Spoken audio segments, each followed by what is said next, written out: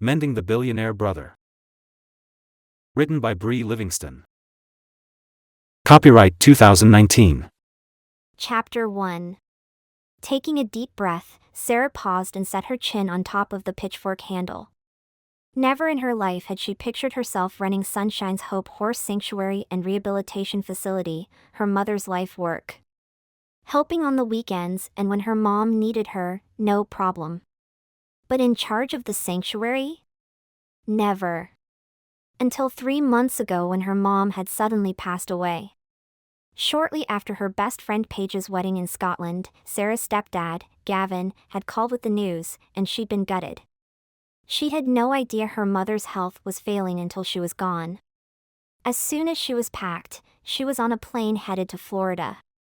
Overnight, she'd gone from travel planner to sanctuary owner. "Shouldn't you be getting ready to go to the lawyer's office?" asked Trudy as she stepped into the stall with Sarah. Trudy was her mom's best friend. They'd met when Sarah's mom first opened the place and had bonded over their disgust of people who would neglect and abuse horses. Sarah shook her head, clearing her thoughts. "Yeah. I just wanted to help a little before I left." Trudy smiled. "I appreciate that." She pulled Sarah into a hug. "Sweetheart, it's okay to grieve, and you're free to do that as long as you need." Giving in to the embrace, Sarah sighed. "I know, and I'm okay. It's just, I didn't think it would take 3 months for the lawyer to inventory the sanctuary. I just thought it'd be easier, I guess." Pulling back, Trudy held Sarah's gaze. "Well, just remember, more than anything, she wanted you to be happy." "I know she did, and I am." "Be honest, Sarah. This isn't what you want to be doing with your life." Sarah stepped away from Trudy. "I'm not going to let my mom's life work be sold off piece by piece. No way. This might not be what I plan to be doing, but that's okay. I enjoy working here. The horses, the volunteers, the kids who need the therapy." Trudy nodded. "But if you're miserable..." "I'm not. I promise. Once the will is read, I'll know what I'm supposed to do." The executor offered to do that right after Lydia passed. He had, but what would have been the point? An inventory had to be taken of her assets before anything could be done. Plus, waiting to have the will read made it feel like her mom wasn't truly gone. Leaning the pitchfork against the wall, she brushed her hands down her jeans. "I know, but it gave me 3 months to mourn. Now when I hear mom's wishes, I'll be able to act on them while I'm not an emotional mess." Trudy lifted an eyebrow. "Okay, less of an emotional mess." Sarah paused a beat. "Okay, I'm going to get going. I'm not even changing clothes since I know I'll be coming back. Gavin won't appreciate that." Trudy snickered. "Precisely why I'm doing it.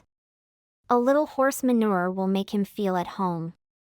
With that, Sarah walked out of the barn and went to her Jeep. Hopefully, the reading would give Sarah some clarity and guidance. Something she desperately needed since her mom died. The one thing she knew with certainty was that her mom wouldn't have wanted the sanctuary to be sold off in pieces like Gavin wanted. He'd pressured her to sell from nearly the moment the funeral was over. It had made her all the more determined to keep it going. Once she was parked at the lawyer's office, she set her forehead on the wheel, hoping whatever it was her mom wanted would to be something simple. She didn't have her mother to go to for guidance any longer.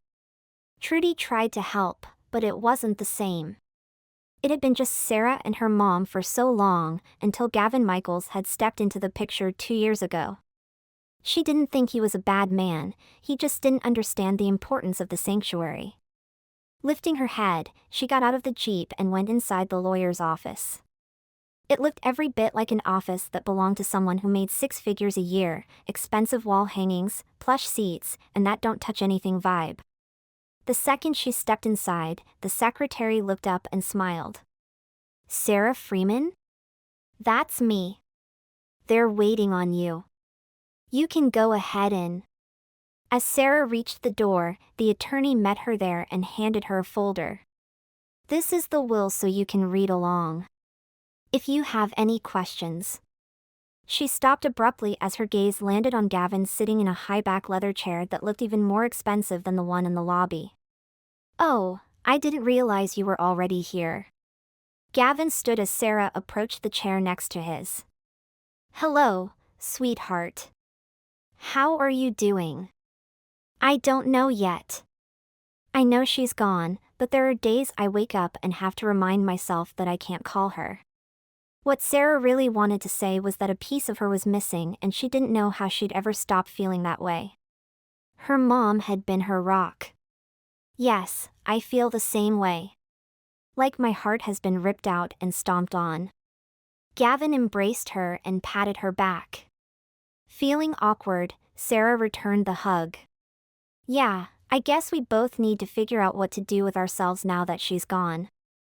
Gavin leaned back, his overly trimmed large Groucho Marx eyebrows pulled down, nearly forming a unibrow. Yes, I don't know what I'll do without her. Mr. Patterson took his seat and motioned for her and Gavin to take theirs. Once seated, the man cleared his throat and looked down at the stack of papers in front of him. As you may know, Lydia Michaels had recently updated her will. Sarah froze, her heart feeling like it had been hit with an arrow. Updated? No, she had no idea her mom had updated the will. Was that why things had taken so long? What could her mom have needed to change? According to this, you, Sarah Freeman, her only surviving heir, will receive the entire estate. Relief washed over her. The sanctuary would stay open, and she'd get to keep her promise to her mom to keep it going. More than just the promise, it was a piece of what remained of her mom. It was the place that had given the two of them sanctuary when her dad left. However, the lawyer continued, your mother left strict instructions on how to receive the estate. What did that mean? Sarah scrunched up her face. How? Mr. Patterson almost looked pained to read the next section. You must be married within 6 months of this reading in order to keep it. If you aren't married, you will be required to place the estate up for sale, and the proceeds of such sale will be split between you and Mr. Michaels. Her stepfather sucked in a sharp breath. She said she'd updated the will, but I had no idea she put that stipulation in. Gavin was surprised. That didn't begin to cover how she was feeling. Married? In 6 months? To who?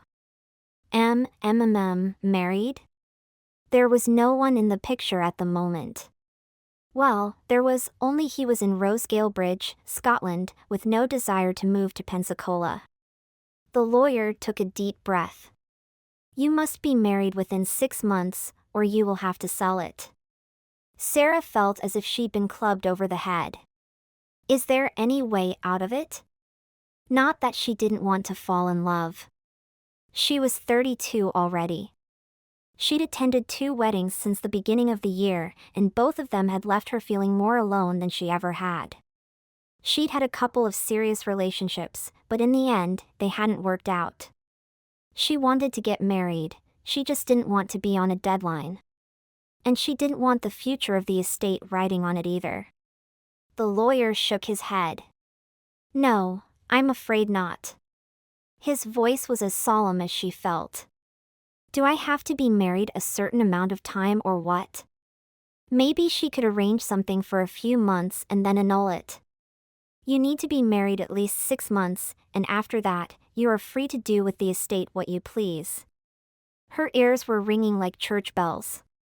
So I have 6 months to find someone to fall in love with, get married, and stay married at least 6 months? Am I hearing that right? He nodded his head. Yes, in a nutshell, that's it. Gavin covered her hand with his. What if she doesn't want to do all that? The lawyer flipped the page. Well, there is the option to go ahead and sell and split the proceeds. But what about all the horses? The after-school programs? The special needs students? Gavin exhaled slowly. I know this is hard, but I have a few friends we could speak with about the horses. They would be well taken care of. What about Larry? Larry? The lawyer asked. Sarah chewed her lip. Larry is a large draft horse. He was abused, and there are only a very few people he'll tolerate. If it weren't for our sanctuary, he'd be headed for the slaughterhouse. I can't let that happen. He was my mom's favorite horse. Darling, I know how much Lydia loved him, but perhaps we could find some large farm where he could live out his days. Gavin patted her hand. No, he needs people. He loves being groomed, petted, and loved on. He's just persnickety on who does it. I can't just turn him out into a field and let him go. It would break his heart. Kind of like hers was breaking that very moment. Larry felt her mom's loss too. The first few weeks, he waited at the paddock gate for her. Sarah took him on walks every day, trying to get him to cheer up and start eating like normal again. She'd yet to accomplish that. The attorney shrugged. It might not be ideal, but if you don't want to jump through your mother's hoops, selling the estate and finding the horses' homes would make things less complicated. And all of this marriage stuff has to be done in 6 months? She was sure the lawyer thought she was insane to keep repeating it, but news like that bore repeating. Well, you have 6 months to get married, and you have to be married for a total of 6 months before the property and accounts will be turned over to you. Suddenly, she hated the number 6. What was her mom thinking? Here, said the attorney and slid a DVD across his desk. Your mother recorded this and requested that you view it alone. Sarah reached a shaky hand out and picked up the disc. I hope it gives a good explanation for all this marriage junk. The lawyer pointed to the folder. That contains the will in its entirety. You can read through it for more information, but what I've told you pretty well sums up what it says. If you do read it and have any questions, feel free to contact my office. Is there anything else? Asked Gavin. Mr. Patterson shook his head. No. I believe you knew the estate was being left to Sarah, correct? Yes, Lydia and I spoke about it before she changed the will. I have plenty of money, and I knew how much that sanctuary meant to her and Sarah. If Gavin knew that, then why did he suggest selling it? Then again, it's not like she did a cartwheel when Mr. Patterson said she needed to get married. Maybe he was just trying to help, which she appreciated. As if reading her thoughts, Gavin said, the only reason I suggested selling it is because I had no idea about the marriage clause. I just didn't want to see you struggle when I know you're grieving. My mom never said anything to you about it? Sarah asked. He shook his head. No, dear, nothing. I'm as surprised as you are. If she couldn't figure out the marriage thing, she'd be selling. What is the estate worth? Do you happen to know? Gavin shrugged. I don't know yet. I haven't even thought about what it's worth since I fell in love with Lydia. It didn't really matter. She'd never actually sell the place anyway. Her shoulders suddenly felt like they had 50-pound dumbbells sitting on them. Losing her mom, taking over management of Sunshine, and now marriage. She wasn't sure how much more she could handle. Gavin cleared his throat. That reminds me. You're coming to the Pensacola charity ball this weekend, right? Yeah, I'll be there. If she didn't find someone to marry, it would be the final time she would attend. The last 5 years, her mother had received an award from the city for her work with horses and children. Which was why Sarah needed to figure out what to do. Not only did the horses need her, but the kids did too. She couldn't sell it or allow it to be shut down. There were too many people depending on her. Chapter 2. Taran MacLachlan wiped his sweaty brow with his sleeve and picked up the ewe he'd just freed. He'd found her tangled in the fence just as the sun came up. This particular ewe had a knack for getting in trouble. If she wasn't hung up in the fence, she'd find a way to get separated and lost. But she was as sweet as she was trouble, which was why he didn't mind keeping her around. Rory and Angus, his two older brothers, kept pace next to him. Both had recently married, and they were becoming more nuisance than help as of late. He loved them and loved that they wanted to help, but it was their nagging and constant meddling he could do without. Of course, there was always the option of hiring help, but Taran had taken care of the farm for so long that it was hard to imagine letting someone else tend to it. Only recently had he even looked at the money Angus had set aside for him. The initial sum would have been considered sizable enough, but with interest, it had grown beyond anything Taran could have fathomed. He'd yet to even use the B word. How on earth did she get tangled? Rory asked. I dinna know. He wished he did know so he could prevent it. It could be worse. It could be the fence torn up again, Angus said and held the shelter door open for Taran. That was true. Earlier in the year, the neighbor's daughter had torn down many of their fences and burned down the barn. A developer had offered her father a lot of money if she could get the MacLachlans to sell their land. His new sister-in-law, Paige, had braved the flames to set their horses free. If not for her, they would have lost more than just wood, which was replaceable. Taran still couldn't believe a family friend had been the one destroying their farm. I'm grateful that's over. I'm grateful that Ram is gone. Pop and I are goin' to check on a possible replacement. This time, we're gettin' one nae bent on Taran us limb from limb. Rory was only partially joking. Their previous ram, Old Man, nearly killed Angus. That had been the last straw, and the ram was turned into stew. Taran set the ewe down in the small stall to check her over. She was still shaking and scared, but there were no cuts or broken bones that he could see. Aye. Angus chuckled. No argument from me. Having lived in the States for so long, Angus sounded more American than Scottish, but there were times when it still slipped out. Nay argument here either. Taran stood and looked at his brothers who'd become eerily quiet, which meant the meddling was about to begin. What? He groaned. Why did he ask that? He could have kicked himself. We just want to see you happy. Angus wanting his happiness spoke more to his character than anything.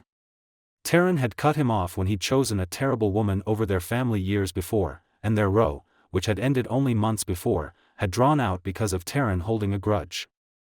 Angus, though, had forgiven him with ease, and it humbled Taran. Taran wanted to be happy, too. At 34, he wanted what they had, was envious even, but it hadn't worked for him. Sarah had left abruptly not long after Paige and Rory married. That was 3 months ago. Her mom's death had changed things. She'd had to go, and he couldn't see himself leaving, not after reconciling with Angus so soon, and there was no meeting in the middle. There were other women in Rosegale Bridge, but none held a candle to her. She made his heart thrum so hard it rattled his chest. Have you talked to Sarah at all? Asked Rory. Taran stood and faced Rory. What would be the point? There's nothin' to talk about. She has her mother's horse sanctuary, and I have the farm. We both have lives, and we canna leave them. It's nae like Penelope and Paige. Penelope had a business she could sell. Paige has a business she can do anywhere. Sarah is different. Rory stared at him in disbelief. So, you're just goin' to write it off? What else can I do? He wasn't going to leave his farm or his family. He'd just mended his relationship with his brother. It felt like he was catching up with a long-lost relative. He turned to Angus. We're just now a family again. I missed ye. I missed you too, but finding someone you love isn't an everyday occurrence, Angus said and grasped his shoulder. Love? Who said anything about love? He liked Sarah, sure, even cared about her, but love was going a step too far. I'll admit I care about her, but I'm nae in love. Remember, ye two are the dreamers. I'm the only one with my feet firmly on the ground. Rory and Angus exchanged a glance, and alarms went off in Taran's head. He had no doubt they were up to something. He braced himself for whatever was coming next. Angus shrugged. If you say so. That was too easy. Something was definitely up. What are ye two conspirin' to do? Nothin'. Rory tipped his chin in the direction of the ewe. Anything broken? Taran eyed them both, but when they wouldn't budge, he let it go. He put out some food and water for the ewe and shut the stall door. Nah, she's okay, just stressed. I'll see ye two at the house in a couple of hours. Go home to your wives. This is nae your sole responsibility. I'm stayin', Rory said. Angus nodded in agreement. I'm here. I may as well help. So much for peace. Not that he didn't appreciate the help, but it was help that came with a soundtrack, mostly nagging. Fine, but nae more talkin' about Sarah. We work. That's it. Rory huffed. Fine. Let's go. Fine, Angus said. The three brothers worked together checking the second pasture and then headed back to check the progress of the new barn. Delays had caused it to run behind, keeping the horses living in the temporary shelter longer than they should have. They were continually patching walls and keeping the horses out of the feed. A few more weeks, and it'll be done. Rory dismounted his horse Gladys. It looks even better than before. Taran stayed on Banner, his gelding.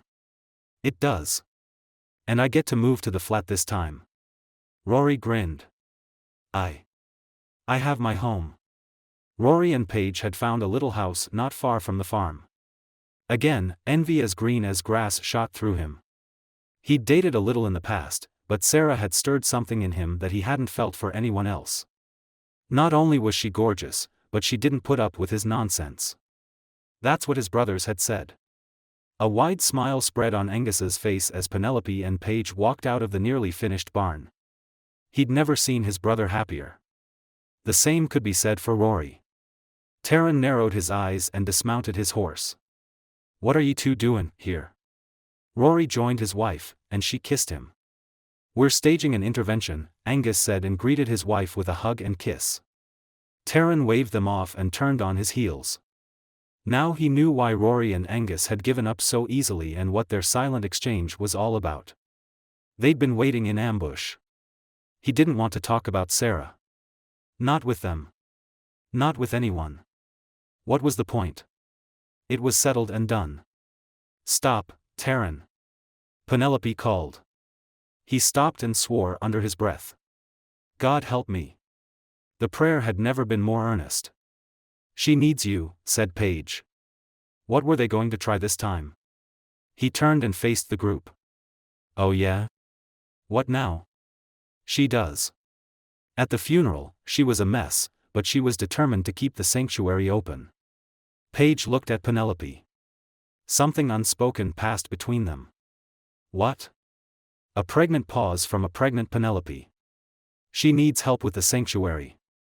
She's struggling. Her mom wanted her to take over, but I know she thought she had more time. Sarah loves horses and taking care of them, but she doesn't know how to run that sanctuary. It couldn't be that much different from the farm. Angus placed his hand on Penelope's stomach, and she covered it with hers as she continued. I would go, but I can't. With the incompetent cervix, I'm high risk. I can't fly at all until after the baby's born. And I can't go either, said Paige. She gave Rory a side glance and smiled. I'm due 8 months after Penelope. Rory faced her. What? Penelope smiled, and Angus slapped Rory on the back. I hate going to the doctor, but I've been so sick the last couple of weeks. Tired all the time. Penelope made me go because we thought maybe I'd picked up a virus or something. Turns out, I'm pregnant. Taran was thrilled for his brothers and torn into two at the same time. He wanted love and a family. He wanted a woman to love and hold. Rory wrapped his arms around Paige and kissed her forehead. Oh, love. He stepped back and put his hand over her stomach. A baby. He took her face in his hands. I'm gonna be a dad. Paige nodded. I think I'm intrudin'. Taran took a step back. Rory stopped. Nah. This is the best news I've ever heard. I could think of nae other people I'd want to share it with. His face grew stoic. Ye canna fly? No, I'm going to the same doctor as Penelope. He's afraid we might share the same issue. He's asked me to hold off until he can run some tests next week. Rory hugged her. Okay. Angus pulled out something from his coat pocket. Here, he said and shoved a piece of paper into Taran's hand. What is this? Taran asked. It's a plane ticket to Pensacola. Taran tried to hand it back to Angus. My place is here. Your place is figuring out if you have something with Sarah. You've sulked around here since she left. It might have been just a little spark, but by the looks of you, you thought it could be something more. You aren't tied to the farm. We have the money to hire help if we need it. Angus looked at Rory. We're here. I'm staying with Penelope until the baby's born. It's already fixed. So go, Taran, find out if there's anything there, said Rory. I'm nae movin' to Florida. He wasn't. His place was in Rosegale Bridge with his family. They didn't need to know that Sarah had all but squashed whatever he thought had been budding. She didn't want a relationship with anyone. Paige shrugged and looked up at Rory. She cupped his cheek. I wasn't moving here either. But I found my reason to stay more than outweighed my reason to go. Rory drew her close and kissed her. We're not asking you to move there, said Penelope. We're asking you to go help our friend. We're worried about her, and we're kinda helpless at the moment. The reading of the will took place today, and we know she needs someone there. If nothing else, just for comfort. You know, other than us, her mom was all she had. Other than Trudy and Freddie, but that's different, Paige said. Penelope nodded. True. He remembered Sarah speaking about them, but with how large she described it, he thought she'd have more people supporting her than that. Paige stepped closer to Taran and took his hand. Please go and see if she's okay. I'm worried about her. You know horses, and we know you care about her. We're just asking you to make sure you're making the right decision by letting her go. Inwardly, he groaned. 2 pregnant women giving him doe eyes and begging for help. He sighed in frustration. Fine. I'll go and help her, but this better nae be a setup. I promise it isn't. She's overwhelmed. She's trying to hide it, but we can hear it in her voice, Penelope said. All right. Taran checked the ticket, and his eyes widened. It leaves tonight? Angus trotted back to the barn and returned with 2 pieces of luggage. You're all packed. I hate the lot of ye. Paige bounced on her toes and kissed his cheek.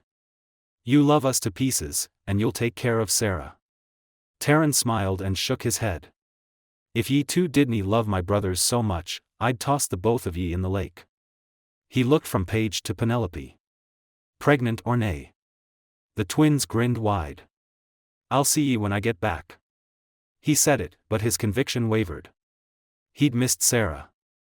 He wouldn't call it any more than deep affection, but there had been a spark. When she'd left Scotland, she'd been an emotional wreck. Maybe in the last few months, she'd changed her mind about having a relationship. If not, he'd be returning home with a broken heart. Chapter 3. Sarah stepped out of the shower and wrapped a towel around herself. 9 hours of mucking stalls, grooming horses, and taking care of after-school kids had her completely worn out. The hot water had done little to work out the knots in her neck and shoulders, especially when she'd spent the day wondering who she was going to marry in order to keep the sanctuary. Married. Her mom must have lost her mind, and Sarah missed it. Who on earth was she going to marry? Taran MacLachlan's face floated to the front of her mind. Oh, he was something else. A walking mirror image of movie star Angus MacLachlan, only 100 times better. Tall with red hair that hit his collar and blue eyes that could melt snow made him a delicious package. But the rough hands of a man who was used to work is what did it for Sarah. He was the prince to her princess. He was also not willing to move to Pensacola. She couldn't fault him. In fact, that loyalty to family was part of what made her heart skip a beat. Unlike Sarah's dad, Taran wouldn't walk out on his wife. When he got married, it would be forever. The last thought was a lead weight. There was no way he'd agree to marry for a few months and then divorce. Besides, she'd burned that bridge when she'd left Scotland after she told him she didn't want a relationship. At least, that's the lie she'd told him. He just mended his relationship with Angus. Just the little bit of time she'd been able to see them together made her realize how much Taran had missed his brother. In Sarah's mind, it would have been selfish to give Taran the choice to leave. So, she made it for him. Her mom's DVD caught the ceiling light and glimmered. She'd been curious about that disc all day. What could her mom possibly say to justify the conditions for keeping her legacy alive? She was the one that made Sarah promise to keep it open. How could Sarah do that if she didn't get married? It made no sense. After she dressed, she picked up the disc and headed for the kitchen. Sarah fixed herself a cup of hot tea and then plunked onto the leather love seat, stuck the DVD in the player, and clicked play. A few seconds later, her mom appeared on camera, sitting on her bed and smiling. Sarah was shocked at how ill she looked. How had she hidden it from her? Why did she hide it? Hey, sweetie, I guess the old cliché stands. If you're watching this, it means I'm no longer around. She took a deep breath and looked down like she was struggling to speak. When she looked up, tears glistened in her eyes, throwing Sarah off guard. Why didn't you talk to me and tell me you were sick? Sarah said to the video and picked up her cup of tea. I hope you're watching this alone like I asked. There are some things I need to say, and I want you to be the only one to hear them, okay? Sarah nodded. Yeah, she was definitely alone and quickly feeling it more than usual. I gave my life to this place, and I have no regrets about that. I love the space, the horses, the volunteers, the kids. She paused and smiled. Please tell Freddie how much I loved her. That she is the best princess ever. Freddie Hernandez, the only 13-year-old who would wear a princess dress and a tiara to muck a horse stall. I will, Mom. I know you're probably reeling from my condition to keep the sanctuary. Sarah set the cup down and eyed her mom on the screen. Reeling? I think there's a better word for that, but I think you'd wash my mouth out from beyond the grave if I used it. I love you, and I know you'll do exactly what I did. Give everything and leave nothing for yourself. I did just that until I met Gavin. And I know you think I'm crazy for marrying him, but I was so lonely. I wanted someone to love and to love me. I know you two don't always see eye to eye, but he loves me, and I love him. Sarah bobbed her head. Okay, I can understand that, but what's that got to do with me getting married? Why couldn't you just require a weekly date? I put the marriage clause in there because I want you to have balance. Balance that I didn't have for so long. Find someone to love you, sweetheart. Sure, Sarah wanted someone to love and to love her, but it wasn't like Mr. Right rode up on a white horse carrying roses just when you needed him. You gave me 6 months. 6 months. Don't you think that takes more than 6 months? Now, I know you're thinking I didn't give you enough time, but when you called talking about Taran. What? Sarah paused the video. Taran? Oh, dear God. Please don't. She started the video again. Taran MacLachlan, I just had this gut feeling he was the one. The way you spoke about him, your voice would change. It was almost like your heart was singing to me. So, what I want is for you to talk to Taran. I want you to try to make things work with him. Sarah couldn't breathe. I also told you Taran wasn't a possibility. He has his farm, and I have the sanctuary. I made you a promise. Her mom shifted on the bed and ran a hand through her hair. And I know I made you promise to continue the place, but I won't let you keep that promise if it means you're alone. I'd rather you sell it and move on. I love this place, but I love you. You deserve to be loved. You have such a sweet spirit and good heart. A man, a good man, should be loved by someone like you. The sincerity in her mom's eyes and voice tugged at Sarah's heart. It was hard to remain upset when she knew her mom only wanted what was best for her. This was her mom's way of taking care of her, so she had to at least appreciate the gesture, even if it did mean that she'd most likely lose the estate. Sarah. The cell phone in her pajama bottoms pocket rang, and she paused the video again. She pulled it out, looked at the caller ID, and answered it. Hey, Penelope. How are you? How's the baby? I'm good, and so is the baby. Penelope paused. I want to know how you're doing. To catch up, you know? Are you okay? Sarah lifted an eyebrow. And hear what was in the will. Well, Paige chimed in. That too, but I have news. Of course, Paige would be on the line too. The only problem with speaking to Penelope was that Paige was typically with her now, which meant double the questions. Sarah was thrilled they'd made up. Their relationship had been rocky for so long, and to hear them so happy made her happy. The happy lilt in Paige's voice made Sarah smile. What news? I'm pregnant. Sarah jumped off the couch and bounced. What? So fast? I thought you wanted to wait. Paige giggled. I did, but one night, one thing led to another, and here we are. That's so amazing. And the little green-eyed monster reared its ugly head. Sarah wanted children. She'd always pictured getting married, having children, and raising them with Penelope and Paige around. Now, she didn't see how that could ever happen. I know. Rory was speechless. You should have seen his face. He's going to be such a wonderful father. And I think he's more excited than I am. Or me, Penelope said. Okay, as great as her news is, tell us about this will. Sarah sighed. Without a doubt, the moment she mentioned getting married, they'd both be walking her down the aisle with Taran. Just like her mom. Aside from the fact that Taran was adamantly opposed to moving, why didn't they understand that both she and Taran had obligations? Taran couldn't just pick up and leave, and neither could she. Why was that so difficult for them to grasp? Spit it out, Sarah. Sarah could picture Penelope giving her a hard look. Internally, she debated. If she told them, they'd worry.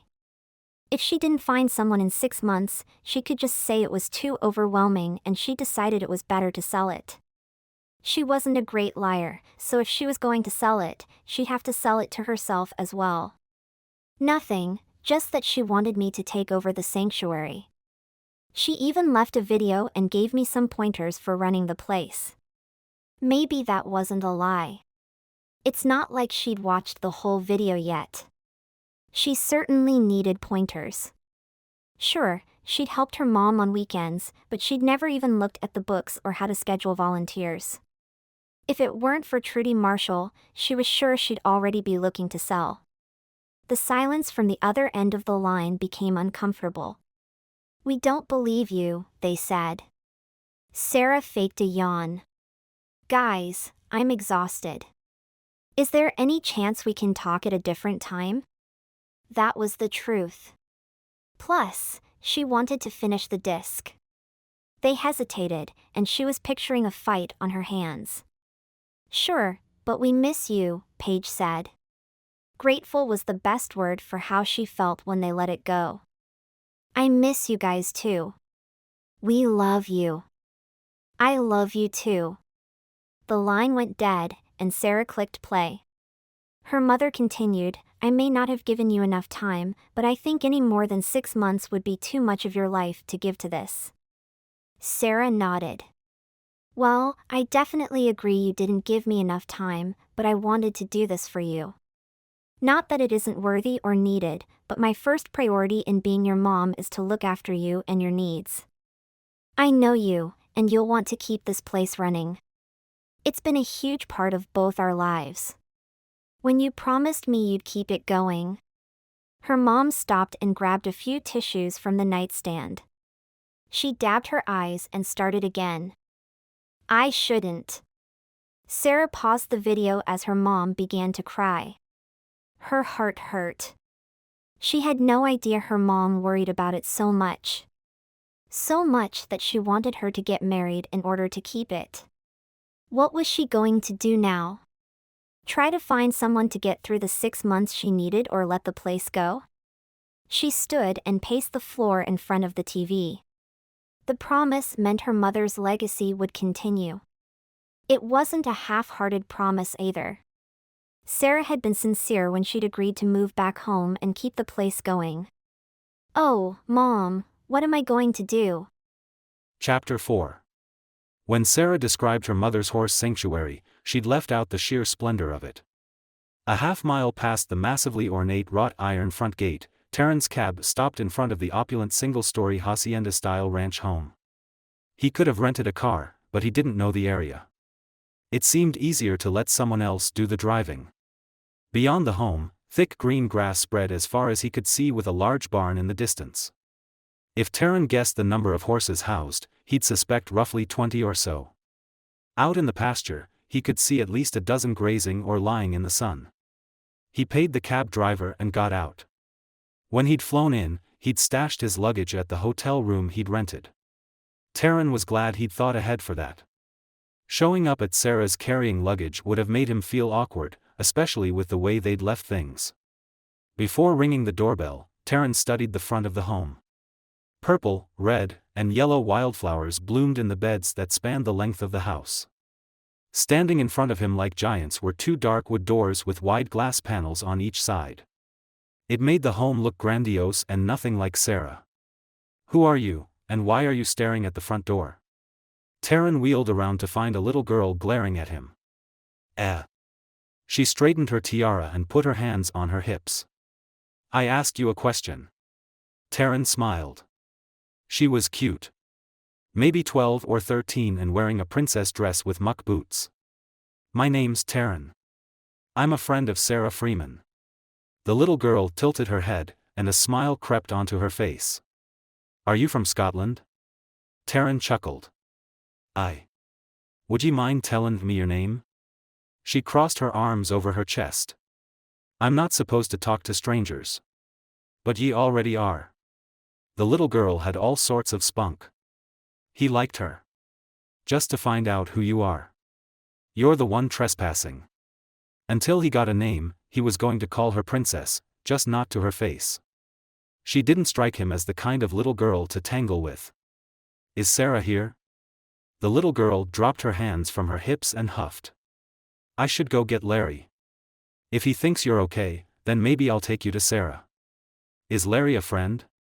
Princess's teeth were gleaming white as her lips spread into a Cheshire grin. "Oh, he's a friend." "Why does that sound so ominous, then?" The little girl giggled. "Fine, I'll take you to Sarah, but only because you've got a cool accent." "So, ye canna speak to strangers unless they have a cool accent?" "Well, that, and I've heard Sarah and Trudy talking about the cute guy from Scotland that Sarah's not been able to get over." Taran's pulse quickened. So, she'd been as hung up as he was.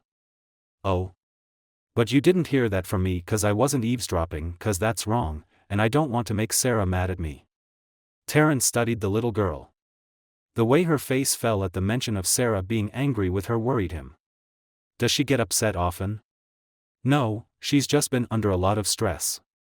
It's just been me and Trudy and a couple of other people helping. This place is pretty big, and there are a lot of horses to take care of. Mostly, it's been Sarah taking care of the place. Trudy says Sarah needs to not work so hard. She's too pale, and she's not eating enough." His heart sank. Sarah was vibrant and vivacious, so full of life it was hard to picture her any other way. He should have come with her when she first left. Just to make sure she could handle everything. Why hadn't he come? "Because I was afraid of getting my heart broken." "Is she okay?" "I don't know. She hasn't had any kind of a break. The lawyer froze most of the accounts when her mom died, and it's just her. You can't tell her I know that either. I have a tendency to hear things I shouldn't. I just don't want to be trouble." She smoothed her princess dress. "That's what my dad calls me. Trouble." He says I only cause trouble, but I don't want to do that to Sarah. Sarah's nice to me. She lets me wear dresses to take care of the horses. A princess can take care of horses in jeans or a dress. It's not the clothes that make a princess, it's the woman. The little girl's eyes gleamed. That's what Sarah says. Taran nodded. Sarah's a smart lass. Come on.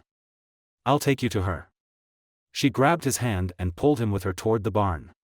My name is Freddie. Ah, so this was Freddie. Nice to meet ye, Freddie. Princess Freddie had a good ring to it. Sarah wasn't kidding when she said you were cute. You look just like that Angus MacLachlan actor. Taran chuckled. He's my brother. Freddie stopped abruptly and looked at Taran. Holy smokes. He's your brother? Wow, what's it like to be related to someone famous? He shrugged. I dinna know. He's just always been Angus. She chewed her thumb. Do you think I could meet him? Let's see how we can help Sarah and go from there. Taran liked this little girl. If he were to ever have kids, he'd want a little girl just like her. Bright and full of spunk. Freddie glanced at him as they walked. You look a lot like him, you know? Are you twins? Taran shook his head.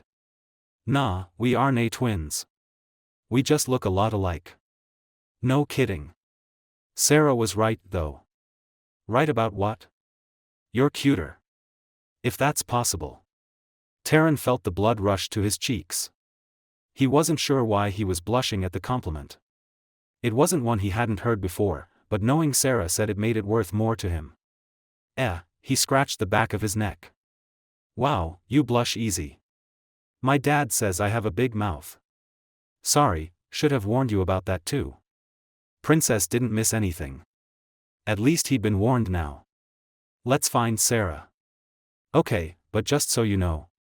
She doesna know ye overhead that either. She looked up at him sheepishly. No. Your secrets are safe with me. Taran winked. Freddie's cheeks turned red, and she looked away. She said you were charming too. Ye really do overhear a lot, do ye nae? Hey, I'm precocious. In his head, he added, and perfect. Sarah? Freddie called as they neared the barn entrance. Sarah. Sarah, called Taran. Freddie forged on through the doors, calling for Sarah with Taran following. She's in here. I'm sure of it. She mostly stays just over there. She doesna live in the house? Yeah, she can, but I overheard her telling Trudy it feels wrong without her mom. Gavin is her stepfather, right? Some of this Taran knew, but it didn't hurt to ask questions like he was oblivious. More often than not, you got more answers when pretending to be dumb. Yeah, he doesn't have much to do with the sanctuary, but Sarah's mom always said he was helpful in other ways. Whatever that meant. So, it didn't always look so. Like that? No. It used to look like a regular hacienda. It was half that size. I don't know why they changed it. Taran looked over his shoulder at the house sitting in the distance. He'd known it didn't look like Sarah. Didn't Sarah's mother have anything to say? She was sick the past year, and the last few months, she wasn't, really, here. When she was, it was short. I don't know how she hid it from Sarah. Trudy thinks Gavin had something to do with keeping it from her, because Sarah's mom didn't want her to worry. Sarah didn't seem to know any of that. He could still recall the look on Sarah's face when she'd received the news of her mother's passing. The color had drained from her skin, and her body trembled. She didn't. Does she know now? I think Gavin talked to her about it before he moved to one of his places in the city. I bet it hurt her that her mom kept it from her. Freddie let go of Taran's hand. I wasn't trying to overhear or anything, but she cried a lot when she first got here. She'd hide in Larry's stall. Her voice trembled, and Taran could swear he saw her trying to blink back tears. Sarah tries to act tough, but she's not. Trudy calls her tender-hearted. That was absolute truth. Sarah was as tender-hearted as anyone he'd ever met. It was part of the reason he'd been drawn to her. Other than her no-nonsense way of dealing with him. When he'd been gruff with her, she'd ignored him. He smiled at the memory, and as he looked to the left, Sarah came into view.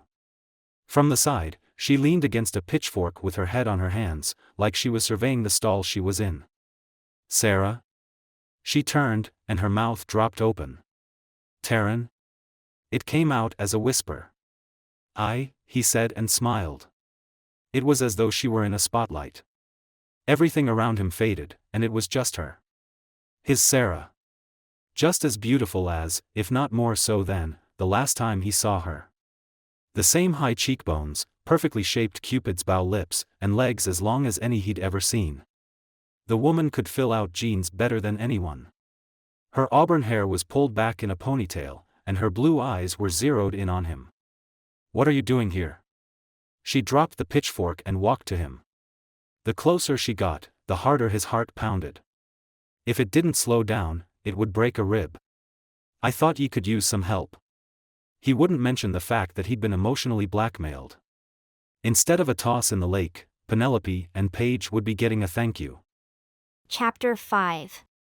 Sarah's breath caught. Taran. In the flesh, standing just a few feet away. Blood rushed in her ears as her heart hit overdrive.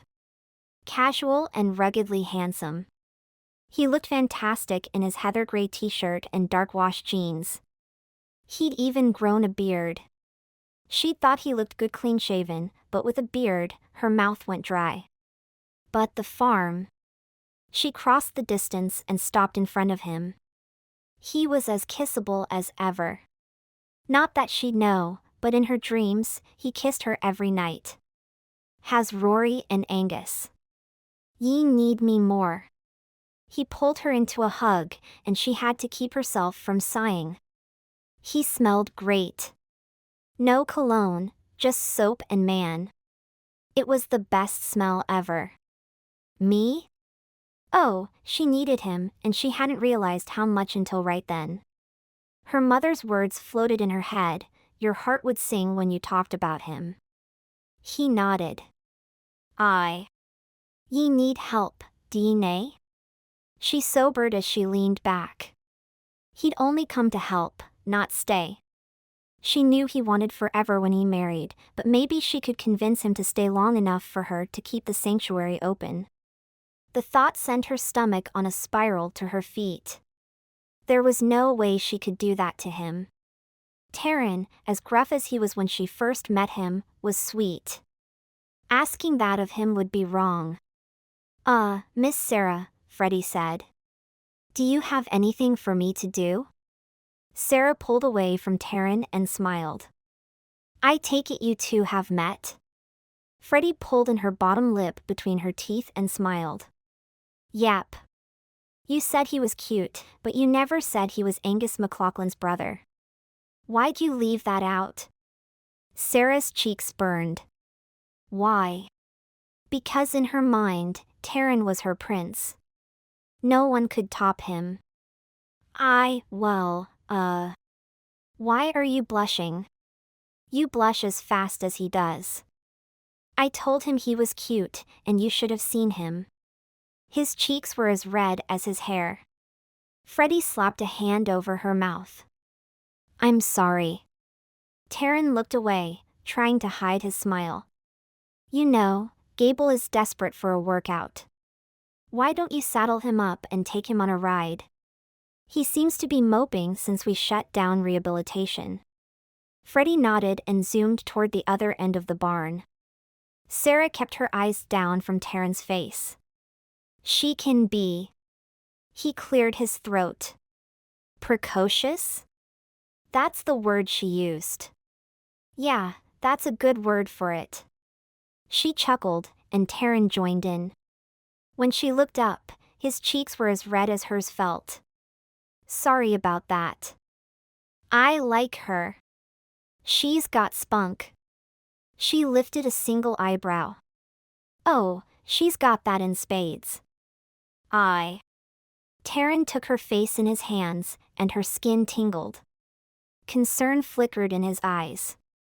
"Ye look tired. Are ye gettin' enough rest? Are ye eatin'? I think ye've lost weight." His face was so close to hers. Her eyes dropped to his lips, those perfectly shaped soft-looking lips. If she closed her eyes, she could almost picture him kissing her. What she wanted to do was be held by him and forget everything.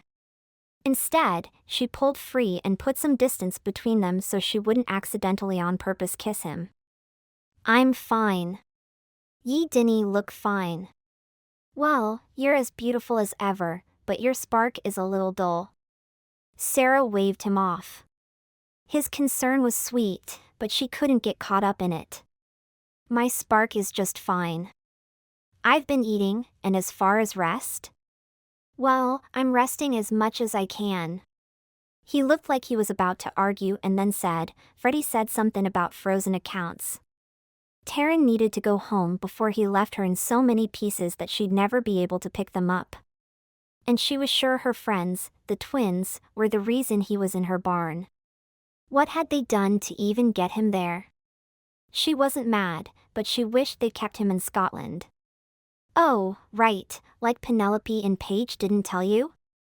Didn't they use that to twist your arm to get you here?" He took a deep breath, and his lips pinched together. "They didn't have to twist my arm, and now that I'm here, I'm nae leaving until I know you're okay." "But you are leaving," her head argued. Her heart whispered, "Go with him," and her head screamed, "You have the sanctuary." "I can handle it. Go back home. You can tell Penelope and Paige everything is fine and that I made you leave." He shook his head and closed the distance she'd created. "I'm nae leavin'. Ye need help, and I'm here." Sarah crossed her arms over her chest and pulled her shoulders back. She could be strong. Independent. Yep, she could be both those things. "No, I'm putting my foot down. You aren't the only one who can be stubborn." Taran chuckled. "Nah, but I am more stubborn than ye. And I've got Freddie to back me up." "You do not. You just met her." "Aye, but she likes me." Sarah rolled her eyes, but her lips had a mind of their own as they turned up into a smile. "You're worse than a mule on a hot day." His smile reached his eyes. "And ye need lunch. Let's go somewhere and grab a bite. We'll eat, come back, and work until dinner. Then ye can take me back to the hotel." Hotel? He couldn't stay at a hotel. Not only would picking him up of a morning cut into work time, but he traveled thousands of miles to help her. "Fine, but no hotel. You can stay here. The house has plenty of room." "Then why are ye nae stayin' in the house?" "Freddie." "Freddie told you, didn't she?" Sarah was going to wring her neck. "She said ye've nae been in the house. That ye were mostly livin' in the barn." "Yeah, but there's only room for one out here, and even if there wasn't, you couldn't stay with." Her eyes grew wide, and molten lava would have been cooler than her face. He rubbed his knuckles across his jaw and grinned. "Is there a second place to stay in here, then?" That mischievous smile of his made her want to wring his neck. "No." "Then I'll sleep on the floor. I'm nae stayin' in that house unless you are." Why did Freddie have to say anything? How was she going to get out of this? "No, that's okay. I don't mind staying out here." Sarah was going to duct tape Freddie's big mouth shut. "I could stay in the house. I just like staying out here. I can wake up and get to work quicker. Will ye show me where you're stayin'?" Of course, he'd want to see it. Sarah sighed and motioned for him to follow her. They walked to the front of the barn and Sarah stopped. "Now, before you see it, just remember, this barn was built 20 years ago. Yes, it has been updated, but most of the money went to improving the horse accommodations. It's not huge, but it's plenty." He put a finger to her lips. The light touch sent a shiver through her. "Show it to me." Sarah took a deep breath and opened the door. It was the very definition of a humble abode. The guest house in Rosegale Bridge, well, even the barn, was in better condition than the room she'd been calling home. Her bed was lumpy, the walls weren't insulated very well, and it was barely big enough for her to move around in. It wasn't meant for full-time stay. His gaze darted around the room and then landed back on her. How long have ye been stayin' here? Just a little while. Try 3 months. Trudy stopped next to Sarah. I'm Trudy Marshall. I'm guessing you're Taran. She said you were a looker, but she needs a wider vocabulary. She reached a hand toward Taran. Sarah squeezed her eyes shut, trying to squelch the growing desire to scream. Where was a rock, a large hole, or some natural disaster when she needed it? Trudy is our longest volunteer. It's nice to meet ye. Taran shook her hand and looked at Sarah. A looker? Sarah looked down and away to avoid meeting his eyes. You know, I'm starving. We should go. Taran stilled her with a hand. Ye've been stayin' in this for 3 months? Well, it's just to be closer to the horses. I mean, you roll out of bed, and, wham, you're already here. She shrugged. Trudy lifted an eyebrow. We both know that's hogwash, don't we, Taran? I'll take the money I was spendin' on the hotel, and I can rent a room from ye at the house. On the condition that ye stay there as well. Sarah shook her head. No, I couldn't do that. It's either a room at my hotel or the house. Ye are reeny stayin' in this barn any longer. It's nae fit to live. Taran was talking to her but looking at Trudy. Trudy nodded. I've been trying to tell her, but the girl is hard-headed. Stubborn as a mule on a hot day? Taran asked with a wide grin. Exactly. Trudy chuckled. Sarah's shoulders slumped. Outnumbered, she had little room to fight. The room wasn't fit to live, but she couldn't bear to live in the house by herself with her mom gone. Plus, keeping the bills low had given her more money to keep the horses taken care of. With Taran in the house and paying rent, maybe she'd feel better about staying there. All right. I'll move back into the house. Good. Trudy patted Sarah on the back and shook Taran's hand again. I'll see you two later. I've got work to do. I'll see you later, Trudy. Sarah could hear the defeat in her own voice. Their concern was appreciated, but it was one more thing to worry about. She turned to Taran. Really, you don't have to pay to stay here. I just... He pulled her to him, wrapping his arms around her. She'd been so lonely, and to have him holding her was better than a hot bath. Listen to me. I'm stayin' until I'm sure you're okay. And we're friends, remember?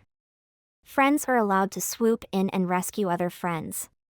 She couldn't resist hugging him around the neck. Thank you. I won't ever be able to repay you enough. No matter how short his stay, she appreciated him coming.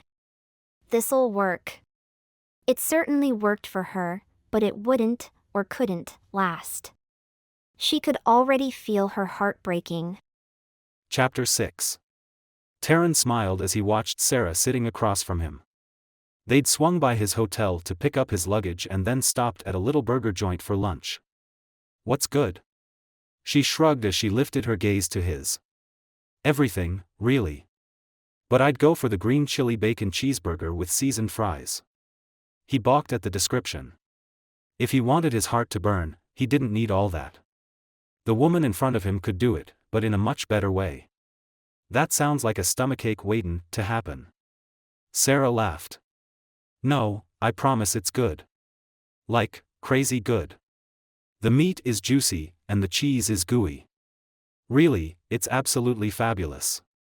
I'll take your word for it and try it, then. He smiled. A waitress stopped at the table, and her face went slack. Are you? Sarah pulled her lips in and hid behind the menu, choking back a laugh. Taran shook his head. Nah, that's my brother. But you look so much like him. Taran grinned. I do, but I'm nae him. The waitress nodded like she was still starstruck. Okay, well, can I take your drink order? I'll take a water. How about ye, Sarah? He eyed her as she put her menu down. The same. Oh, wait, unsweet tea. I need the caffeine. Dark circles under her eyes said she needed more than caffeine. She needed several good nights' sleep. And there was no doubt she'd lost weight. Some of her vibrancy was dulled as well. Penelope and Paige were right. She was struggling. Okay, the waitress said and left. Ye haven't been sleepin' well at all, have ye? Taran pierced her with a look. She looked down at the table. I'm fine. I've been sleeping fine. I know that little room doesn't look like much, but it's warm here. It doesn't get that cold at night, and I had a few blankets if it did. Taran leaned forward and took her hand.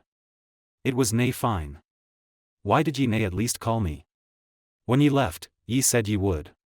He hadn't told anyone that she was supposed to call him if she needed him. Yes, they'd left things as friends, but he did care about her. If she needed him, he wanted to be there for her even if she didn't want a relationship. He couldn't live in Pensacola, but he could visit. Although, now that he was with her, leaving might be harder than he anticipated.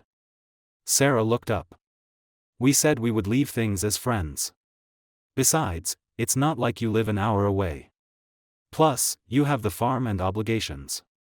It's not fair to pull you away from that for my craziness. His eyebrows knitted together. But if ye needed me. She straightened, pulling her hand from his. I'm fine. Really. I'm thrilled you're here, but you don't need to stay. Things will be fine.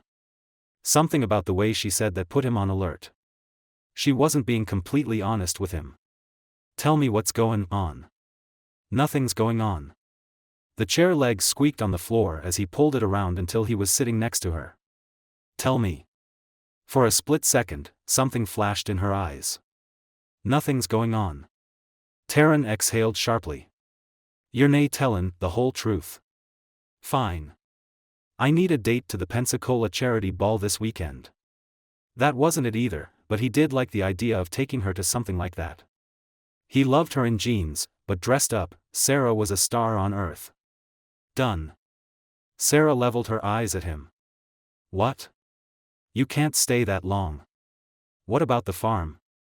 Seriously, stop dodging that. Rory and Angus are taking care of it.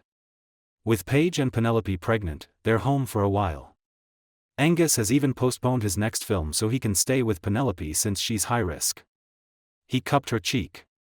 Besides, I dinna take vacations often. Why should I nae get to stay a while? He could swear she leaned in a little. If they weren't in public, he'd lose all self-control and kiss her good and proper. He hadn't kissed her yet, and it was something he'd thought about non-stop since she'd left Scotland. Her skin was so soft, and her nearness was intoxicating. All he could think was that he wanted her. Always. There was something electric between them, and there was no way she couldn't feel it. Then reality hit. He dropped his hand and pulled away. It wasn't fair to either of them for him to get too close. Their situation hadn't changed.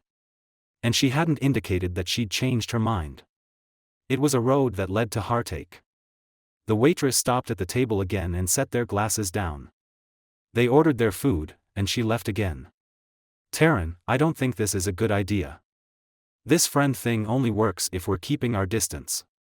And we have to keep our distance because both of us are needed where we are. Sarah looked as pained as he felt. Her eyes went wide. I mean, I don't want emotions to run high and get caught up in anything. I don't have time for anything messy right now. He rubbed his jaw with his knuckles. She'd slipped up. Had she thought there was something between them too? The temptation to press her on it was there, but he'd just arrived. Plus, he wasn't sure what exactly he wanted. I know, but we can do this. I'll stay long enough to take ye to the charity ball thing and then get the sanctuary runnin' smooth. I canna see where it'd be much different than runnin' a farm. Sarah laid her hand across his forearm, and his skin sizzled. He was talking a good game, but he wasn't sure he could follow. Not when just a simple touch made him want to tug her to him and kiss her before God and everyone. No, stay until the ball, and then go home. I've got Trudy, and she can help me. That's the deal. Nah. Yes. It's Tuesday. You can help until Saturday, but on Sunday, I'm taking you to the airport so you can return home. Her tone was firm. Taran didn't like it. He knew she needed his help for more than a few days. Sarah pointed her finger at him. I can see you wanting to argue with me.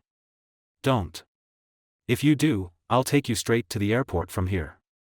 Laughter poured out of him. I just keep coming back. I can call a taxi, you know. She put her elbow on the table and her head in her hand. Please don't fight me on this. I know you mean well, and I appreciate the thought, but I think it's for the best. It made sense, of course, but he hated it. He liked being near her. He liked holding her. He liked how she made him smile and laugh. He liked so many things about her. Taran loved his family, he did, but a woman like Sarah only came along once, maybe twice in a lifetime, and he wasn't sure he'd have a second chance. He took her hand and shook it. It's a deal. Good, now, tell me how Paige and Penelope talked you into coming, and don't deny it. I know they did. He grinned. They did, but I did want to see ye. Right. What? Ye dinna think I was pinnin' for ye? He was.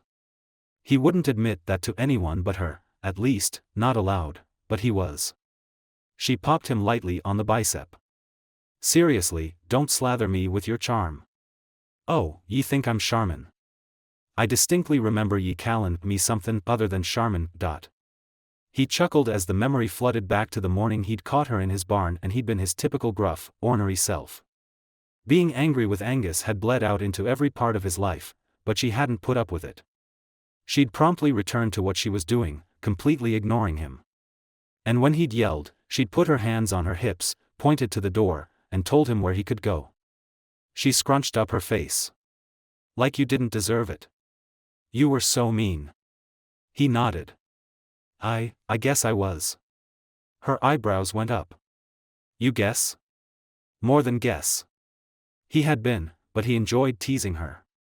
Sarah leaned in, and he fought the intense desire to bridge the remaining space. You were so flabbergasted that I stood up to you. I wish I'd gotten a picture that first couple of days. You really thought you could run me off. I showed you. The door to the restaurant opened, and the sunflower scent she was wearing swirled around him like an invitation to bury his face in her neck and drink it in. What if he could convince her to take a chance on them? Maybe the farm could survive without him. He could stay here in Florida with her, and they could build a life. He'd have her and horses. But he'd be leaving not just the farm but his family. Could he live without them? They gave him a sense of belonging. Could he live with just belonging now that he'd felt something so much more? Ye did. Ye were so cute bein' feisty. She narrowed her eyes, but the smile on her face stayed. I was not cute. I was a lean, mean, all-business machine. One corner of his mouth quirked up. Of course you were. Ye were absolutely frightenin'. I totally was. The waitress stopped at their table again and served their food. He wasn't sure if it actually smelled that good or if he was just realizing how hungry he was. His stomach rumbled. Smells great, huh? Sarah chuckled. Ye were right. It looks and smells delicious. Messy, though. Sarah's eyes widened. I need you to repeat that so I can record it. I'll deny I ever said it. She rolled her eyes and laughed. Let's eat so we can get the rest of our errands done. You'll get nae argument from me. I'm starvin'. He scooted away so they would have space to eat, and he immediately felt her absence. How much worse would it be when he left Sunday? Chapter 7. Sarah finished brushing her hair, and as she put the brush down, she stared at her arms. Muscles in her arms she didn't know existed were now defined. As far as getting in shape, working non-stop had definitely helped. Then her gaze landed on her face in the mirror, and her shoulders sagged. No wonder Taran was acting so concerned. With as exhausted as she looked, she was even a bit concerned. The loss of her mother had sent her into a tailspin for the first few weeks. Then she'd pulled herself together enough to start running the place.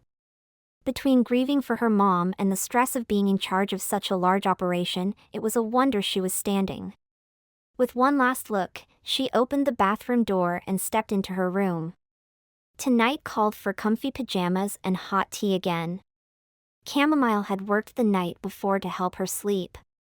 Maybe if she was quiet, she wouldn't run into Taran and she'd actually be able to relax. Finished dressing, she opened her bedroom door to find Taran dressed in pajama pants and a simple white t-shirt with his hand raised like he was about to knock. Is everything okay? Because she certainly wasn't now. Butterflies took flight, and her stomach did a jump. He looked and smelled great. His hair was damp, and pieces of it swept across his forehead and curled around his ears. He put his hand down, and his lips curved into a smile. I'm exhausted, but I can't sleep. Sarah shut her door behind her and slipped around him. I was just going to fix some hot tea. Would you like some? There was no way she was going to be able to relax with him near her. She was already having trouble sleeping, and adding Taran into the mix was only going to make things worse. And she had to stop making it sound like she wanted to be with him. Leaving Scotland had been almost as difficult as finding out her mom was gone. She'd purposefully told Taran she didn't want a relationship. It hadn't mattered if she did want one. He wasn't going to leave his home, and she wasn't going to be the reason he did. And why would he? Anyone that mattered at all to him was there. It would only cause him to resent her anyway. Sounds good, he said as he walked next to her. They weren't even touching, and her skin tingled like mad. Sunday. She needed to keep it together until Sunday. As long as she kept her cool, he'd be gone in no time, and things could go back to normal. Okay, I'll fix us both some. If you want, you can sit in the living room while I get it ready. Nay, I like the company. So did she, but he made concentrating so much harder. They entered the kitchen, and Sarah filled the kettle with water and set it on the stove. I'm not surprised you had trouble sleeping. I'm sure the jet lag is awful. She pulled out the box of teas and opened it. Then she grabbed 2 teacups.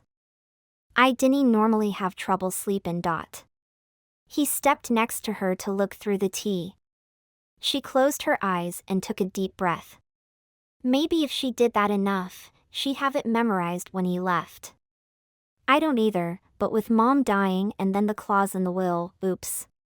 Maybe he'd let that slide. He tilted his head, and his eyes narrowed. What clause?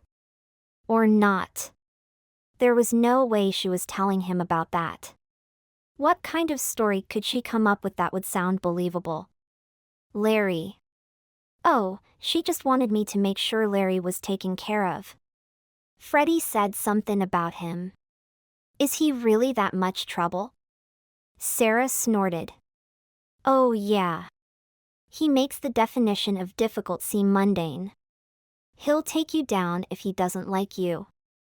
Are ye sure ye should be keepin' a horse like that?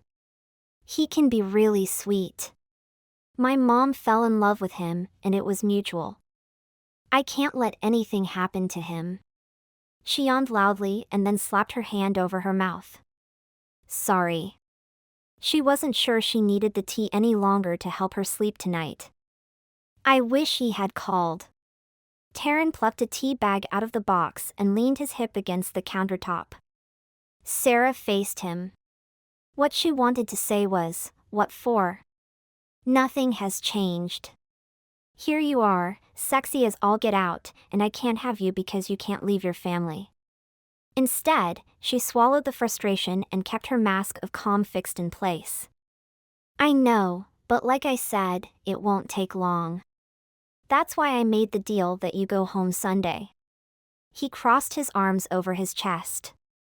Is the sanctuary what ye want? Nay, a promise he made, but deep in your heart, what ye want? She could hear the concern in his voice. How many times had she asked herself that question? Absolutely. Yes, without a doubt. Only there was doubt. If she hadn't made the promise, would she be keeping the ranch? It helped so many people. How many medically fragile kids had come through and left forever changed for the better? How many after-school kids would have been in nothing but trouble but had worked with the horses and gone on to graduate high school? How many horses had they saved over the years? Her determination solidified again. It's helped too many people, and it makes me happy to know my mom did that. After Dad left, our lives could have gone so many different directions. Instead, my mom took this massive piece of property, which by the way is paid for now, and turned it into a huge positive for the community. But that doesna answer the question. Do ye want it? Aside from how it helps the community, is this place what ye want? He wasn't asking the question to be difficult. She could tell he wanted to know if she'd honestly thought it through. She opened her mouth to answer, but it wasn't that cut and dried. Too many people depended on her keeping it open. Closing it wasn't an option, and who could she trust to take it over? Trudy couldn't just take charge. She had a family and obligations. Asking her to give more of her time would be wrong. That left her trying to find someone that wouldn't take it and then let it fall to ruin. Taran pulled her into a hug, and it was like hot cocoa on a below-zero day. If this place is what ye want, then I'll support that wholeheartedly. But if it's nay...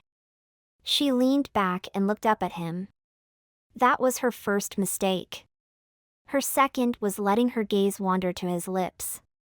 All she had to do was lift on her tiptoes. Forcing her gaze away from his lips, she said, "It is what I want." His fingers grazed her cheek, sending chills down her spine. Those pesky butterflies were back and causing her stomach nothing but grief. Are ye sure? Because ye dinna sound so sure. The kettle shrieked, and the moment was gone. Sarah wasn't sure if she was thankful or wanted to pitch it against the wall. One more minute and maybe he would have kissed her, or maybe she'd have kissed him. Either way, she wouldn't be going crazy, wondering how it would feel. Then again, if it had happened, there was a good possibility she would have never stopped. Do you want some cream for it? Sugar? She asked. Nah, I take it plain. Oh, well, in that regard, Penelope and I are a lot alike. She likes coffee-flavored cream. Sarah grabbed the cream out of the fridge and poured a good amount into her cup before putting it back. She dumped a good heap of sugar in it and stirred. I dinna think that qualifies as tea any longer. Taran chuckled. I'll have you know this tastes wonderful. It relaxes me. Which she needed after being in such close proximity to him. He tipped his cup to his lips as he smiled and took a sip. How can that much sugar be relaxin'? She punched him playfully in the arm. It wasn't that much. Come on. Let's go to the living room. I have something to show you. What? Just wait. The curtains had been drawn since he arrived, and he hadn't had the privilege of seeing the sunset at her home. They strolled to the living room, and Sarah pointed to the couch that faced the large windows looking out over the back of the property. He took his seat and laid his ankle over his knee with his cup in hand. The moment she pulled the curtain back, she heard a gasp. It never got old, the gold and orange of the sunset filling the sky with the horses outlined. It was like a painting. That's incredible, he said. Sarah smiled and joined him on the couch, making sure to put a cushion between them. I know. I'd sit here in the evenings when I was a kid and stare out those windows for hours. Did ye ever find out why your dad left? I asked once. My mom tried to answer, but I don't know if she knew why. I never asked again because she looked so sad. She took a long sip of tea. The moment it hit her tongue, she felt better. What was it about hot tea that made things so much better? Taran finished his drink and closed the gap by moving to the cushion next to her. I've never understood a man walking out on his family. I think that's why I was so angry with Angus. But he was in love. He wasn't trying to choose between you. He was following his heart. What's so wrong with that? Sarah tilted her head as she looked at him. The tea was working until then. He caught her gaze, and the intensity of it made her heart pound. I understand that, but why would ye choose to be with someone that required ye to make that choice? Penelope moved to Scotland. Paige moved to Scotland. Sarah set her cup down. And a man can't move to be with the person he loves? Whoa. Where did that come from?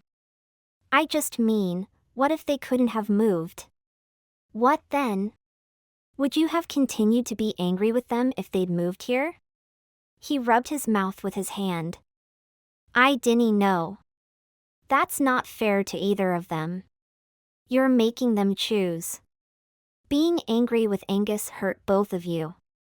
You more than him because he was following his heart, even if he was misguided. From what Penelope told me, he loves you, and it really hurt him. His eyebrows knitted together, and he looked down. I know, but at the time, I didn't understand how he could be so blind. She was horrible, the way she treated him. The first time I met her, I knew she was nothing but trouble. I knew he was going to get his heart broken, and he wouldn't listen at all to any of us.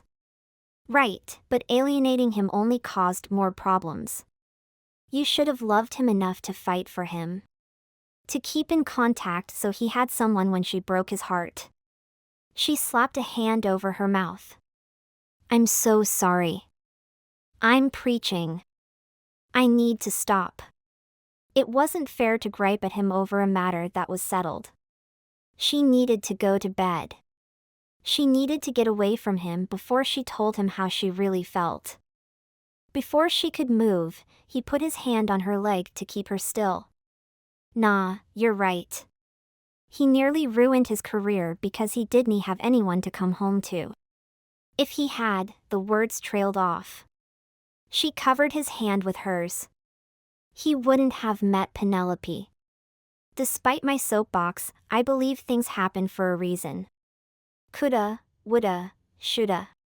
Those 3 words can cripple you. His career isn't ruined. He has Penelope and his family. Things worked out. When he lifted his head, his blue eyes seemed to stare straight through her. He slipped his arm around her waist and pulled her closer. What if I said I didn't want to leave Sunday? What if I said I chose someone other than the farm? Her heart hammered against her ribs. No, she couldn't let him do that. Making him choose between her and his family would only lead to resentment later. She pressed her hand against his chest and pushed him back. That wouldn't work, and you know it. How long would it be before you were homesick? Then you'd hate me. I don't want that. Besides, we're good friends. We wouldn't want to ruin that, would we? Nah, I guess we wouldn't. Taran let her go, and she stood. Exactly. Don't worry about the cups. I'll get them in the morning. She yawned and stretched. I don't know about you, but I think I can sleep now. I'll see you in the morning, okay? He nodded, but he looked as crestfallen as she felt. She did absolutely care about him. What if he did choose her and he didn't regret it? Could they have a life together? Chapter 8. The sky was dark purple as Taran stumbled out of bed and into the shower. He hadn't planned on getting up before the sun, but his sleep pattern was completely thrown off. Add to that thinking of nothing but Sarah, and it was asking for the impossible. What was he even thinking, saying that stuff aloud? What if he chose something or someone else other than home? As much as he cared for her, he wasn't sure he could make that kind of commitment. Of course, he could visit his family, but it wasn't the same as being there. Could he miss Angus's and Rory's children growing up? He looked forward to watching their children grow like he had Duff's. If he left now, he'd miss all the little milestones. He'd also miss out on his own family if he didn't stay here. Holding someone, loving someone, having his own children. But if he moved to the States, his children would miss getting to know their cousins and aunts and uncles, their grandparents. When he pictured having a family, he pictured them all together. That's what family was to him. He rolled his head as the hot water slid down his back. It was doing nothing to loosen the knotted muscles. It was pointless to stand there dallying. Frustrated, he turned the water off and stepped out of the shower. He quickly dressed, and when he walked out of his room, he could smell coffee brewing. Sarah was already up. He strode to the kitchen. Her back was to him, and she rocked from side to side, humming a tune he didn't recognize. From the back, her jeans hugged her just right, and the fitted red t-shirt complemented her olive skin. She peeked over her shoulder and startled. "Oh my stars!" She palmed her chest. "You nearly gave me a heart attack. I thought you'd still be asleep. I didn't wake you, did I?" He chuckled. "Nah, that was all my own doin'. Can you spot me a cup of coffee?" Her smile melted all his frustration. "Sure. You like it plain, if I recall. I should have known you'd take your tea the same way. Guess I was having a bit of brain fog last night." She opened the top cabinet in front of her, pulled out a cup, and filled it with steaming coffee. "It's all right," he said as she handed him the mug. He sat at the table in the nook joining the kitchen. Before joining him at the table, she returned the cream to the fridge and put the lid back on the sugar bowl. "Don't even think about giving me grief about my coffee like you did in Scotland." Taran threw his head back and laughed. "I did give ye a hard time about that, A hard time? No, more like impossible. I can't help how I like my coffee. I've been fixing it like this since I was a kid." She took a long sip and groaned. "Oh, I needed that. I second that emotion." He took a drink of his. It was good coffee. Smooth, not bitter at all, no aftertaste. "This is good." Her eyes sparkled as she nodded. "It's organic. I don't splurge on a lot of things, but I'm serious about my coffee." "Where did you find it?" "Oh, one of those big warehouse stores. The ones you have to have a membership for. A friend of mine got me hooked on it, and I got the membership just so I can get the coffee." She drained the rest of her cup. "I wish I could have more time to enjoy it." He shrugged. "Why nae just ask her to get it for ye?" She sighed and looked down. She was offered a job promotion, but it meant she had to move to California. "I still talk to her from time to time, but she's pretty busy with her job. I canna fault your reasonin'. I canna say I dinna want to go get a box to send home." When she looked up, his breath caught. Sarah in the morning was something he could get used to and quick. Her sunny smile and bright laugh were better than the caffeine he'd inhaled. If circumstances were different, he'd be kissing her good morning. And it was getting harder to put that feeling aside. Her lips quirked into a wider smile. "Well, I could always mail you some. The shipping cost could be a problem, though. It would give me a reason to visit." They sat in silence until she stood, grabbed both their cups, and went back into the kitchen to put them in the sink. "Well, I guess we better get to work. It'll just be us today. Trudy is off, and Freddie has church. Wednesdays are light on volunteers." Taran stood and joined her in the kitchen. "Ye have been doin' all the work on Wednesdays? No help at all?" No wonder she looked so tired. Even one day a week running a place this big on her own would be enough to wear her down. Who else is going to do it? It's part of the reason we don't run programs on Wednesdays, though. Mom tried for a while, but it was too much. Taking care of the horses is enough. "Oh, that reminds me, the farrier is coming today." She looked at her cell phone. "He'll be here in a few hours. I like to get the stalls cleaned out before they get here."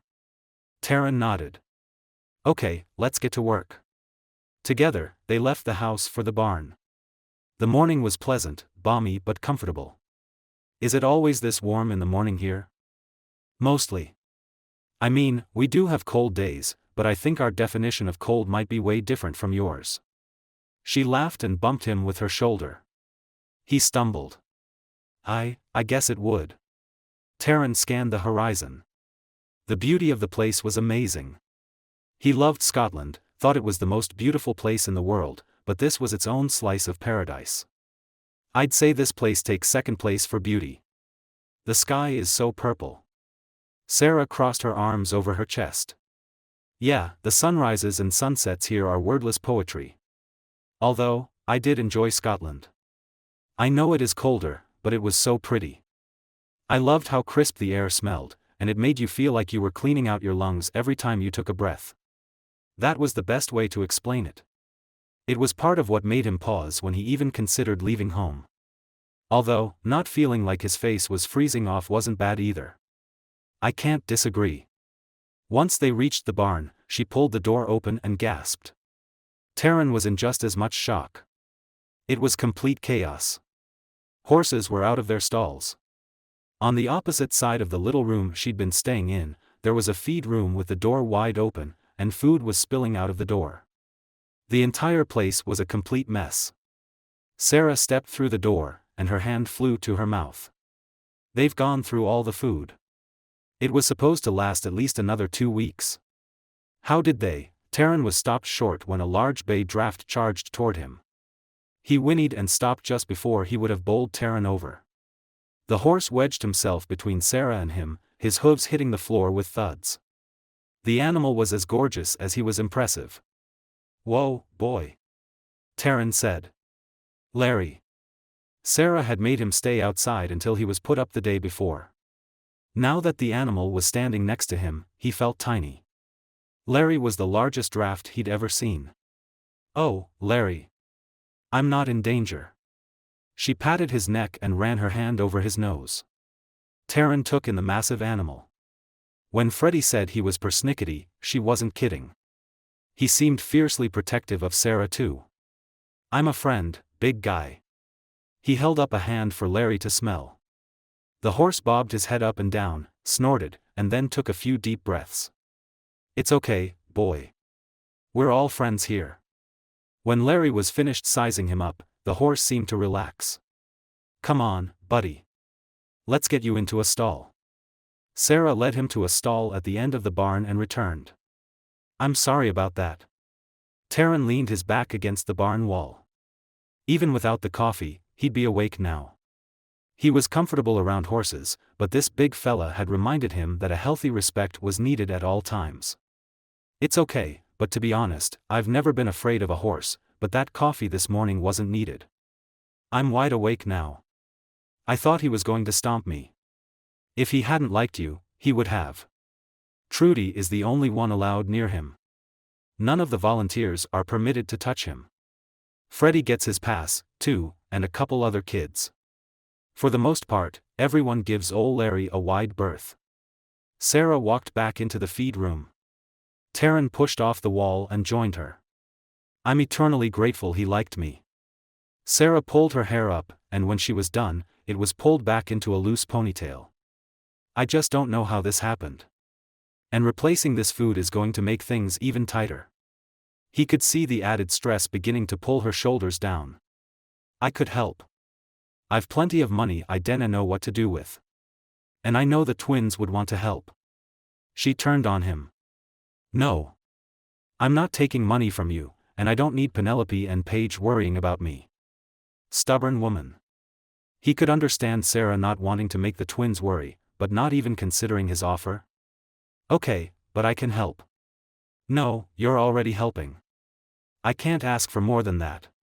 Taran took her by the shoulders. Ye arena a skin. I'm off Aaron.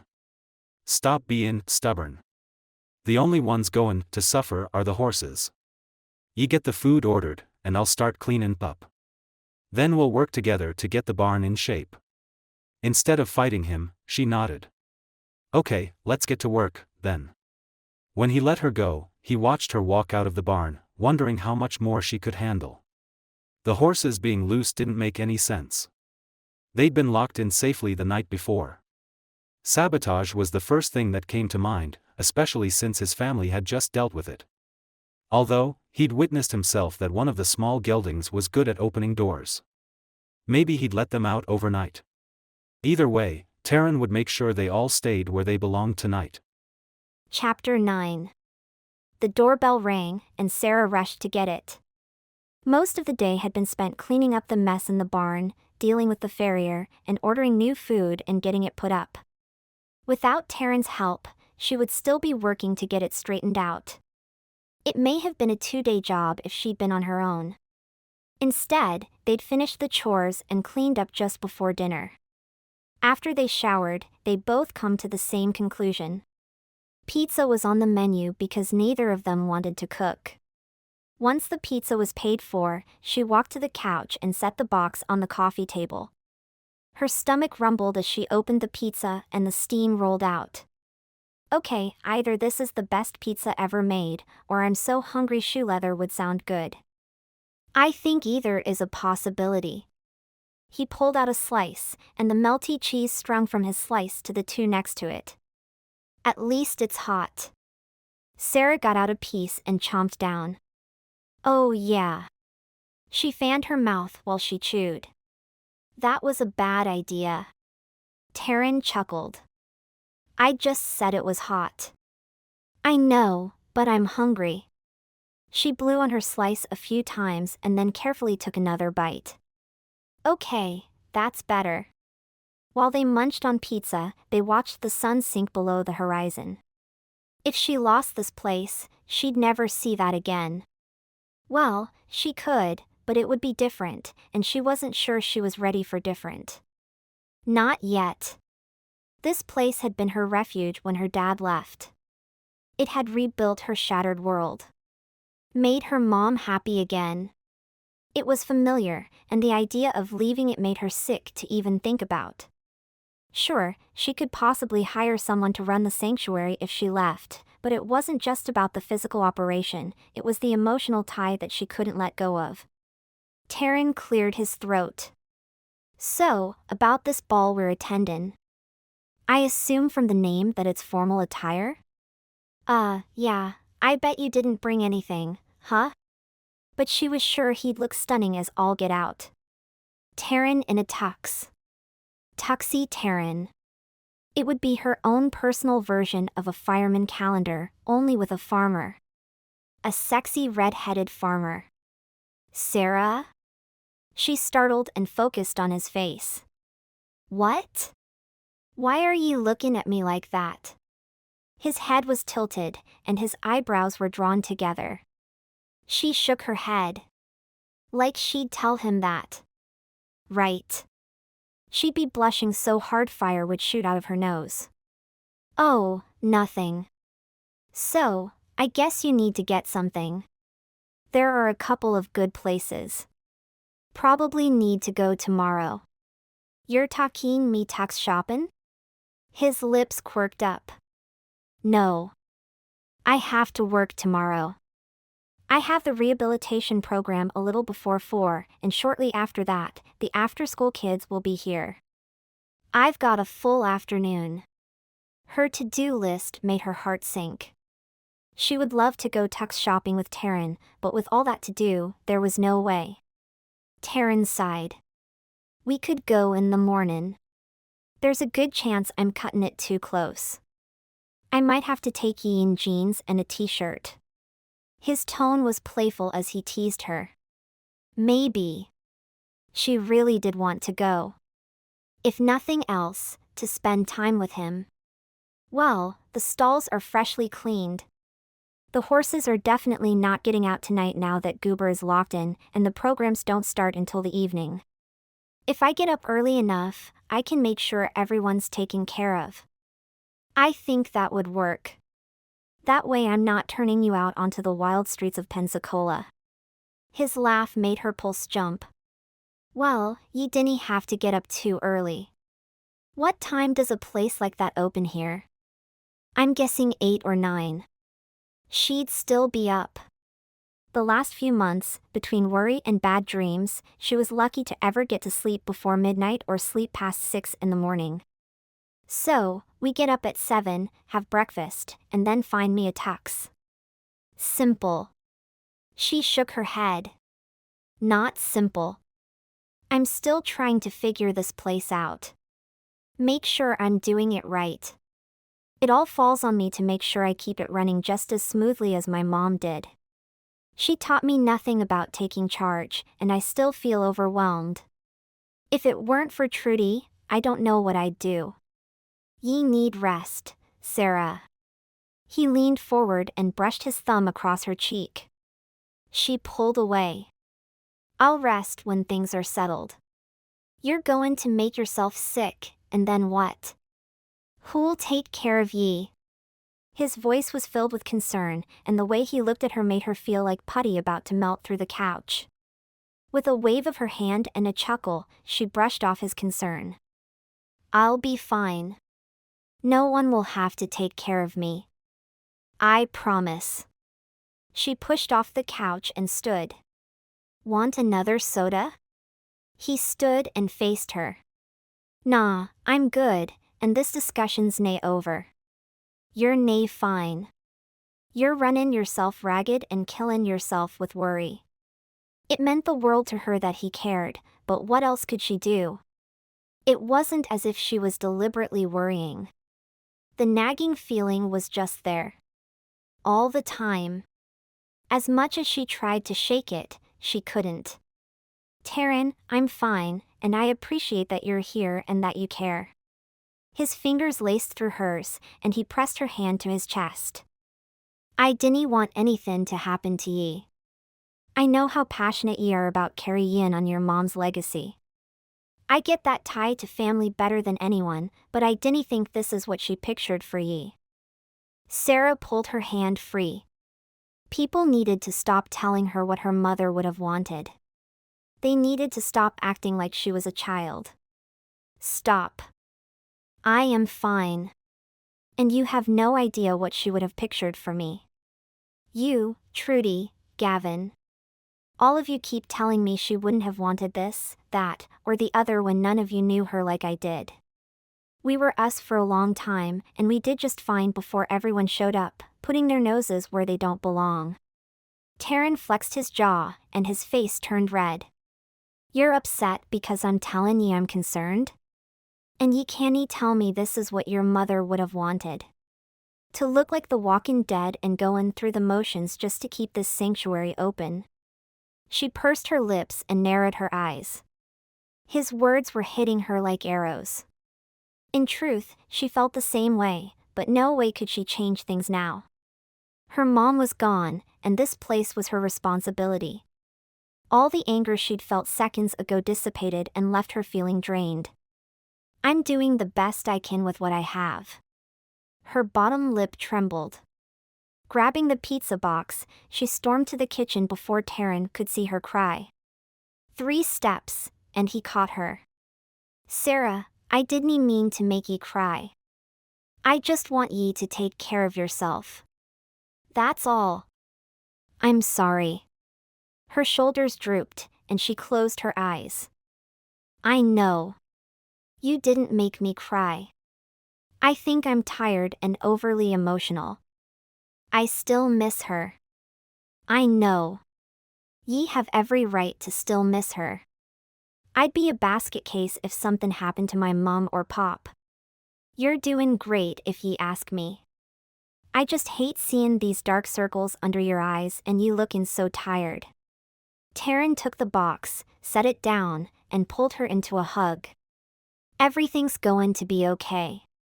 I didn't know how, but it will be. The comfort of being in his arms made her weak in the knees. For once, it was nice just to be held. She'd needed strong arms and comforting words longer than she realized. Her heart ached from losing her mom, and when she thought about Taran leaving, it only made her ache deepen. She curled her hands under her chin and let him squeeze her tighter. I know Paige and Penelope roped you into it, but I'm so glad you're here. I wasna roped. They may have helped me on my way, but I want to be here. He rubbed her back as she snuggled closer to him. All she needed was a few more minutes of this and she'd be asleep standing up. She couldn't help but wonder how much better she'd sleep if he held her all night long. I think we should both get some sleep. You're still jet-lagged, and I'm running on empty. He said, his voice low. When she pulled back and looked up at him, he was a breath away from her. Another second, and her dreams of kissing him would be a reality. She slipped out his grasp and smiled. I'll see you in the morning, okay? He nodded. I'll put the pizza up. Ye go ahead to bed. Thanks. With a wink and a smile, he left for the kitchen, and she went to her room. Inside, she sank down onto the bed. Maybe tonight she could get some rest. Maybe tonight her dreams would give her a break. And maybe tomorrow, shopping for a tux with Taran wouldn't be torture, but she wouldn't hold her breath. Chapter 10. This'll work. Taran studied himself in the mirror. Tux shopping hadn't been as simple as he thought it would be. The first 2 stores were out. Apparently, everyone was trying to get a tux at the last minute. He turned around and found Sarah smiling at him. Those soft pink lips were kissable all the time. If he didn't leave soon, there would be no way he'd be able to keep going without kissing her. Sarah stood and walked to the podium. It fits perfectly. Good thing we got here early. Otherwise, you would be wearing jeans. She slid her delicate fingers down the lapel and stopped at his waist. This really is great on you. What color does the tie need to be? Black will work. Is that the color of your dress? He pictured her in something blue and flowing. Whatever she wore, it would be fantastic because she was the one wearing it. She lifted her head. Her blue eyes peeked from her lashes. No, I picked something a little lighter than black. I know that's the go-to dress for most women, but it's not a little black dress on me. It's more like a little black sack that washes me out. Okay, we've established it's black. Is it a surprise or something? The lift of an eyebrow and the flirty look left him speechless. It wasn't until you said that. Stay with black, and you'll see my dress on Saturday night. Keep looking at me like that, and I might be forced to make ye tell. Her eyes narrowed. Oh yeah? You can't make me talk. He poked her in the stomach. I have my ways. Dinna underestimate me. Being with her was so natural. Why did they have to live on 2 separate continents, and why did they have obligations that neither could leave? Come on. If we go now, we can beat the lunch rush and get back to the sanctuary. I want you to see the rehabilitation part. You won't believe the change unless you see it. She stepped back to the chair and picked up her purse. And the tux is my treat since you're the one helping me out. There was that stubborn streak again. He knew she couldn't afford a tux, and he could. If he was going to start using his money, why not start with her? Taran shook his head. Absolutely nay. I can pay for my own clothes. I didn't come here for ye to take care of me. I'm here to help ye. I know that. Let me do this. I'm the reason you're getting it in the first place. She continued to the counter. There was no way he was letting her pay for his tuxedo. Not when she was barely taking care of the horses and he was a billionaire. He caught up to her and stopped her. Please, don't. I'm nae being difficult here, but I canna allow ye to use your funds when ye are providing for all the horses. Ye know money is nae an issue for me. Let me do this. I'm gettin' more out of it than ye are, trust me. How so? How so? Because he'd get an evening with her. Are ye jokin' with me? I'll be goin' to a fancy dinner with the most beautiful woman there. The way I see it, you're doin' me the favor. Her cheeks turned as red as cherries. Stop that. I'm just me. And to me, that makes ye dazzlin', Sarah. She was. Dazzling, wonderful, bright, funny, intelligent. The list was endless in his mind. For just a second, they locked eyes. He couldn't tell what she was thinking, and he was struggling with his own thoughts. The thought of returning to the farm, living without her, he wasn't sure he would be able to leave by the time Sunday arrived. You and your charm. Fine, you pay for your tuxedo. I still feel bad. She looked away and tucked a piece of her hair behind her ear. Taran tipped her chin up with one finger. Hey, dinna do that. I'm glad to be here. Let me get changed, we'll get lunch, and then we can get back. Okay. He turned and ducked into the dressing room to change clothes. When he was finished, he paid for the tux, and then they found a place to have lunch. Afterward, they returned to the sanctuary, and Trudy was waiting for them as Sarah parked her jeep. Hey, Trudy, Sarah said as she got out, and Taran quickly joined her at the front of the car. What's up? Taran leaned his hip against the hood as they talked. He liked Trudy. She was down to earth, it was obvious she cared about Sarah, and if he was guessing right, she was more interested in keeping the place going than Sarah. Trudy shook hands with Taran. It's nice to see you again. I swear, you and your brother are spitting images of each other. I know you must get that all the time, but it's hard not to get a little starstruck when I first see you. He laughed. I've been told that. Thanks for making this one take a break. Trudy looked at Sarah. Sarah huffed. I've been taking breaks. Not enough of them. Trudy stuck her hands in her pockets. How long are you here for, Taran? Until Sunday. That's when she's kicking me out. He pierced Sarah with a look. Sarah rolled her eyes and smacked him on the arm. I am not kicking you out. You have the farm to run. Trudy snorted and nodded her head toward the barn. The first patient is here. They're early, but you know Ben. When he gets something in his head, it's hard to make him think differently. Today he swore he was supposed to be here an hour earlier than normal. Good thing I was able to come in early, or his mom would have had a real fight on her hands. Taran looked from Trudy to Sarah. Ben? Sarah's entire demeanor changed. All her worry seemed to lift for a moment. Ben is autistic. He's mostly nonverbal. A bit hard-headed. He can be incredibly sweet or incredibly hostile. Mostly, he's just a person who has good days and bad days, so when you meet him, just treat him like you would anyone else. Just don't touch him. We learned that pretty quickly. Okay. Trudy spun on her heels, and they followed her to the barn. Go ahead out to the arena. I'll get Sport saddled and ready for Ben. Thanks, Trudy, Sarah replied. She winked, and they continued through the barn to a large building. The space was open, airy, and bright. It was attached to the barn with an awning. It was a pretty smart design. The horses could be led to the attached building without fear of whatever weather might be happening.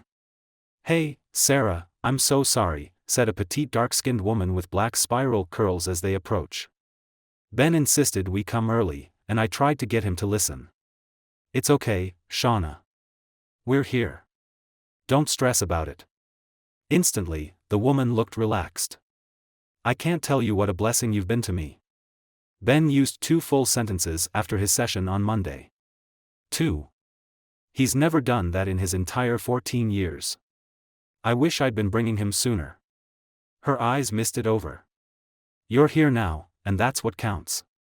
Tayyimum, a boy groaned. Trudy stepped inside. I'm here, Ben. Hold your horses. He grunted a laugh but kept his eyes on the ground. You ready to get on Sport and give him a good workout? Without a word, Ben mounted the horse, and Trudy began leading him around the building. Shauna touched Sarah's arm. He loves this. When we get home, he starts a timer counting down until the next session. Have you been doing this long? Asked Taran. Sarah gasped. Oh, I'm sorry, Shauna. This is my friend Taran MacLachlan. Taran, this is Shauna Fraser. Shauna eyed Taran as she shook his hand. You look very familiar. Taran smiled but said nothing in response. For a moment, he thought she'd put it together, but instead, she answered his question. About 6 months now, give or take a week. Ye said he used 2 full sentences. And he'd never done that before, he asked. Her lips trembled, and she nodded. No, but these sessions have done more for him than anything we've tried. People don't understand what it's like to have a child and not be able to communicate with them. The first few months were hard because I wanted it to be an overnight change, but it took time and consistency. Did he nay speak before this? Taran asked as he looked at Sarah. Sarah shook her head. No, not really. You heard how he spoke, right? I. Her gaze followed Ben. When he got here, that was his typical speech pattern. One word, almost yelling, and he was more uncooperative than cooperative. Exercising with sport brought him out a little. Just ridin', does that? He asked. Shauna chuckled. No, he gets to groom when he's done. I think that's what's helped the most. Having to put someone or something else ahead of himself. It's helped him become more aware of others and their feelings. Taran followed Sarah's gaze and watched as Trudy led Ben and Sport around the building. That's great. More than great. He used to hit me. Still does sometimes, but not nearly as frequently. His attention snapped back to Shauna. No, not like that. He wasn't trying to be hateful, but that's how he communicated. When he turned 13, it got worse, and that's when I started looking for something else. Speech therapy wasn't cutting it. He needed more. That's when I was referred to Sunshine's Hope Horse Sanctuary and Rehabilitation Facility. Her hand went to the necklace at her throat, and she toyed with the chain. It was eye-opening to not only hear Shauna talk about Ben but to watch him as he rode Sport. The longer he was on the horse, the more open he seemed. It hit Taran why keeping the sanctuary open was important. Are there other kids like this? Sarah nodded. Yeah, we have about a dozen who come on a weekly basis for therapy. For some, they can only handle 15 to 30 minutes. Others, like Ben, could ride all day. Keeping the number low allows us to accommodate the children who are more like Ben. It struck him how fulfilling it would be to run a place like this, knowing that your hard work wasn't just for yourself. He loved farming and working with the sheep. This, though, was something entirely different. In his mind, he could see himself being more than satisfied here. He could see himself happy and content. It wasn't just Sarah pulling at his heart now. It was the whole idea. He touched Sarah's arm. I understand now. She held his gaze and smiled. Puts things in perspective, huh?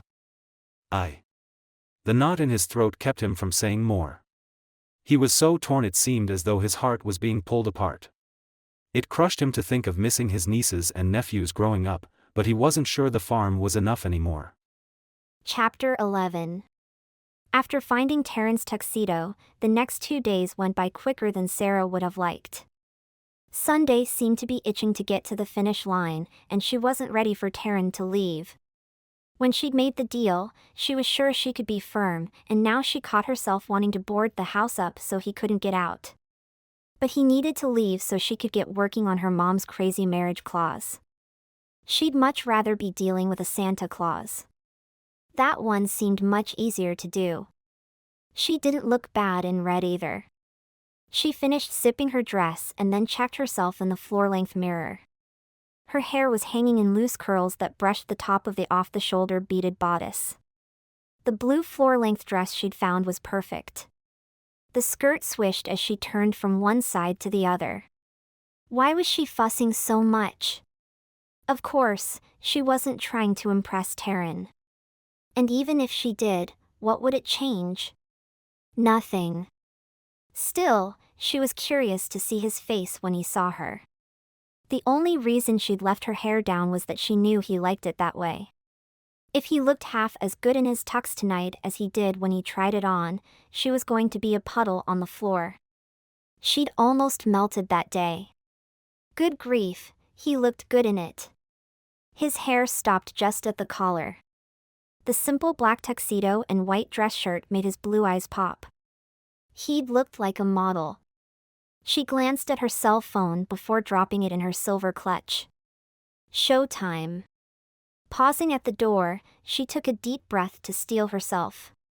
Mentally, she gave herself orders to enjoy the evening with Taran, and that's it. Sarah? Taran called through the door. I'm ready when you are. She opened the door, and there he stood. Plain and gorgeous. Nothing extra, just him. The scent of his soap and aftershave acted like fingers tickling her skin. He smelled amazing. She'd always loved men who could just be men without all the extras, and Taran did it without even trying.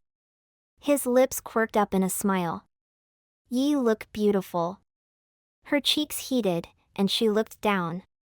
"Thank you. Do you like the color?" "Like it?" "I love it. Blue is your color. I've never seen you look lovelier, and I think you look great all the time." He took her hand and held it against his chest. "You never cease to amaze me, Sarah Freeman." His approval made her shiver. Tiny little tingles traveled through her fingers and down to her toes. "Stop that, charmer." He stepped closer and put his arms around her waist. "I'm nae bein' charmin' when I say that. Ye are amazin'. I count myself privileged to have ye on my arm. I think the stars have competition tonight." Sarah sucked in a sharp breath. There she was, in his arms, and nothing had ever felt so right. "I think we better go." She tried to make her feet move, and it was as if she suddenly had them in concrete. He tipped his face closer to her. Probably. Before she knew it, he was kissing her, and she was kissing him back. It was glorious. The dreams she'd had of him kissing her paled in comparison to what she felt at the moment. She ran her hands up his chest and buried her fingers in his hair. Her body molded to his like a puzzle piece finding its place. His lips were soft as they moved against hers, deepening the kiss. The spark between them had been barely contained, and now that they were kissing, it was like fireworks. The feel of him against her. How he held her. There would never be anyone else that made her feel like this. She never wanted it to end. She knew they shouldn't be kissing, but she couldn't stop herself. Her pulse climbed as the kiss continued. He ran one hand up her back, and it left goosebumps in its wake. His fingers grazed the back of her neck and traveled up into her hair.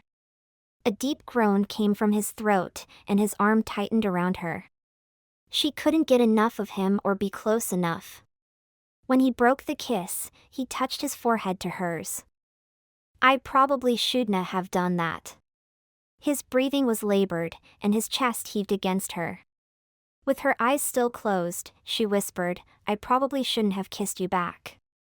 How was she supposed to not kiss him again when she knew what it was like? "If we didn't go, I'll have to kiss you again," he said as he leaned back.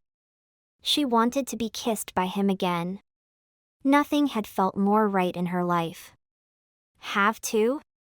He locked eyes with her. "Okay," she said, but what she really wanted to say was, "We have time." Taran stepped back and held out his arm for her to take. She put her hand through his and walked next to him to the front door. "I have a surprise for ye." When he opened the door, a limo waited for them. Sarah looked up at him. "You didn't have to do this." "I know, but I knew you would look great. Ye needed a driver for the night with a dress like that." He shot her a wide, sexy smile and winked. Such a little thing, and her heart pitter-pattered. What was it about a wink? She covered her cheek with her hand as she felt the heat rush up her neck to her ears. "You keep giving compliments like those, and I'm going to need support for my big head." "I wouldna say it if it werena true." He bent down and planted a kiss on her cheek. "And I think my new favorite thing is making you blush." If he flirted like that all night long, she would have to wonder what it would be like to kiss him again, and she'd be grabbing him by the collar and finding out. Her head was filled with mush, and she couldn't think of a single comeback. He held her hand as she got in the car. He got in after and left no space between them as he sat beside her. It sent her body into a tingly mess. Everywhere he touched, little electrical currents were rocketing over her skin. When they arrived, he got out and took her hand as she exited. He was treating her like a princess, and the feeling was wonderful. If he kept it up, she was going to keep him from leaving. Even if she had to chain him to a chair. Okay, maybe not, but the temptation was there nonetheless. The ball was held at the same spot every year, a large waterfront building that was used for weddings. It was super romantic with high ceilings, oversized skylights, and a warm, inviting interior. She could actually see herself getting married here. It would be the perfect venue. Even the wedding photos would be great. "This place is fancy," Taran said as they strolled in through the front door. She nodded. "Yeah, it's used a lot for weddings mostly, but the charity ball uses it each year. It's swanky, and they get a good crowd because it's on the water." "I thought I smelled salt water." They stopped in the lobby, and Sarah fished out their invitation. With a wave, the doorman let them through. They stopped just inside and both took in the place. "Wow, this is even fancier." "Yeah, it's one of the reasons I love coming. It's kinda magical, even if it is hobnobbing with snobs." "Well, they aren't all snobs, just a good majority." Sarah pointed to the doors at the back. "There's a deck out back. When dinner is over, we can check it out." He put his arm around her waist. "By then, I'll need a few moments alone with ye." Her insides turned liquid with thought of that. He needed to stop. "Let's find our table, Charmer." Taran held her hand as they weaved through a few tables until she found her name +1. "What are they serving tonight?" "I never even thought to ask." Taran pulled his seat closer to her as he sat. His proximity gave her goosebumps. What was with him tonight? Kissing her, flirting with wild abandon. Was he trying to give her a heart attack? "Oh, it'll be some mouth-watering meal. I've never been to one of these where the food wasn't outright divine." "That's good to know." He leaned back in his chair and put his arm across the back of hers. Before she knew it, she was leaning into him like they were an actual couple. The thought was like ice water poured over her, and she straightened. "Are you all packed for tomorrow?" He looked at her, and something she couldn't quite read flashed in his eyes. "Nah, I have time." His arms slipped around her, pulling her back to him. "I've enjoyed spending time with ye the last few days." If he only knew. She didn't just enjoy it. Reveled in it was more like it. She could fall for him in the blink of an eye. Taran was the easiest person to like. He was loving and kind. Yes, when she'd met him, he'd been grouchy and standoffish, but that was just a front. He'd been hurt. It was completely understandable. They talked as other guests took their seats, and their table filled up with 4 more couples. Soon servers delivered plates of seafood served over lime cilantro rice with a mango salsa. It smelled heavenly, and she realized she hadn't eaten since breakfast. "I'm hungry." "Me too. We missed lunch today. Wonder if they serve seconds?" Sarah chuckled. "I doubt it, but I think I know a place we can go after if you're still hungry. It has great seafood. Or we could stop for milkshakes." "Sounds like a plan." He stabbed a fork in the baked white fish and took a bite. "Ye were nae kidding. This is the best thing I've ever put in my mouth. And my mom can cook." She nodded in agreement as she took a bite too. The fish melted in her mouth. "Once dinner is over, there'll be a small speech, and then there'll be a silent auction and dancing. Sunshine gets a portion of everything donated tonight, along with 3 other charities. Gavin is on the board, and when he began seeing my mom, he got her included. Since then, it's been a huge part of our operating fund." That was nice of him. Okay, she had to give that to Gavin. It had been pretty terrific when that happened. "Yeah, I think that's what pushed my mom over the edge and made her fall for him. As long as he stayed away, Sarah would be great." "I can see why. If it provides that much." A man tapped the microphone on the stage. "Ladies and gentlemen, if I can just have a few moments of your time." The crowd quieted, and he introduced the speaker. It was the usual donation speech, and it lasted about 30 minutes. Not long after, Sarah and Taran were alone again. Then Gavin came into view, and they made eye contact. She regretted it the moment it happened because, of course, he had to say hello. He stopped at the side of the table near her and smiled. "Hello, sweetheart. You look stunning. The very image of your mother." She smiled and said, "Thank you." "And who is this?" Gavin asked as he reached across to shake Taran's hand. "This is my friend Taran. He's visiting from Scotland." Her heart hammered in her chest as she suddenly realized Gavin could spill the beans about the marriage clause. The Taran? Lydia mentioned him. "Really, Mom?" Sarah put her head in her hand like an embarrassed schoolgirl. "Oh, she did?" Taran asked. She snapped her gaze to Taran. "You know, I think it's time to bid or dance, or get away from this table." She muttered the last part. "Is he going to be helping you with the clause?" Gavin asked. Her heart nosedived. Taran looked at her. "What clause?" "Nothing." Before she could finish, Gavin interrupted her. "The marriage clause. If she doesn't get married in the next 6 months, the sanctuary will have to be sold." Sarah felt the color drain from her face like water out of a hole-riddled bucket. "Nah, she didn't tell me about that at all." The look he gave her was piercing, like a laser into her soul. Like somehow she'd betrayed him. How was she going to get herself out of this mess? "You know what, I didn't tell anyone because I'm still trying to decide what I want to do." Not an outright lie, so to speak. She was still trying to decide what she wanted to do, only she decided to find someone to marry. They didn't have to know that. Gavin leaned back with his hand to his chest. "I'm sorry. I just assumed he knew. That he was here to help you keep the sanctuary. After the way Lydia spoke of him, I didn't think there was anyone else. Why had her stepfather done that? He could have had kept it to himself and everything would have been fine. Well, I guess I'll let you two enjoy the rest of your evening." "I'm sorry for interrupting." With that, Gavin spun on his heels and left. Taran leaned over, and with his lips against her ear, he whispered, "I think we need to talk." "Let's see that deck."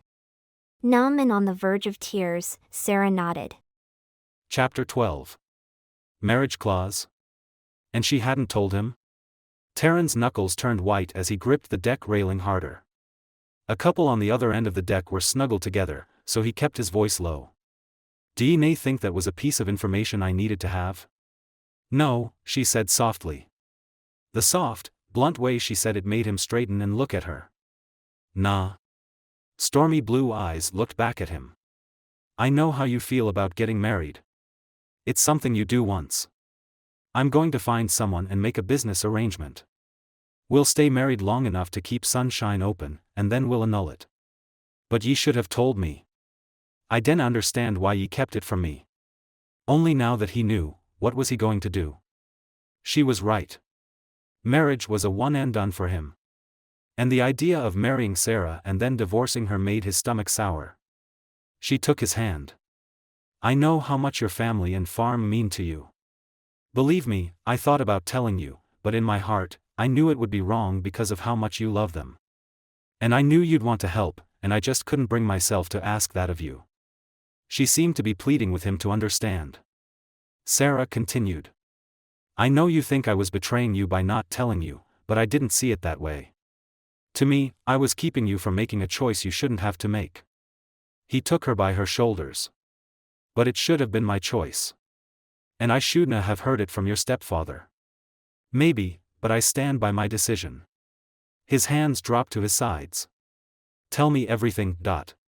Sarah grasped the railing and leaned her stomach against it, pointing her face into the small breeze coming off the water. "I have to be married within 6 months of the reading of the will, and I need to stay married at least 6 months if I want to keep Sunshine open. If I don't, I will be forced to sell the property and split the proceeds with Gavin. Sell it? After what he'd witnessed the last couple of days, there was no way he could allow that to happen. The therapy provided by the sanctuary was necessary. Those kids needed it, and the thought that it could be shut down ripped him apart. Ye canna sell it. Until Thursday, I was considering it. He couldn't believe what he was hearing. What? She hung her head, and her shoulders rounded. When I promised my mom I'd keep the place going, I never thought she'd be gone so soon. I helped on the weekends, but I did the fun stuff. Nothing about running Sunshine is fun. Yes, it helps people and horses, but it's stressful. Taran's chest tightened. He knew it had been stressful, but she hadn't talked about it much. There are liability release forms, begging for volunteers and donations, making sure the horses are taken care of, making sure the needs of the children are met, and all the while, I have to do it with a smile because if I don't, if I make one little mistake, the reputation of the whole place could be ruined because I'm having a bad day. When she turned to him, tears clung to her eyelashes. Telling you, or anyone, about the marriage clause would have meant telling everyone how selfish I was being. Telling him that had to have been hard. The vulnerability in her voice made him want to hold her and protect her. It took guts to be honest and even more to be open and honest about feelings people may not understand. That's nae being selfish. It's being honest with yourself. Ye have to be in a place where this is what ye want in order to run it properly. He pulled her to him and wrapped his arms around her. This is a big decision. One ye were nae ready to make yet. Anyone can understand that. She leaned back and looked up at him. You say that, but I'm Sarah. I'm easygoing, nice to a fault. Every Disney princess rolled into one. Certain behavior is expected of me, and I don't want to let anyone down. There was a vulnerability coming from her he'd never experienced. He had no idea she was carrying all of this on her own. Ye are nae lettin' anyone down. Everyone has a moment where they question what to do. My mom left me a video diary. I got it the day of the will reading. What did she say? Did she explain why she wanted the marriage clause? Sarah nodded and then leaned her head against his chest. She didn't want me to be alone like she was. She didn't want me giving everything to Sunshine and leaving nothing for myself. Sounds like she was trying to look out for ye. I know she was, but that doesn't make it any less stressful. I don't know if I can do it, but if I don't, soft sobs escaped, and Taran tightened his hold on her. He kissed the top of her head. It'll be okay, Sarah. He had to help. Even if it meant marrying her and then getting a divorce. The sanctuary shutting down wasn't an option. And another man marrying her wasn't an option either. 1,000 knots formed just thinking about it. I don't know what to do. Marry me. The words popped out before he could use his filter, but if she couldn't marry someone else and the sanctuary couldn't close, what other option was there? Sarah leaned back with her palms flat against his chest. What? No. They locked gazes. His pulse quickened, and the blood rushed in his ears. He'd asked her to marry him, but what if she didn't want him like that? Do you want to keep the sanctuary open? Yes. Then it's settled. She pulled away from him. No, it's not. We're friends, and we left it that way on purpose. Marriage would complicate things. But we can work it out. He said it, but even his conviction wavered a bit. Complicated seemed too small a word for what he was suggesting. Marriage wasn't some simple thing. It was messy even when the people wanted to be married. He took her in his arms again. Listen, I know I wanted to marry once. But I can't see letting those kids go without that therapy. That was the most incredible thing I've seen. It helped them, and their parents. It was like watching a small miracle every time. Cool, slender fingers cupped his cheek. But you'll be away from your family for 6 months. I know you'd be miserable. I can't do that to you. She brought her hand back down to his chest. He was sure it was pounding so hard she could feel it. He'd never been away from them that long, and the thought did make him anxious. So had leaving Sarah. Would having more time to decide what he wanted be a bad thing? I can call them. We can visit them. Penelope's goin' to have a baby. Ye canna tell me ye dinna want to be there for that. I do, but. Taran shook his head. No, I want to do this. I'll continue to stay in the guest room. Nothin' about us will change except ye'll have a piece of paper, and ye'll get to keep the sanctuary. It's a small sacrifice in the grand scheme of things. What would your mom and dad say? Rory and Angus? She exhaled sharply. Paige and Penelope? A chuckle popped out. Are they nae the ones who sent me here? Mum and Pop may nae have been directly involved, but I have nae doubt they knew. So did Duff and Anise. More than likely, they'd all be tickled. But won't they be disappointed when we divorce 6 months later? There was something else in her voice. Something that made him pause as he considered it. What if he couldn't divorce her later? Or didn't want to? Would there be a possibility she'd want out? He didn't know how to answer her without revealing his own doubts. Let's worry about that 6 months from now. At the moment, our concentration is on gettin' married and keepin' Sunshine open. That's what they needed to do. 6 months was a long time from now, and who knew what could happen between now and then. Sarah seemed to consider his words. When she locked gazes with him again, there was a small, tight smile on her lips. Okay, but no matter what happens, if you want out at any time, you tell me. I'd rather be friends with you than nothing at all. Same goes for ye. She hesitated and then nodded. Okay. Part of him was thrilled. The other part was confused. Sarah was going to be his, but there was a time limit he wasn't sure he liked. Maybe by the time 6 months was over, he could convince her there didn't need to be a divorce. Maybe by then, he'd know what he wanted himself. Chapter 13. Curling her legs under her, Sarah cuddled on her bed, thick pillows propping her up. She pointed the remote at the TV, and the screen flickered to life.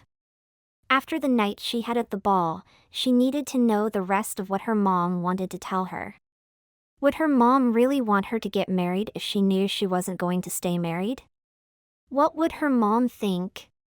When Sarah had said yes to Taran, it was the obvious answer, but as the gravity of what they were doing began to set in, it made her second-guess herself. Taking a deep breath, she pressed play. I shouldn't have let you make that promise. The sanctuary gave me joy and a sense of purpose and belonging after your father left. It was my way of filling a hole he left without putting my heart in the palm of someone else to crush again. But my failures aren't yours. Letting you use this place as a shield to protect yourself from the world was wrong. I want better for you. Sarah exhaled. Oh, Mama. I'm so sorry. Here's what I want from you. Consider the promise you made null and void. I have a new promise I want you to make. Okay. I want you to promise me that you'll be happy. If you want to keep this sanctuary going, do it. If you don't, sell it or find someone who will. Don't let this place be a noose. Promise me, she said and paused. Promise me you'll choose you, whatever your decision is. Sarah was stunned. She paused the video again. What if she'd finished watching this that first night? Would she have felt obligated to keep going? It wasn't a simple question. It wasn't until Thursday that it really hit her how important Sunshine was. The desperation peppered with hope in Shauna's voice, Ben needed to ride. Sunshine was the only place for him. If she closed it, where would he go? Would she be able to live with herself if she shuttered it? The answer came from her heart in a resounding no. She did find joy in Sunshine. She had a purpose, and a belonging too. It was the stress of running it alone that made her pause. But she wouldn't be alone. Her thoughts derailed the moment that thought flittered through her mind. She'd have 6 months with Taran. But it was only 6 months. After that, she'd be back in the same position. By herself. Yes, she had Trudy, but there was only so much she could do. She couldn't believe he'd actually asked her to marry him. Even entertaining that thought made her nervous. A marriage of convenience was for pioneer women and mail-order brides, not women living in the current century. And yet, here she was, conveniently getting married. Could she go through with it? She exhaled and slumped sideways on the bed, pressing the play button again. Most of all, I want you to know how much I love you. You have grown into such a beautiful, wonderful woman with such a big heart. Your kindness. Your ability to seek out the good in people even where it's hard to find. You are my greatest accomplishment.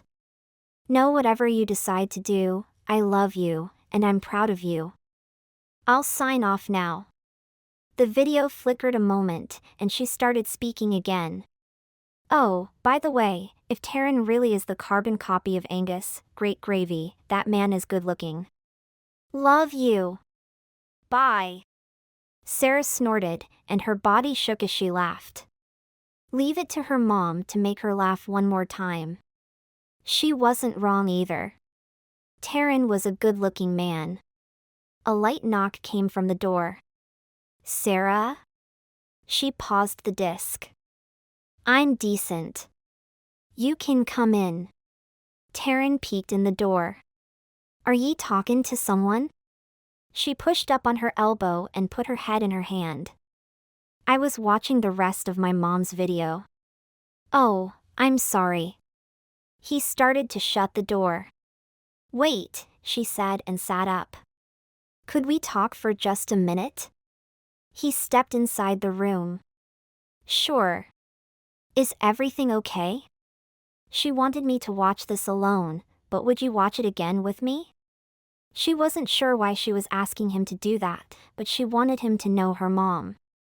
Or at least a piece of her. She just cut out most of the parts where her mom talked about Taran. The last thing she needed was him feeling pressured. Are ye sure?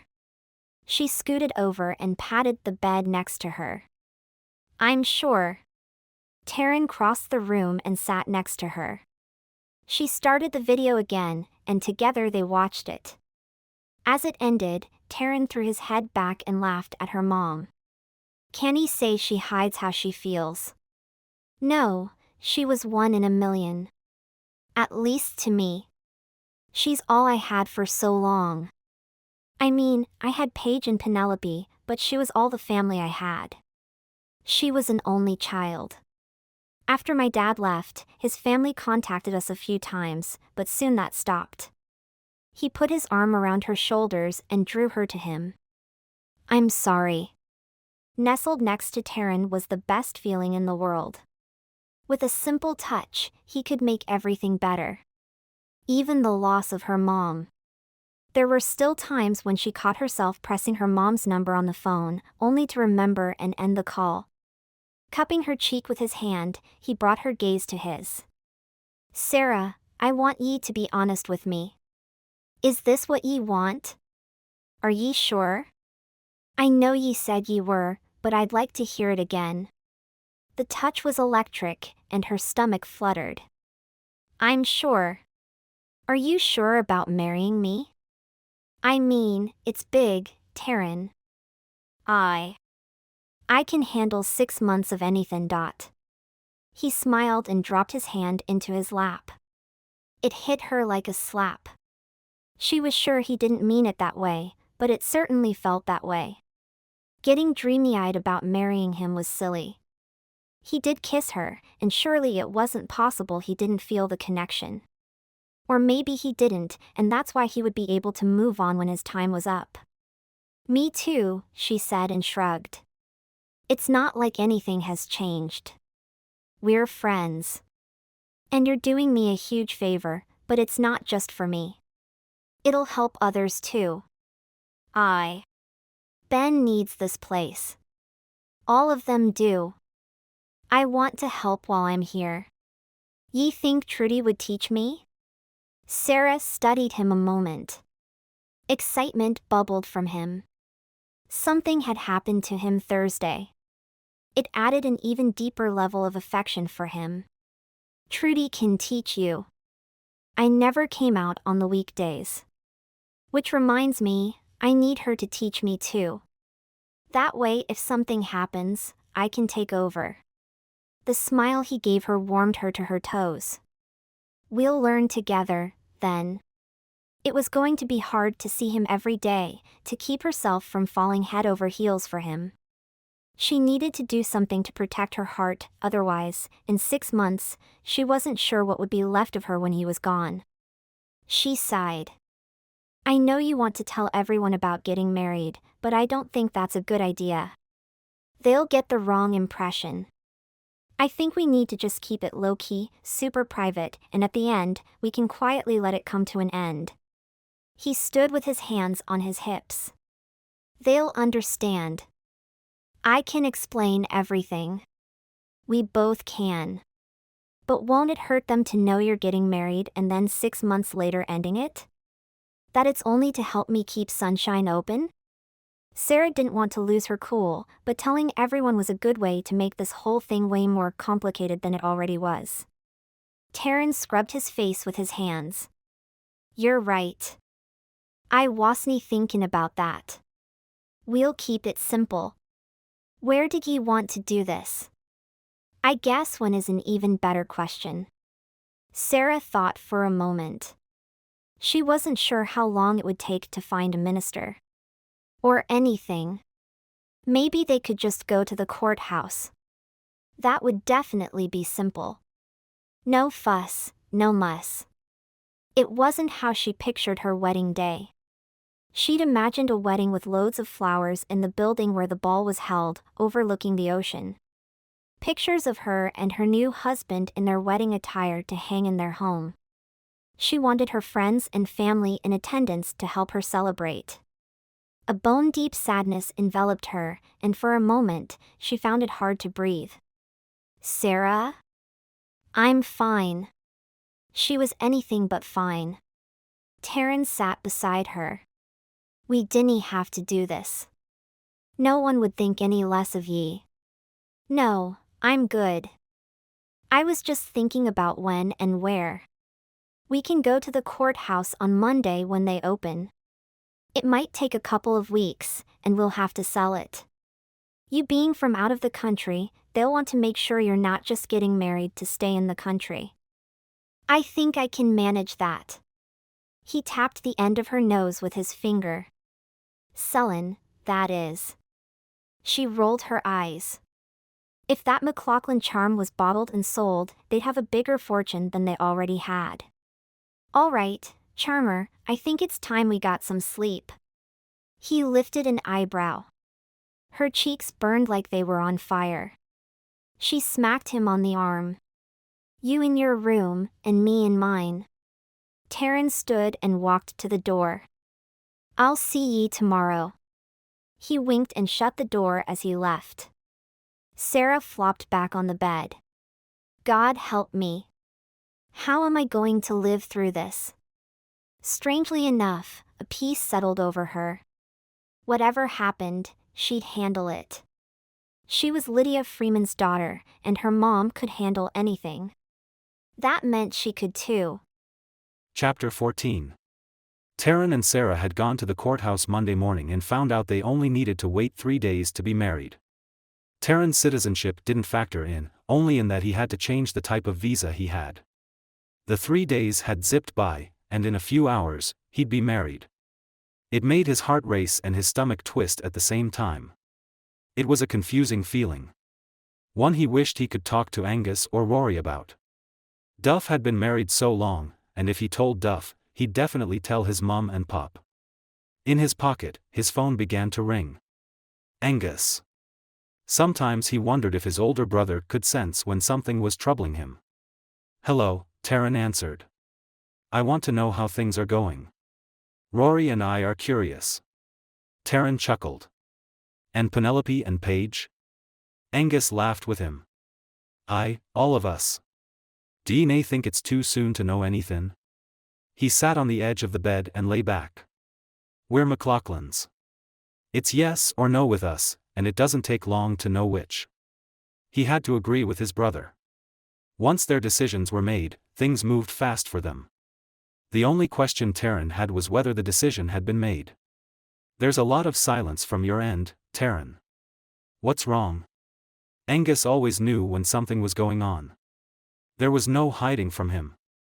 It had been like that since Taran was a toddler. I promised nae to tell anyone. What do you mean? What's going on? You'll tell me or else. Or else what? You're in Scotland. I've got thousands of miles on ye.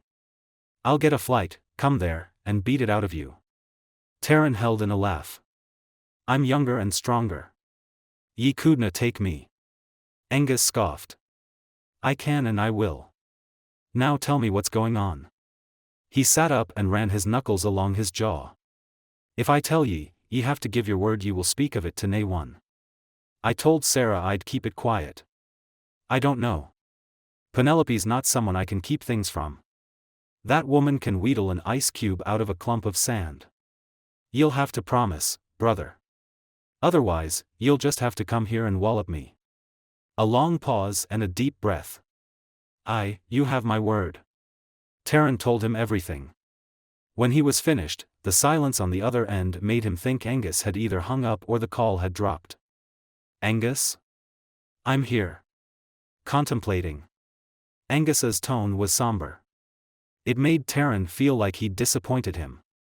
And that was something he didn't want. Give it to me. Do you love her? I canna move here. I canna be with her long term. That's not what I asked. Do you love her?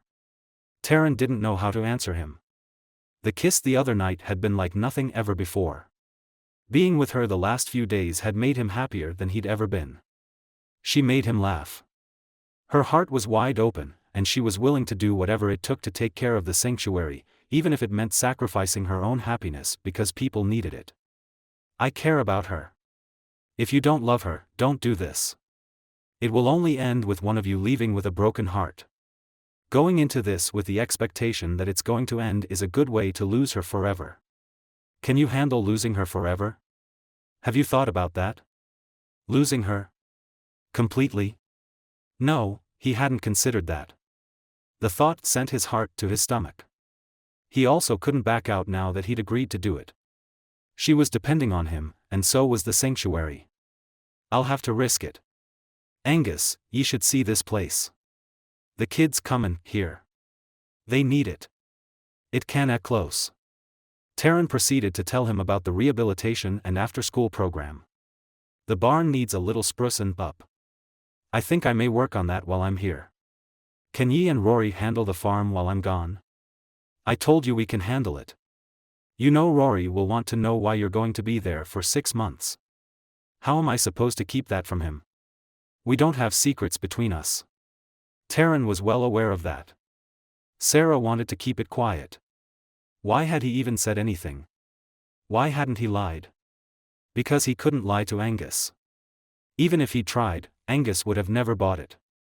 Sarah's goin' to take a branch to me. If ye have to tell him, tell him.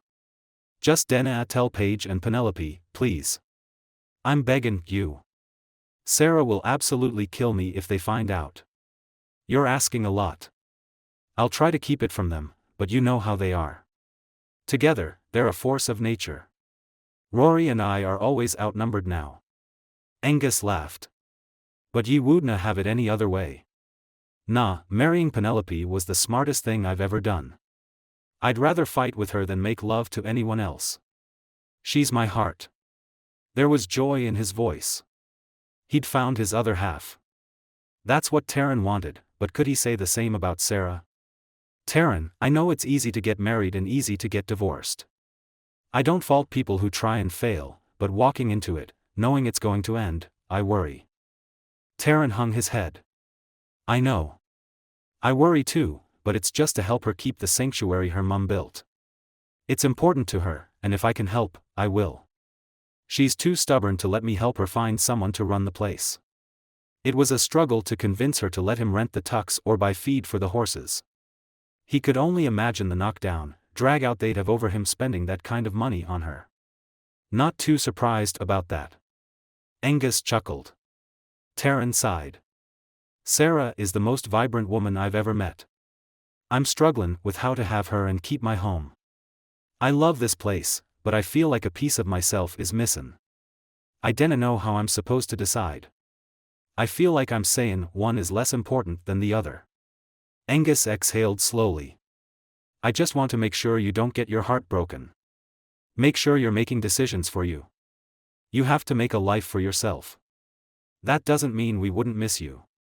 Taran, you're more than a brother to me, and I just got you back.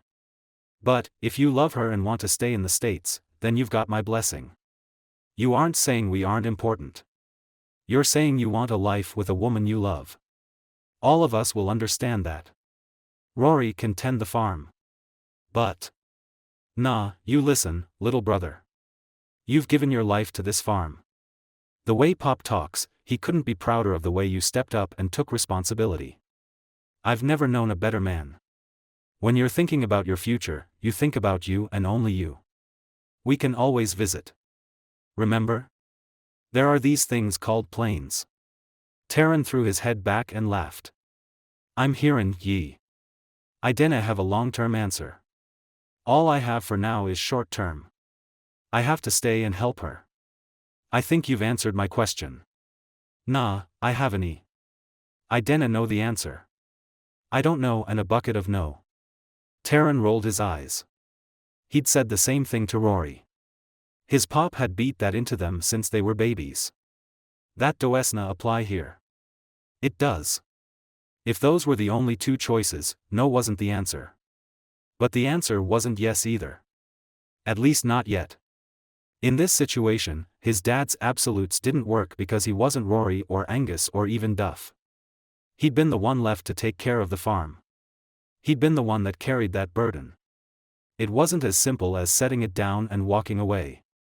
I know ye think there's an answer here, but it's nae the same for me. That's my farm. I've got my blood, sweat, and tears in it. I worked it my entire life. I've never left. I'm nae sure I can. Even if he did entertain the idea of staying, it was just an idea, and one that dealt with the unfamiliar. The farm was something he knew, and he wasn't ready to give it up. You have 6 months to figure it out. I'll keep the news from everyone for now. I can act well enough to keep them off my case for a little while. Taran snorted. Even from Penelope? Angus whistled. I may have to tell her simply because I told her I'd never lie to her. We're men of our word. Aye, that we are. Tell her if she makes ye, but make her understand she canna let it out. Aye, I will. In the meantime, don't worry. Rory and I are taking care of things. I even hired a third hand to help with the load. Taran began pacing the room. An unknown? Ye hired someone? He couldn't keep the frustration out of his voice. Aye, Connor. McGregor's boy. He's only 14. And he wanted a job. I thought he showed initiative and needed to be rewarded. He's good too. Listens well. He's picking up quickly. You'd be pleased. Taran relaxed. At least he knew Connor. And he trusted Rory and Angus. Well, he was trying, anyway.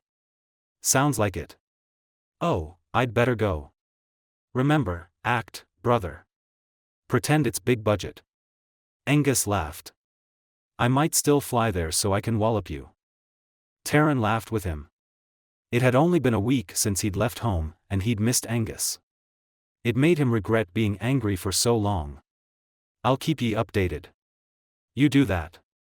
We'll see you when we see you. Taran ended the call and stuffed the phone in his pocket. Before the end of the day, he'd be married. It was the single most frightening thing he'd ever done. And he'd dealt with some downright mean rams. At least it was Sarah. It felt right to help her.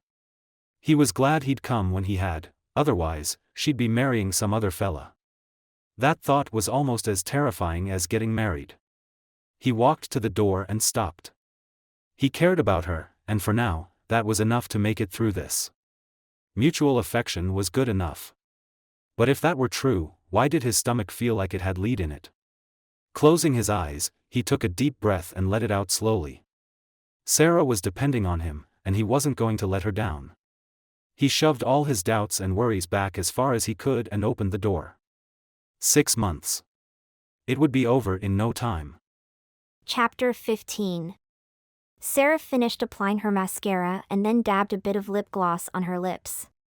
It was 7 in the morning on Thursday, and by 9, she'd be Mrs. MacLachlan, but on paper, she'd still be Sarah Freeman.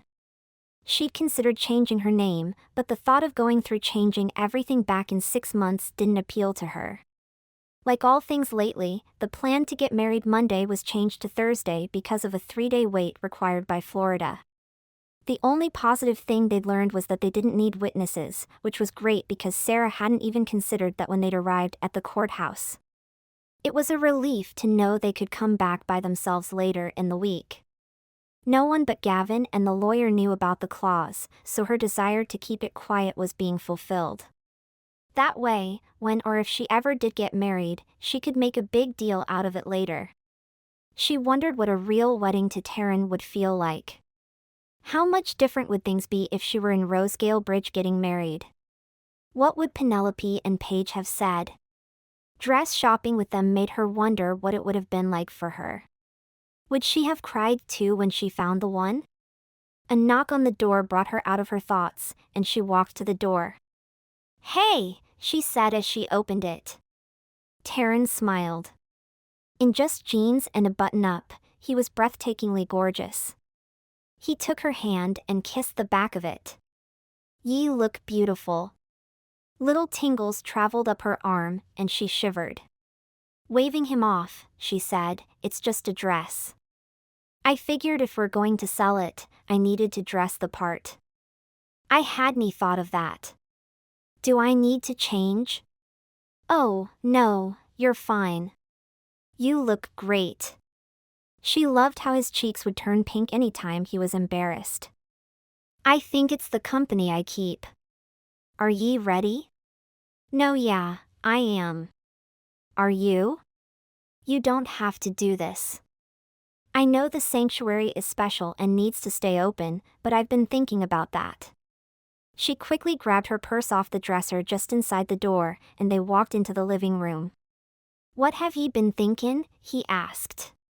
She stopped by the end table and set her purse down as she took a seat. "I could sell the sanctuary and take my half of the money and reopen it somewhere else. Land value has gone up, but I bet I could find a small piece of land, enough to house a few horses and start over." "Do ye think ye could find some land?" "I thought this place was prime real estate because there wasn't much left." Taran left a cushion between them as he sat on the couch. From what she'd found, no. At least not enough to do anything close to what Sunshine was doing. And when she did find something large enough, it was so expensive she knew she'd never have enough money to buy the land and build on it. Unless she got a loan. "I could try getting a loan from the bank." "How long would that take?" She had no idea, which meant the kids using Sunshine would be regressing while she got everything situated. "I don't know, but by the time I reopened, who knows what will have happened to the kids in the rehabilitation program. Not to mention the after-school program. Then it sounds like our options are limited." Taran moved closer to her, and she stood. For a brief moment, she considered asking Trudy to take over, or hiring someone. She could move to Scotland with Taran and be with the people she called family.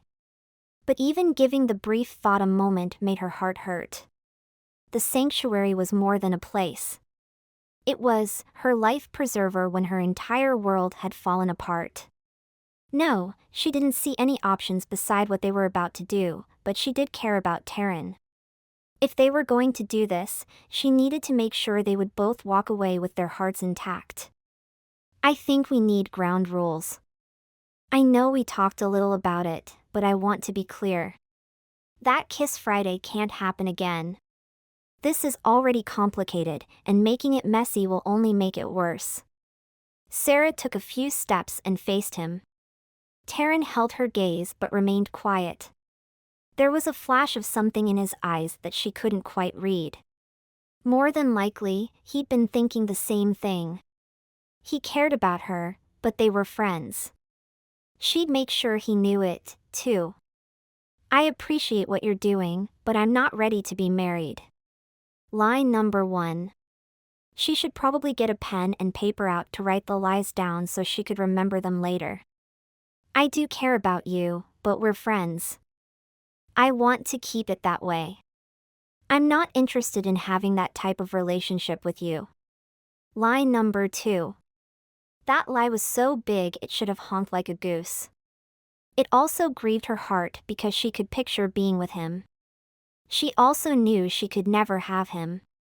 I want to maintain a clear line so we don't cross it. Maybe with those rules spelled out, she'd survive the next 6 months. He stood. I agree. His voice was soft. A little piece of her heart broke off and floated around her rib cage. He agreed with her. And why wouldn't he? They were friends, and he was only doing her a favor. It's not like he'd really asked her to marry him. Plus, she couldn't let herself feel that way about him. He cleared his throat and said, I've had a few ideas to keep me busy while I'm here. To keep him busy? Like what? That barn of yours needs work. When I'm nae workin' with Trudy, I'm goin' to be workin' on it. I like to keep busy, and I think that's the best way. The barn needed a facelift worse than anything. Her mom had wanted to renovate it, but she hadn't gotten around to it. That would be great, but you don't have to do that. I know, but I want to. Unless you've got other reasons to object. She smiled. He was such a good man. It warmed her to the core that he was willing to do that. No, I don't. She closed the distance between them and hugged him. Thank you. His arms circled her waist, and he pulled her closer. You're welcome. Being so close to him was the best feeling ever. But it was a feeling she couldn't entertain. She dropped her arms and leaned back. I won't do that again. What? Hug me? Why? Are we nae friends? It sounded like he was hurt, but she dismissed it. He knew they needed to keep their distance. Sarah picked up her purse and hung it on her shoulder. We are friends, but for right now, we need to have boundaries. It would be too easy to think things we shouldn't. We know this can't go anywhere. If we keep this professional and don't mix signals, it'll work without anyone getting hurt. We meaning her. For a moment, she thought he would argue, but what was there to say? He knew she was right. What other way was there? I can see your point. She exhaled. Good, now I'm ready. They left the house, and she drove them to the courthouse. The closer they got, the queasier her stomach became. The justice on duty was the same one from Monday, and she greeted them with a smile. There's the happy couple. Happy. Right. At least they were decent actors. Hi, Sarah said. I have a good feeling about you too. You can see the way you feel about each other in your eyes. It's so great to see genuine love. Sometimes, these ceremonies just hurt my heart. People getting married and you can tell the relationship is already on the rocks. Not you two. You two love each other. Warmth flooded from the pit of Sarah's stomach, and her cheeks heated. Yeah, that's us. Or it could be. If she allowed herself down that road, maybe. But knowing how things stood, there was no way she'd even consider it. This was a professional arrangement. That was it. Well, let's get started. Getting married at the courthouse was simple. Less than simple. The only thing not simple was looking Taran in the eyes and making promises she already knew she was going to break. Of all the people she didn't want to break promises to, it was him. When it came time for the kiss, she was expecting something brief. Instead, Taran took her in his arms and touched his lips to hers. The clerk, the courthouse, all of it faded away. It was him kissing her, and she pictured her life spent in his arms and being loved by him. The dream lasted the length of the kiss. He pulled away, and her heart ached. If his absence left her this empty now, she couldn't even imagine how cold it would be when the farce was over. They left the courthouse and went straight to the lawyer's office. Her 6 months had started, and she wanted him to know. When they arrived, the secretary smiled and asked them to take a seat. "Sarah," Mr. Patterson said as he opened the door. "Please, come on in." On the way in, she handed him the license. "It's official." "I can see that." That was pretty fast. His gaze traveled from the piece of paper to Taran. "Congratulations." He shook Taran's hand. "Taran MacLachlan." "Nice to meet you, Taran." "Wait, Taran?" Sarah furrowed her brow. "You know him?" "Your mother mentioned him," the lawyer said as he took his seat. Just how many people had her mom spoken with? Good grief. It was like she was using a megaphone. She did? She said he was from Scotland and there might be immigration issues. She asked me to handle it. He smiled. She shook her head. "No, that won't be necessary. Once the 6 months are up, he's going back home." "Oh." Taran cleared his throat. I have a family and a farm back there." Mr. Patterson's eyebrows knitted together and his lips downturned. "You're married?" Taran choked. "Nah, I mean my parents and brothers." The lawyer let out a breath. "Oh, good. I was worried there for a second." If only Sarah's worries could last a second. She felt like that was her life now. To worry. Is this how her mom felt all the time? Did she ever tell anyone? If she got the chance, she was going to ask Trudy. It had never occurred to Sarah that her mom would have worried. She always seemed so upbeat and carefree. Was she putting on a front? Keeping the sanctuary open wasn't an easy decision, and now Sarah was questioning her resolve. She knew the kids needed it, but what if she couldn't do it? Chapter 16. To Taran, the following 2 weeks felt the same as the first week he'd arrived. No one knew he was married, and he didn't feel married. After he and Sarah left the lawyer's office, they'd gone back to Sunshine and acted as though nothing happened. He wasn't sure how he felt about that. He'd always pictured a reception filled with family and laughter before whisking his bride off on a honeymoon. The hammer in his hand stopped mid-strike as he wondered how he'd tell a future girlfriend about this. He also wondered how she might react. Surely she'd understand if he explained it. In the early morning hours, he was working on the roof of the barn, and during the evenings, he was watching how Trudy did things in the arena. He'd wanted to dive in, but she thought it was best that he observed first. It had been a good call. The first week, the full moon had hit with full force, and the entire week was spent with kids having meltdowns. Trudy was amazing, though. She handled everything calmly. Nothing seemed to faze her, and she'd earned his respect quickly. He liked her, and he could see why she was a staple at Sunshine. She was assertive and firm, but she was also kind and yielding. It was such a balanced mix, and he was in awe at how she was able to adapt to any situation thrown her way. Freddie had also been absent with the flu, which made the days slower. He'd missed that spunky little girl. She made him laugh and kept him on his toes. What he'd learned about her was that she was exactly what she'd said, precocious and outspoken. His affection for her hadn't waned at all. If she didn't come back soon, he'd ask Sarah if they could go visit her at home. The coming sunset caught his attention as he kneeled on the roof. It was stunning. He loved how the sky would change colors like a kaleidoscope as the sun made it decent. It was like the bow at the end of a show. "Wow, I can't believe you're almost done," Sarah called up to him, her hand across her brow to block the sun. He smiled and surveyed his work. It needed to be done. This roof was on its last leg. "I'm surprised it kept the barn dry the last time it rained. Are you hungry?" Now that she mentioned it, his stomach growled. He'd zipped right past lunch without realizing it. "Starved." "Well, come on. I fixed dinner. She fixed dinner? They'd basically been strangers passing lately. He had a sneaking suspicion she was actively avoiding him. Didn't mean she was ever far from his mind. In that respect, she'd been like glue.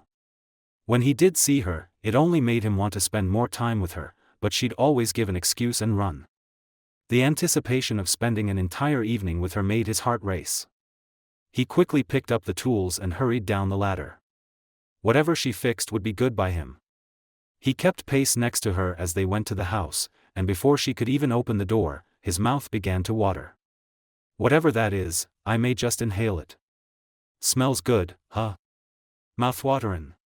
What is it? He held the door as they entered the house. My mom's lasagna recipe. I've been working on it all day. This is the first time I've made it, so I hope I didn't mess it up. It doesn't smell messed up. Do I have time for a shower? Sitting through dinner smelling like sweat didn't sound enjoyable. Her smile reached her eyes. I'd appreciate it if you did. Not that I don't enjoy reaping the benefits of hard work, but aroma is a different story.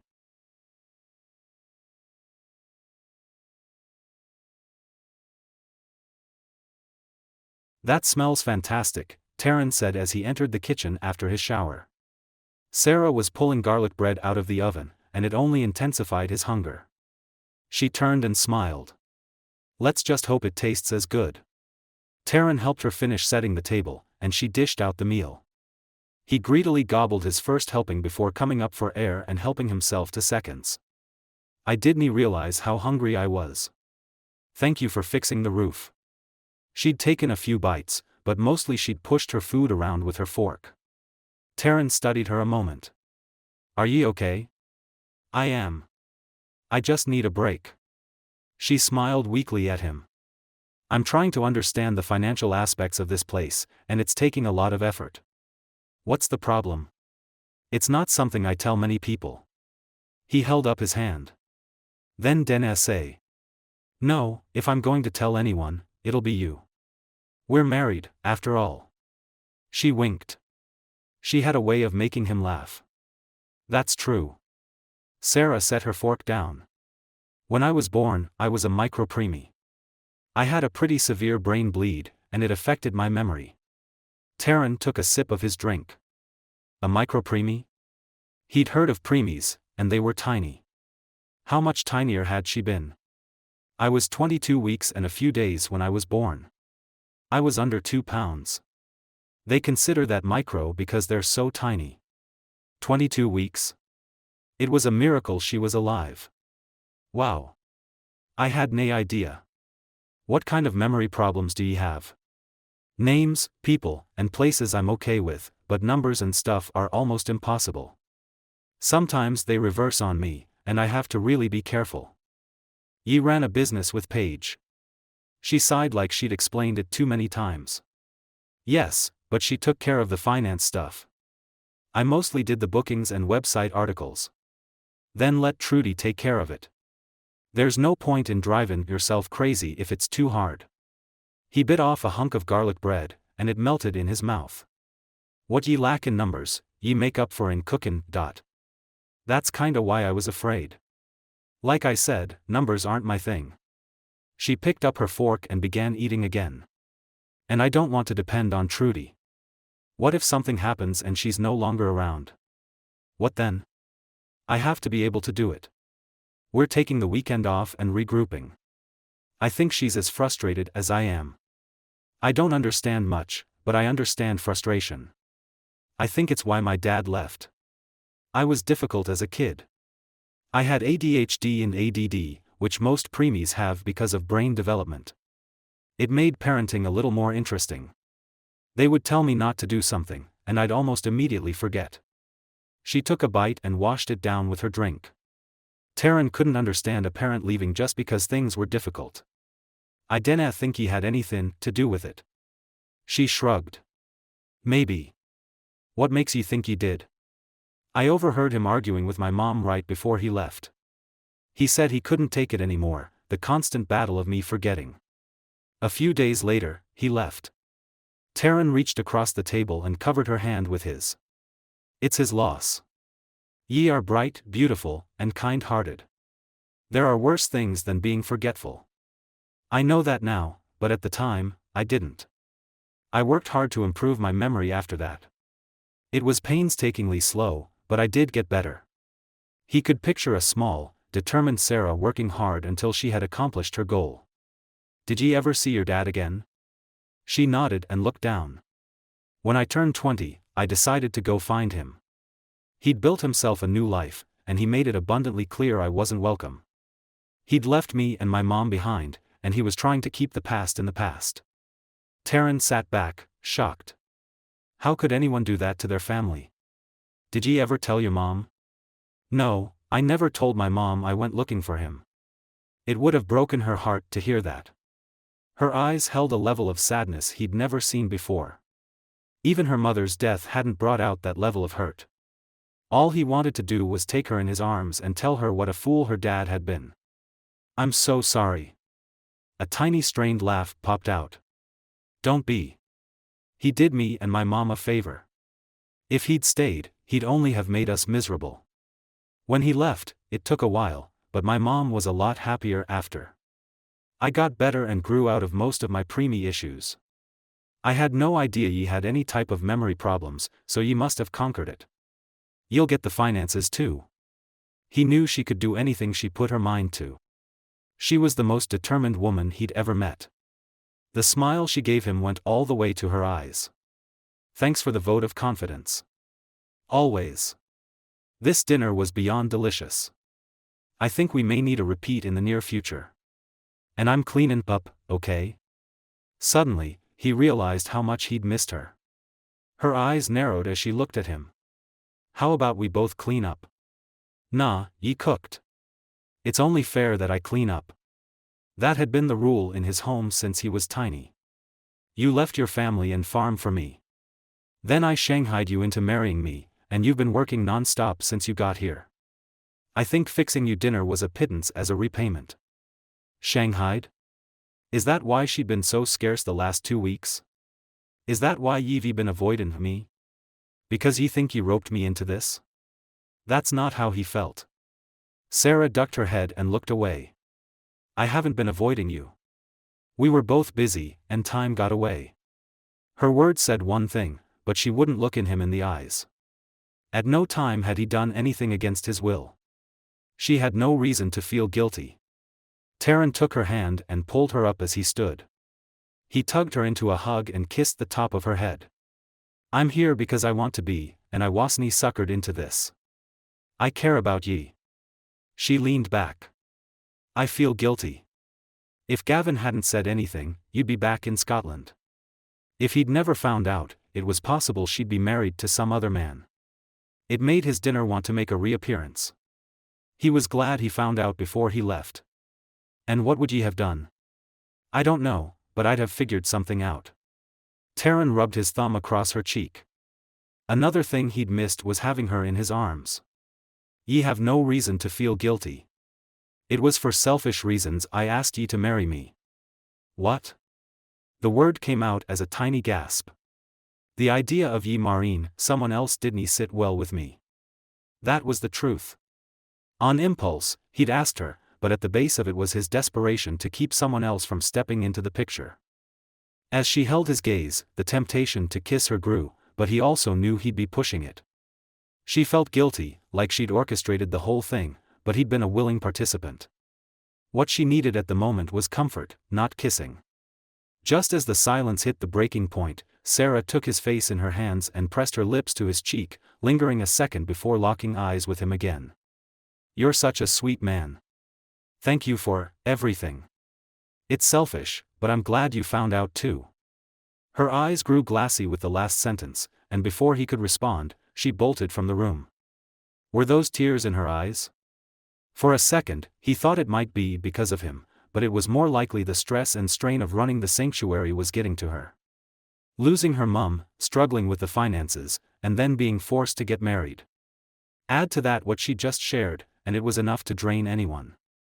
Taran couldn't understand a man leaving his family because things were difficult, especially where a child was involved. He sure couldn't picture a second where he'd even consider that as an option. A man was supposed to fight for his children, not leave them wounded. He covered the spot where she'd kissed his cheek with his hand. Part of him wanted to go after her, soothe her hurts, but he quickly decided against it. Most likely, she was exhausted and needed to rest. Besides, running after her might add to the confusion already settling around him. Sarah was right. It was better to let her go in order to keep a distinct line drawn. The last thing he wanted or needed was to go home broken-hearted. Chapter 17. Following their near kiss, Sarah actively avoided Taran again. He'd been right. She'd tried everything she could to keep their interactions as limited as possible. They had 5.5 more months together, and after their first kiss, all she could think about was the second one. Her resolve lasted all of a day before her willpower crumbled. Having dinner with him reminded her why she enjoyed his company. He'd come from the shower with must-wet hair and sweats and a t-shirt, and she had never seen anyone or anything better looking. Her heart had cartwheeled, and she had to root her feet in place to keep from flinging herself at him and begging him to kiss her again. Today, she was going to make him take a break. He'd been working on the barn non-stop in the end of June heat. What most people didn't know was that the estate had a small lake 2 miles away. They could take a couple of horses and be there in no time.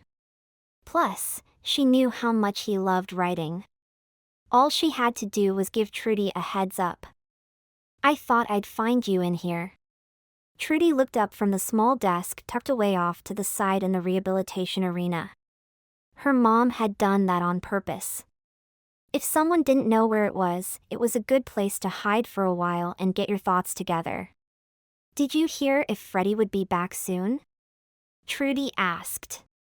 "Yeah, her dad called and said she'd be back tomorrow."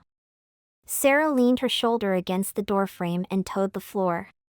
"Good. I'm missing the little squirt." Trudy chuckled and stuffed a file in the cabinet drawer to the side of the desk. "I thought you were taking a long break from the finances." Sarah had determined she needed more time than just the weekend before she delved back into it. Maybe a longer break would help her. "I am. I came to let you know I'm taking Taran to the lake. He'd been working so hard, and I think he needs some time off." Trudy lifted an eyebrow, and her lips quirked into a smile. "The lake? That's romantic." "No, it's not like that. We're just friends." If Sarah could manage it, Trudy would never know about the clause or being married to Taran. "That man loves you." Sarah waved her off. "What?" "No. He cares about me, but trust me, that's all it is." The older woman eyed her. "I think both of you are in denial. And I think you like to butt in where you shouldn't."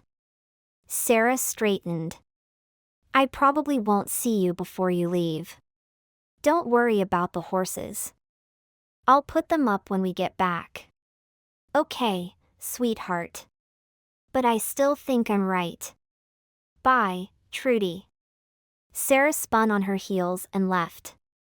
She didn't get far before she spotted Taran hammering away.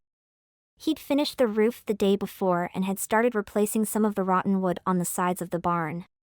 He smiled as she approached and wiped his hand across his forehead.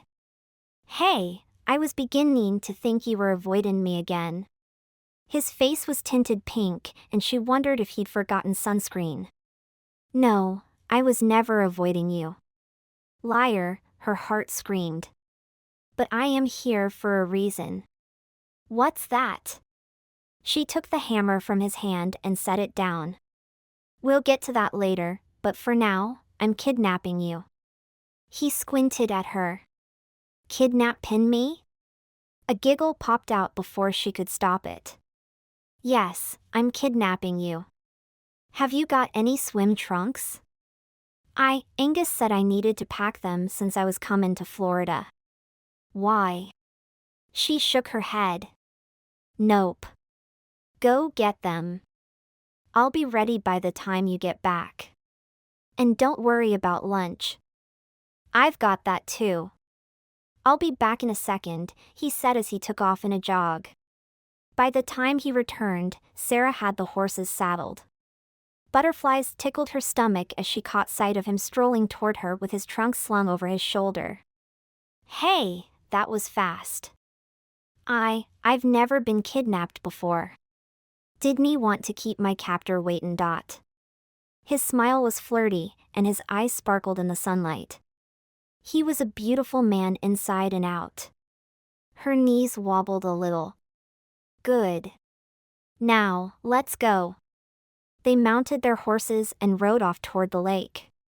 Halfway there, doubt began to creep into Sarah. She was taking him somewhere private. It wouldn't take a lot to read into it. Before that happened, she needed him to know why she'd made him stop working. Okay, so ye can't tell me where we're goin', but can ye tell me how long it'll be before we get there? Taran asked as his horse trotted next to hers. Maybe another mile.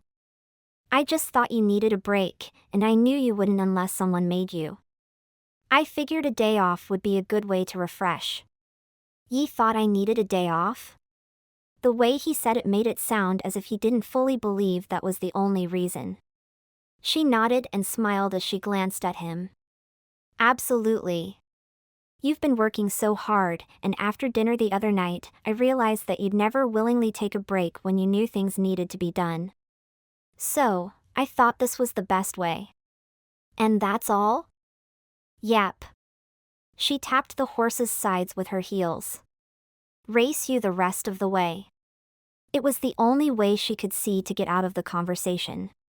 She cared about him, but that's where it had to end. No matter what Trudy thought, she couldn't entertain anything that would take her down that road. Her heart was off limits.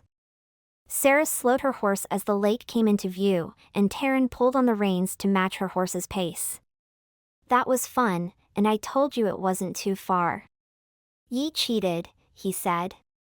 You say cheated, I say slight head start. He threw his head back and laughed. That's cheatin'. She waved her hand toward the lake. Doesn't this make up for it? It has the potential. Are we going to eat lunch first? He touched his stomach. The coffee and muffin from this morning are long gone. Sure. She stopped her horse once they were at the water's edge and let it drink freely. You can let the reins go. These two won't go anywhere. Ye sure? Yeah, they're well-trained rodeo horses. Sarah slid her hand down the neck of the bay she'd ridden. Taran's eyes went wide. Rodeo horses? Yep, the owners passed away, and the kids didn't want them. My mom took them in, and they've been here ever since. This is Greased Lightning and that's Monarch's Goldfinch. Fancy names. When my mom got them, she got their pedigree. They're from a long line of prize-winning horses. Studded out, they could make us millions. She unloaded the small picnic basket she'd brought.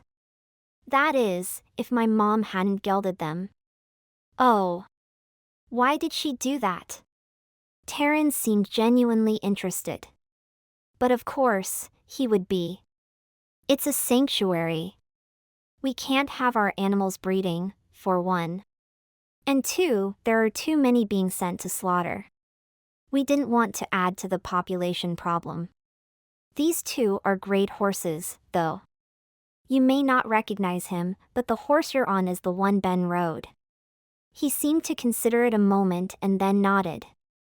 Makes sense. Good-looking horse, well-behaved too. She pulled a blanket out of the satchel and spread it out, plopped the basket in the middle, and sat down. Come on. I'm ready to swim. Taran stretched out across from her with his elbow propping him up and dug out a sandwich. This is nice, he said as he looked around. Sarah had to agree. It was a little slice of paradise. Large oak trees thick with green foliage lined the lake, and lush green grass spread everywhere. When Sarah and her mom found the place so many years ago, they promised each other it would be their place. Bringing Taran helped fill a bit of the hole left by her mom. Warm fingers covered her hand. Why do you look so sad? She looked up, and their gazes locked. I've never brought anyone here before. It was me and my mom's special place. We'd come here when we needed a break from the world. And ye brought me here? He stroked his thumb across the back of her hand. I'm honored. The breeze picked up, and a piece of his hair blew across his lips. It was like those red arrows on the highway saying, "Look here." She cleared her throat and pulled her gaze from his. If she opened her mouth now, she was afraid of what might come out. Something like, "Hold me, kiss me, and never let go." Having dinner with him the other night only highlighted how much she'd missed him.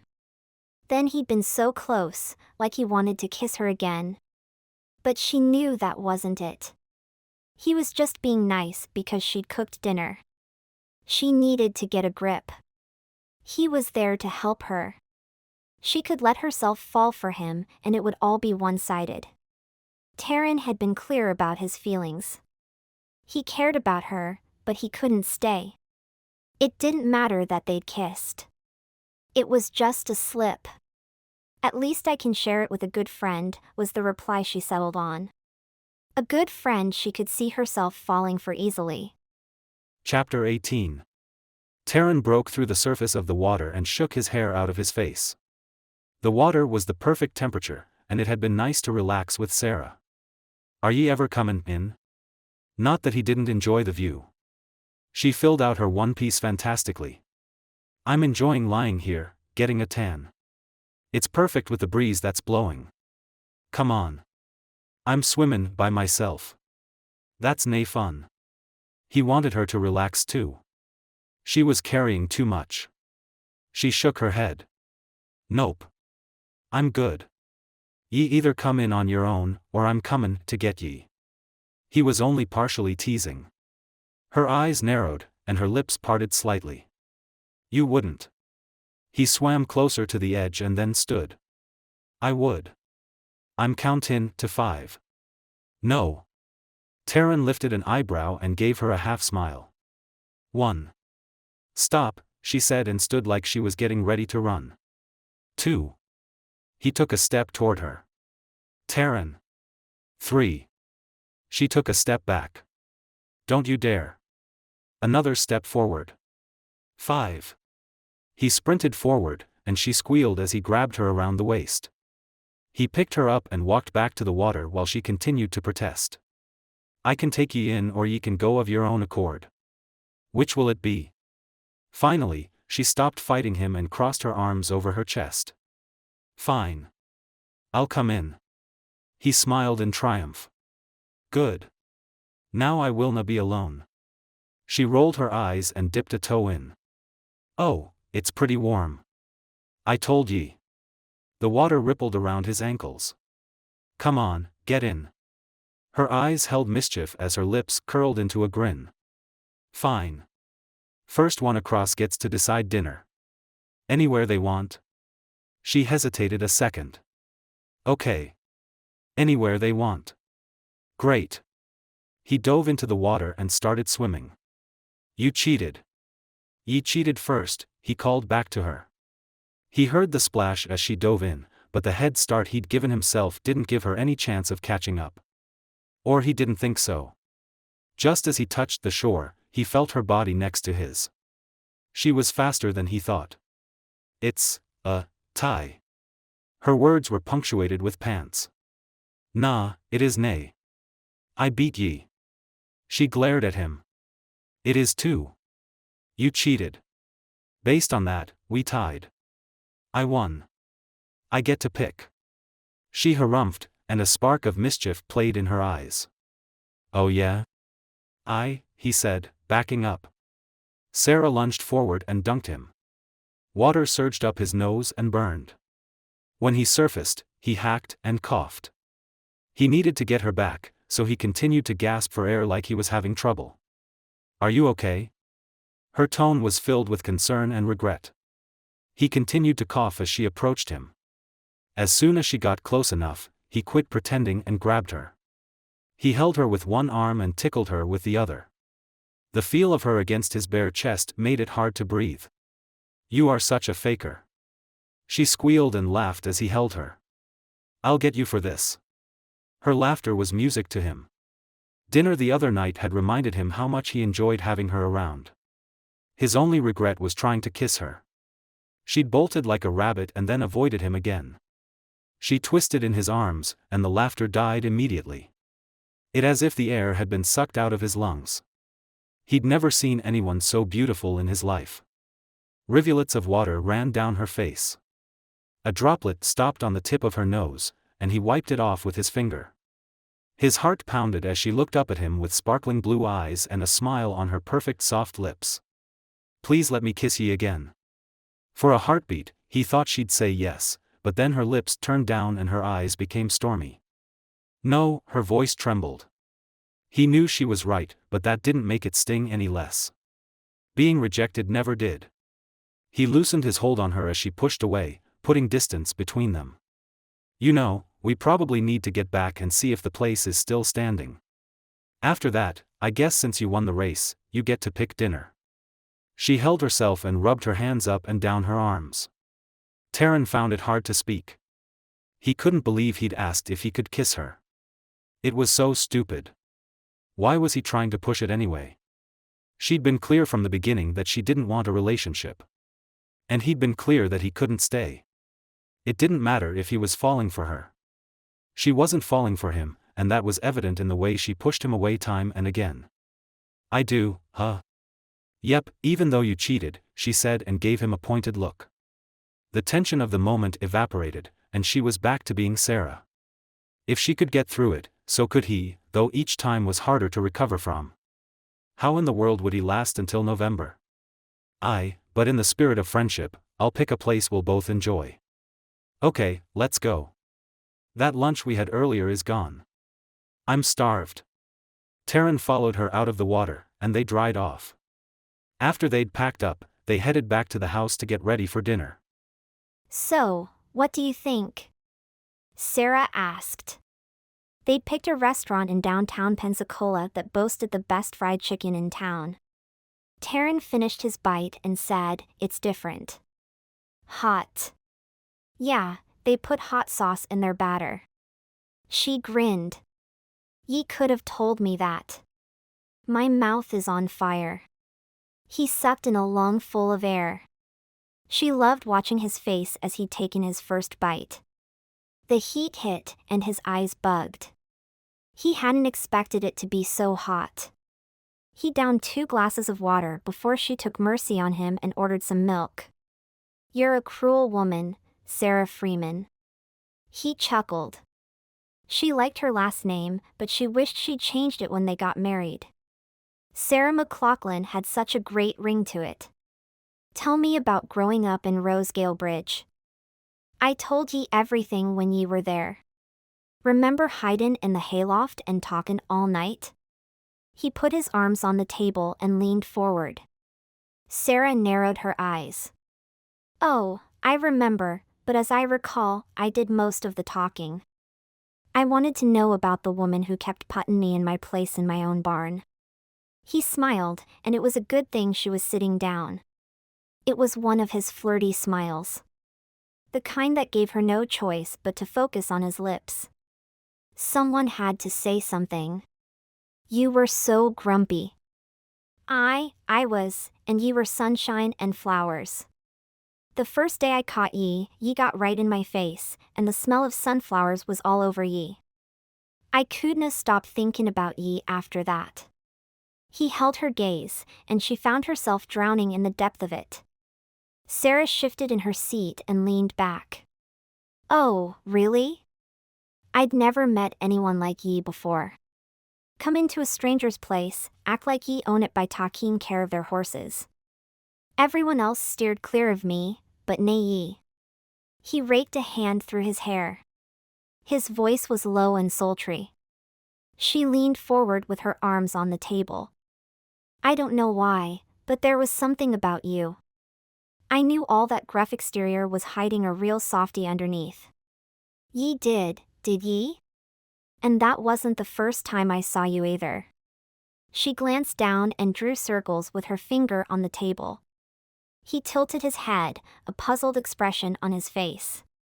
What are ye talking about?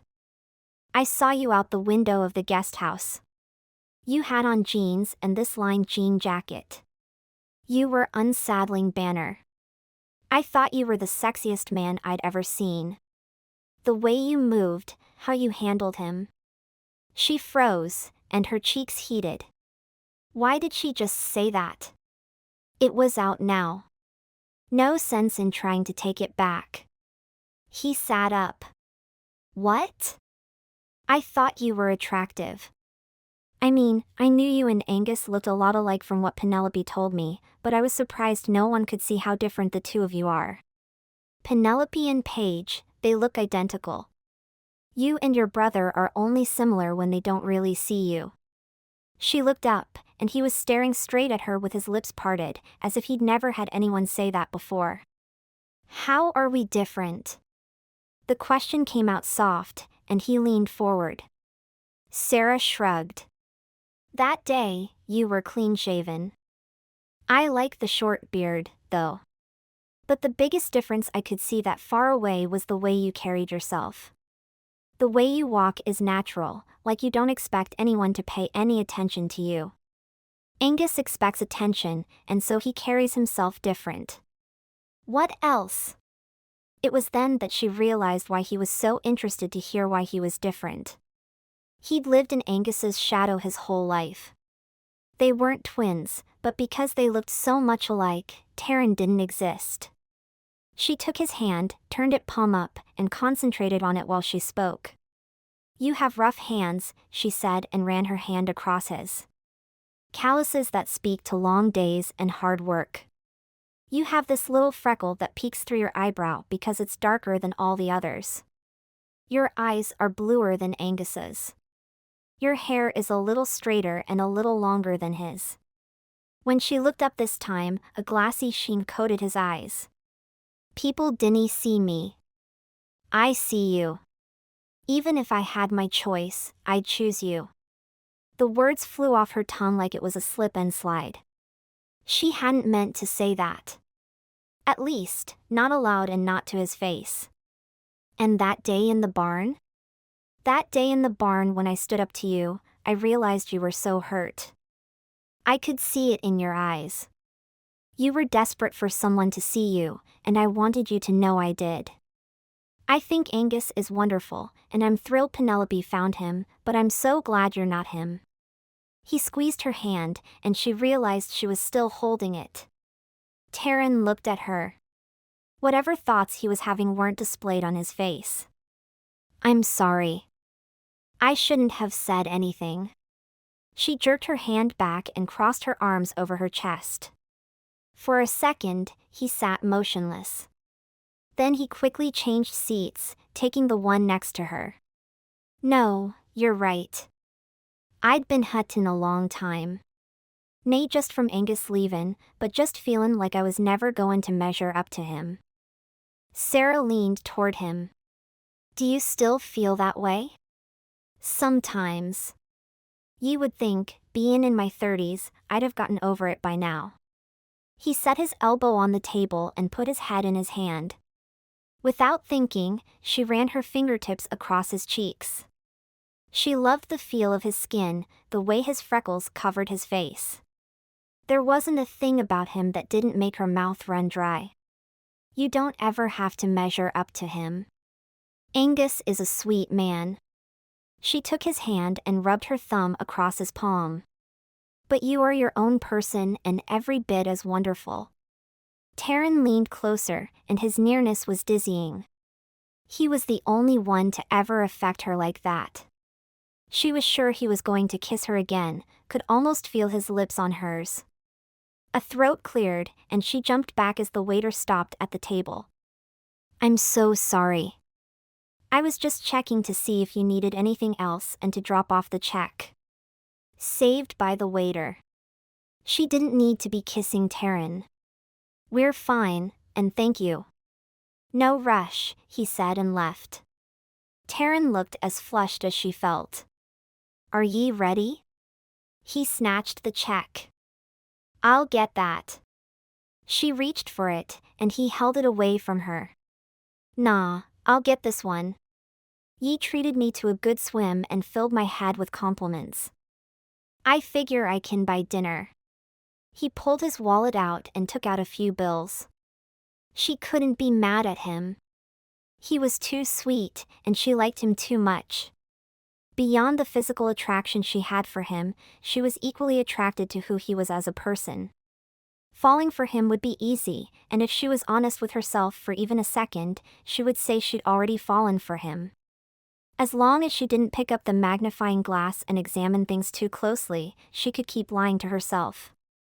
She also knew that, eventually, she wouldn't be able to hide the truth. Keeping her distance was the only way she could do that. Chapter 19. The next evening, Taran flopped onto the couch, stretching his legs out and propping his feet on the coffee table as he tried to wind down for bed. He'd taken a break from working on the barn to work with the horses that day. His thoughts immediately went to his horse, Banner. Banner had to be wondering where he was. He'd had him since he was a colt. They'd practically grown up together, and he hoped Rory and Angus were taking good care of him. He was sure they were, but still, they weren't him. If for some reason he decided to stay in Florida, he'd have to find a way to bring Banner over. He rolled his shoulders and leaned his back against the seat cushion. Clouds had moved in and out most of the day, bringing rain and wind. He missed the sunset, but the scent of rain permeated the house, and he loved the smell. Mind some company? Sarah stood at the end of the couch, holding 2 cups. I even brought hot cocoa. Her smile was bright, and like the sun, it warmed him. He wouldn't mind seeing it every day. Nah. He patted the cushion next to him. Have a seat. I was just talking a moment before I went to bed. Me too. I'm hoping something hot will help me sleep, and I wasn't in the mood for tea. Besides, chocolate is supposed to help with endorphins. I figure I can use all the help I can get in that area. She handed him a cup and sat beside him. Whatever ye say. I'll just enjoy the cocoa. He took a sip and moaned. This is good. What's in it? She shot him a little smile. That's a family secret. We are married. Does that name make me family? He bumped her gently with his shoulder. For a moment, he wasn't sure how she'd respond. Then she chuckled. True. I put almond extract in it. Just a little, but it gives it that something extra. Did ye make this from scratch? He took another sip, savoring the flavor. She shrugged one shoulder. Yeah, I don't like the packets. Thank ye. The extra care wasn't lost on him, and he appreciated it. I was making myself some and figured you'd like some too. It's a bit dreary, and it seemed like hot cocoa weather. Although, it's not really cold enough. I just like hot cocoa sometimes. It's soothing. She took a deep breath and leaned her head against his arm. Thank you for being here. I know I've said it before, but I want you to know I really mean it. The hot cocoa had warmed his insides, and her nearness was nearly making it uncomfortably hot. Thanks for letting me stay. I didn't know if you would want me around. Sarah jerked up. What? I always want you around. I enjoy spending time with you. But with the way we left things, I was unsure. He put his arm around her shoulders and set the half-empty cup on the side table next to him. I've loved being here. It's so different from the farm, but in a lot of ways, it's the same. It's been a nice change of pace. I'm wanted, but I dinna feel trapped? That wasn't quite it. Maybe nae trapped, but I didn't feel appreciated. Angus gets to go do his actin'. Rory helped before Alana died, but he was always itchin' to get done so he could go be with her. Then when she died, he ran to Edinburgh to grieve. I didn't fault him, but nae one ever even asked if it was what I wanted. They just expected me to do it. The words were pouring out of him. Things he didn't even know he felt. She touched his chest. Is the farm what you want? His heart sped up at her touch, and if she couldn't hear it pounding, there was no way she couldn't feel it. With all my heart, but it was more the assumption that bothered me. The idea that I was just the hired hand that nae one thought about. He felt ashamed as he continued. I shouldna be sayin' all that. My mum and pop are good people. They love me and so do my brothers. I should be grateful for what I have. Sarah twisted in the seat until she faced him with her legs crossed in front of her.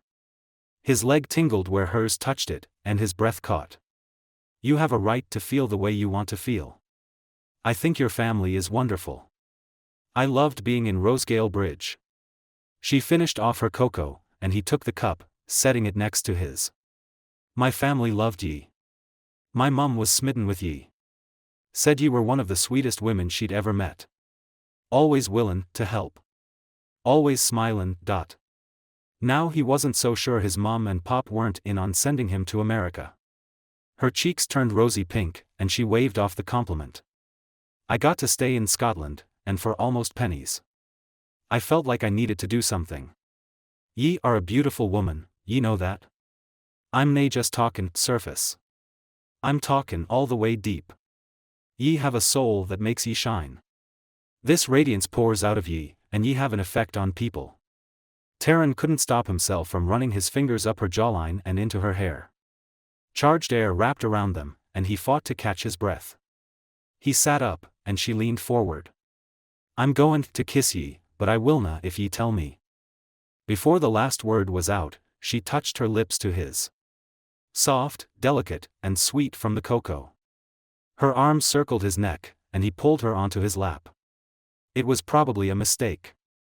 He might even regret it in the morning, but for now, he let himself get lost in the taste of her. Her fingers traveled up his neck and tangled in his hair. Her lips teased and caressed his, igniting a fire in him. He deepened the kiss, and she molded her body to his in response. The feel of her against him was incredible. She was wreaking havoc on his senses, and he wondered if she could feel the same thing he was feeling. That this was right. They fit, and there was something more than just friendship between them. He tightened his hold on her and kissed her until she pulled away. Panting, she pressed her forehead to his. I'm not sure we should have done that. Maybe nay, he whispered. A deep groan came from her throat, and she held his face as her lips found his again, kissing him soft and slow. His brain was mush, and his insides burned like a wildfire was raging through them. His heart dipped and dived as she kissed him. The thrill of her lips on his was better than a roller coaster. Sarah broke the kiss again but stayed so close that their breath mingled as they fought to breathe. Would you hold me tonight? I just want to be held. By you. Taran snatched the blanket off the back of the couch, and she snuggled into him. He spread it over them and pulled her close. When he looked down, she was looking up with a vulnerability that made his heart want nothing more than to keep his arms around her forever. I'll hold ye as long as you want. What if I don't want you to ever let go? Then I guess I'll be here a while. He smiled and kissed her forehead. She took a few deep breaths, and the next time he looked at her, she was sleeping peacefully. He wasn't sure when he'd be able to sleep again. He felt electrified. He may as well have been skydiving or bronco riding. Hopefully, she wouldn't regret kissing him in the morning. He wouldn't. For hours, his thoughts ran the gambit from worry to elation. Eventually, exhaustion won out, and he drifted to sleep. Sarah took a deep breath and exhaled slowly. She'd slept better than she had in months. Deep, peaceful, wonderful sleep. It had to be Taran. Just having him around was doing things to her that no one else ever had. He was comfort, security, and everything wonderful all rolled into one. She opened her eyes, and it hit her. They'd kissed last night, and then she'd asked him to hold her. When she looked up, she found his head leaned back on the cushion and his eyes closed, breathing evenly. She shifted, and his arms slid around her tighter without him even waking up. What a colossal mess she'd made of things. She'd kissed him. Twice. And not just a little but a lot, and it was fantastic. That first kiss was fireworks, but last night had been what you get when you roast marshmallows. A slow, languid burn that starts in your toes, works its way up your entire body, and sets your hair on fire. It was also the kind that turned the same marshmallow black if it was held to the flame too long. He hugged her to him like a stretch, relaxed, and then looked at her. Hi. Hi. It sounded mousy. She wasn't afraid of him, but she was afraid she'd made a blunder. Kissing him was great, but she didn't want to make things difficult. She just couldn't stop herself. His lips had been right there, all soft and kissable. Just thinking about it was making her itch to do it again. Ye sleep okay? Okay? More like the sleep of 1,000 nights in 1,000,000 down comforters. Yeah. I don't think I've felt this good in a while. Thank you. He smoothed her hair back and caressed her cheek with his knuckles. Anytime. We should probably get going, she said. Even though moving was the last thing she wanted to do. I've got a barn to work on. He smiled. She sat up and swung her legs to the floor. I'll make coffee after I get a shower. Sounds good. There was nothing awkward or weird between them. It was just a feeling of familiarity. Like this was how things were supposed to be. Maybe kissing him wasn't the huge mistake she thought it would be. Then he leaned forward and gave her a light peck on the lips. I'll see ye after my shower. He stood and pulled her up with him, hugging her and kissing the top of her head before letting her go. He crossed the living room and shot her a look over his shoulder and a wink before disappearing into the hall. She wilted onto the couch. If that continued, she wasn't sure her heart could handle it. Her knees for sure couldn't. Chapter 20. Taran. Freddie greeted him Monday morning with a smile so wide it sent his heart soaring. He'd missed the little Spitfire. It was a dull place without her around. He smiled and bent down on one knee. Are ye feelin' better? Yeah. Did you miss me? Her dark brown eyes twinkled. That was an understatement. He'd more than missed her. He wasn't sure how she'd wiggled herself into his heart so fast, but she had. What have they got you doin' today? Well, I'm supposed to be mucking stalls, but I'd really like to help you, she said, rocking back and forth on her feet. Over Freddie's shoulder, he saw Sarah approaching them. His pulse jumped, and his stomach flipped. Her effect on him was getting out of hand. Let's ask the boss. Freddie spun around and turned her doe eyes on Sarah. Miss Sarah, can I please help Taran? Please. She stuck out her bottom lip. Sarah narrowed her eyes. What about the stalls? Who's going to do those? Well, one of the other volunteers could do that. Freddie pointed to a group working in the pasture. But they're already working on something. She caught Taran's gaze, and his breath caught as she smiled. Freddie hooked her arms around Taran's bicep. But I like him. He is pretty likable, she said to Freddie while she looked at him. He couldn't stop himself from grinning in response. All right. Sarah tapped her on the nose. You can help him. The little girl squealed and grabbed Sarah around the waist. You're the best. Sarah giggled and then gave him a pointed look. Make sure he drinks enough water. He's not used to this Florida heat. I'll make sure he drinks plenty of water. You don't have to worry. Freddie smiled up at Sarah. Sarah nodded. Good. We can't let our favorite guy get dehydrated. Favorite guy? He caught her gaze and held it a second. There was something in her eyes he couldn't put a finger on. It was just concern, he told himself. She cared about him. That was all. I'll see you two later, okay? Bye, Freddie said and waved as Sarah walked away. Taran stood. You ready to work? I've got plenty to do. Yep, let's go. He took his time showing Freddie how to replace rotten boards on the barn wall. She was a quick study. It shouldn't have surprised him. It took just a few times, and she was pulling off the boards that needed to be replaced and rehanging the new pieces of wood. He'd cut and she'd hammer. Having someone to work with made the work go by fast too. In truth, it made him miss his brothers. Are you okay? Do you need to drink some water? Asked Freddie. He nodded. I'm nae all that thirsty yet, but I probably do need to drink some water. I wouldna want to get into trouble. Miss Sarah really cares about you. I do too, but I think her care is the grown-up kind. She took the board he'd just cut and placed it over the hole created by the one she'd taken off. This little girl wasn't just precocious. She was intuitive. I think she's just scared because of her dad leaving and stuff. The first nail went in, and she positioned the next one. Taran didn't get that from the way Sarah spoke of her dad.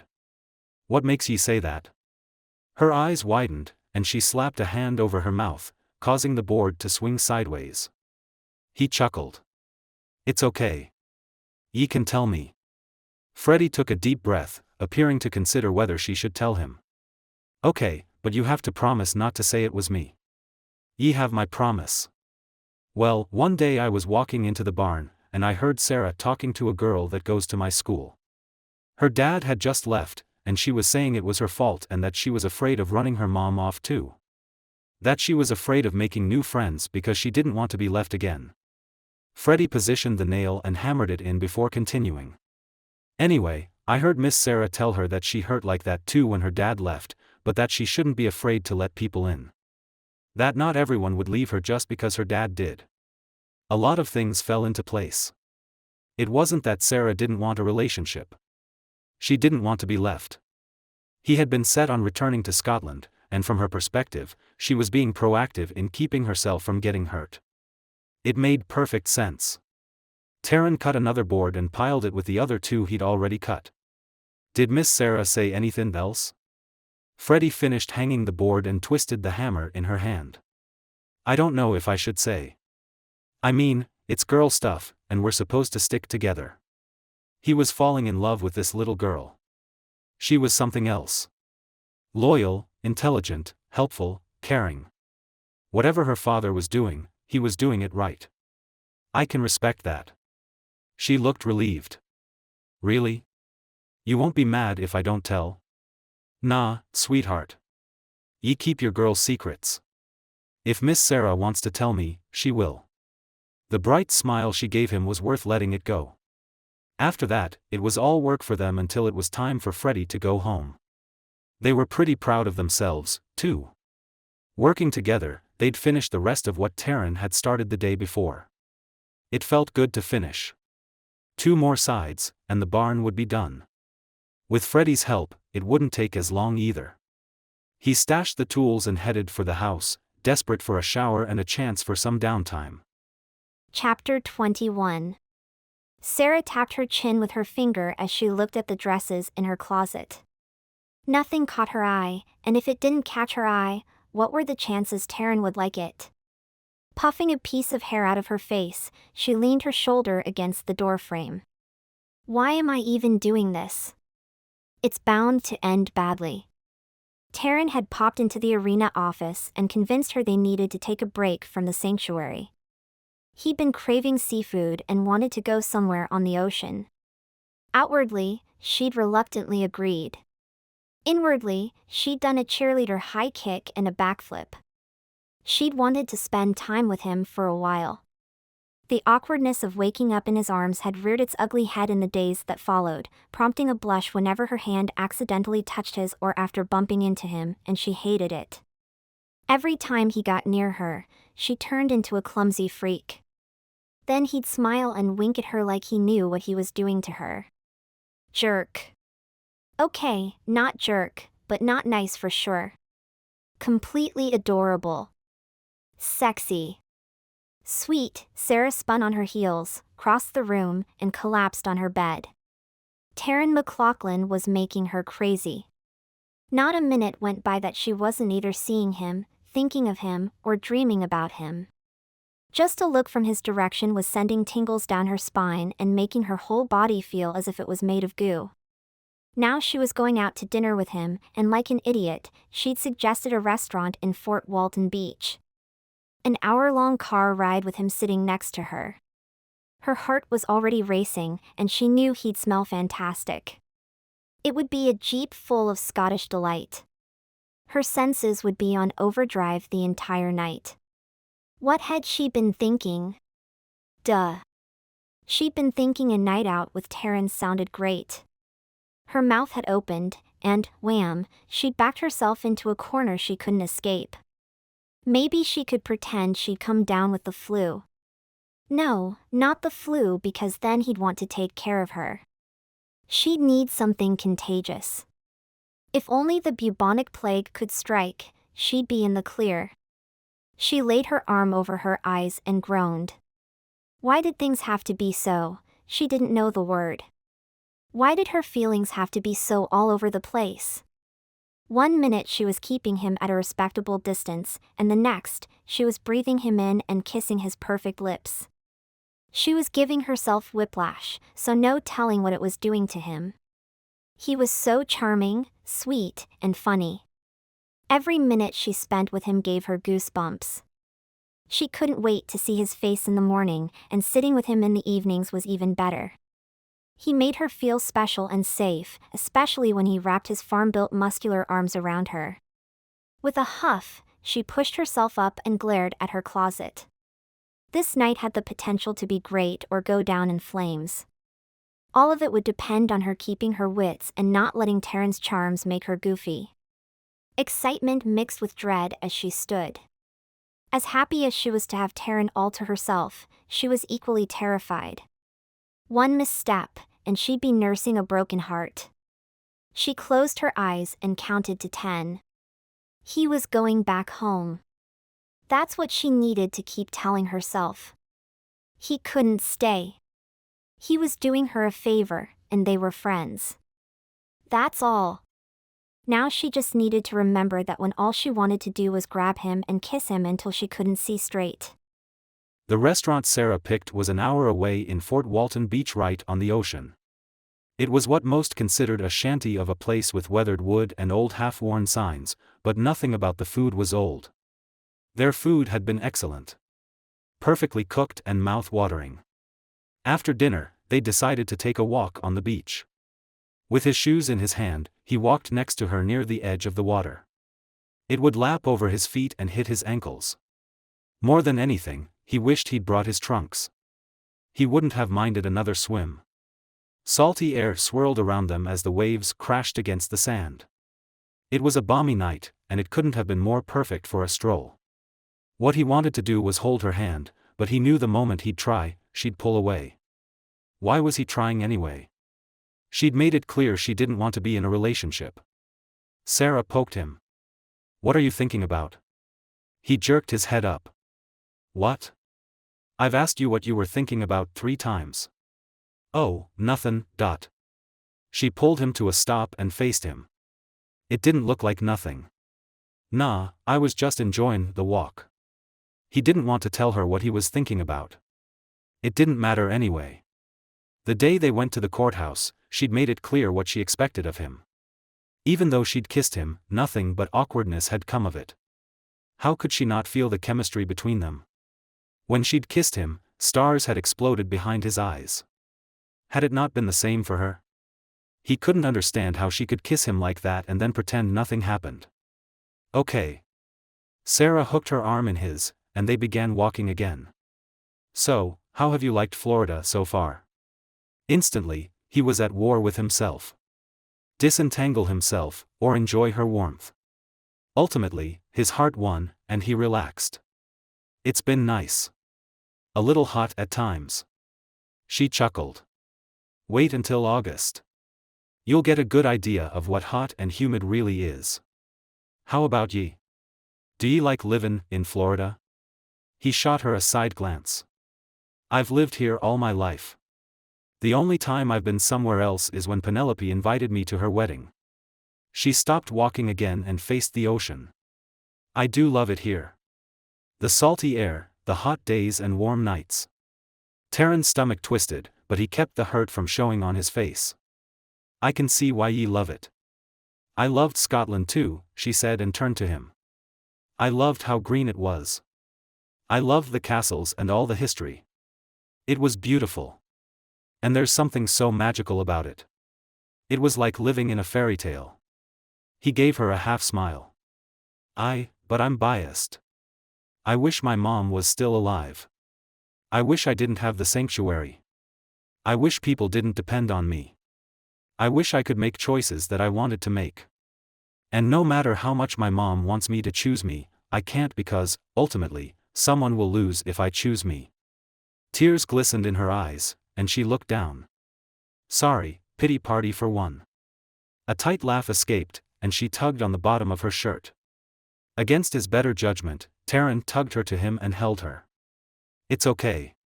It's nae a pity party. Ye need to talk about things. Nae sayin' them doesna make ye feel them any less. And hidin' only makes it worse. She laid her head against his chest, and sobs poured out of her. He held her until she leaned back, wiping her eyes with the collar of her shirt. I'm so sorry. I didn't mean to do that. That's what friends are for. Even red, puffy eyes couldn't dull her beauty. It took restraint not to touch his lips to hers. For a heartbeat, they stood quietly as the tension built around them. She stroked his cheek with the back of her hand. You have no idea how badly I wish things were different. Another heartbeat, and she lifted on her tiptoes and touched her lips to his. At first, he stiffened, not knowing if he should kiss her back or not. After the last time, he didn't want more of the same. He'd rather they didn't share moments like this if it would lead to nothing. It wasn't nothing to him. She sucked his bottom lip between her teeth, and all his doubts were drowned out by his own desire. He gave himself over to her, pulling her close. She threaded her fingers through his hair, and their lips worked in harmony, making him dizzy. He didn't care why she was kissing him, only that she was, and he'd enjoy every second of it. He cradled her cheek with his hand and deepened the kiss. His heart pounded when she responded and kissed him with equal passion. She broke the kiss, and he thought for sure she'd run. Instead, she pulled his lips down to hers again, and this time, she kissed him with what seemed like complete abandon. Like there was nothing in the way of them being together. His insides were a mess. Everywhere her body touched his, electricity traveled across his skin and through his body. She fit so perfect that there was no doubt in his mind she'd been put on earth just for him. When she broke the kiss the next time, his heart plummeted. Something had changed, but not in the way he'd hoped. Tears pooled in her eyes. I'm sorry. I'm so sorry. She pushed away and ran down the beach. Sarah, he called after her. He was so confused. What had happened? What had changed while she was kissing him?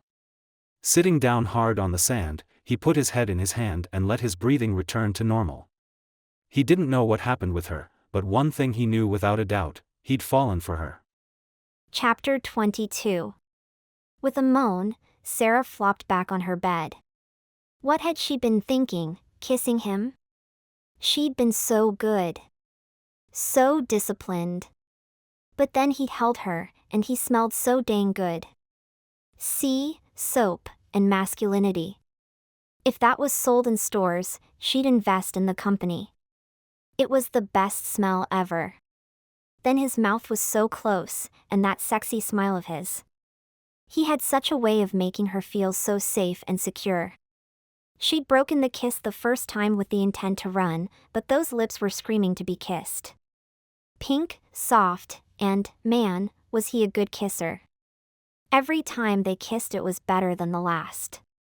How was she going to face him in the morning? He'd been quiet and reserved the entire hour-long drive back. She could tell by the way he'd said goodnight and slipped into his room that she'd hurt him. The very thing she'd wanted to avoid. Tears streaked down her cheeks, and she pulled a few tissues from the box next to her bed. She'd messed everything up. Now things would be even more awkward and awful, and it was all her fault. If only her mom were still alive. Maybe she'd have advice. What was she supposed to do now? They still had more than 5 months together. If they couldn't go 3 weeks without making out, how were they going to make it to Thanksgiving? She dabbed her eyes with a tissue and twisted it in her hands. Maybe she could make it right. Explain that she just got caught up in the moment. She'd apologize and promise never to do it again. Only, she wanted to do it again. A lot. She touched her fingers to her lips. She could still feel his lips on hers.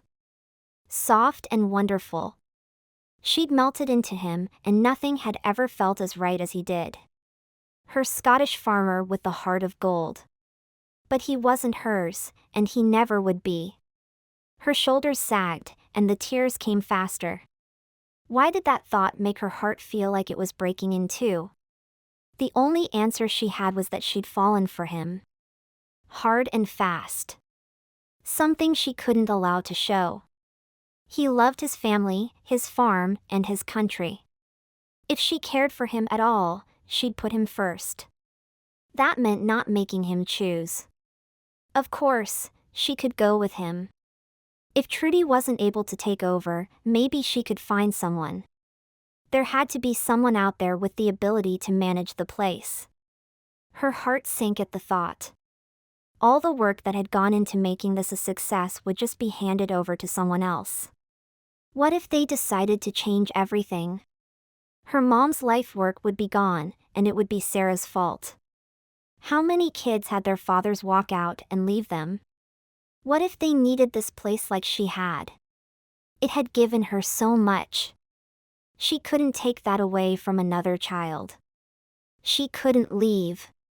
Kissing him was a mistake, and she'd own up to it tomorrow morning. Hopefully, he wouldn't hate her. He'd probably think she was crazy, but that would be better than hating her. Maybe. Taran scrubbed his face with his hand. The night had not been kind. He'd gone straight to his room and taken a long, cold shower. Then he'd spent the remainder of the night tossing and turning, his thoughts never giving him a moment's peace. He thought for sure something had changed between him and Sarah when she'd kissed him, but he'd been wrong. She'd fled down the beach and then was silent the entire ride home. How was he going to last with this kind of push and pull? 1 minute she had him at arm's length, and the next, she was making him feel things he'd never felt before. Had it been a mistake to agree to a fake marriage? It had seemed like the right thing to do at the time, but now he was questioning whether he could continue. He had fallen for her, and he'd never been more confused in his life. What did he want? How did he figure that out before his heart was crushed?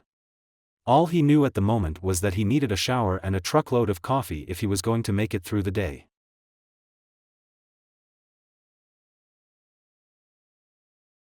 The smell of coffee and bacon and eggs wafted through the air as Taran stepped out of his room, jerking him to the kitchen as though it had fingers and was pulling him by the nose. Sarah smiled as he entered the kitchen and handed him a cup of black coffee. "Thank you." Being in the same room with her was more awkward than he'd pictured. "You're welcome," she said and paused. "I want to apologize for last night. I should have never kissed you. I was feeling alone and vulnerable, and I used you. It wasn't fair to you, and I promise it won't happen again. I hope you can forgive me." Apology? More like a dagger. He was gutted, but what could he say? He didn't know what he wanted either. Falling for someone didn't mean it could work. It just meant the connection was there. That there was a possibility for more. But there wasn't a possibility for more. Not if he wasn't willing to stay or she wasn't willing to move. Taran took a long sip of the coffee before answering her. "Think nothing of it. I didn't. It was romantic, and we got caught up in it." She hugged him around the neck. "Thank you. You're the best." He didn't feel the best. He felt terrible. Miserable even. And she had to stop hugging him. "I think you were right. We need to watch crossin' those lines and nae get caught up next time. If there is a next time." For a brief second, Sarah looked pained, but he must have imagined it. She smiled brightly and nodded. "I agree.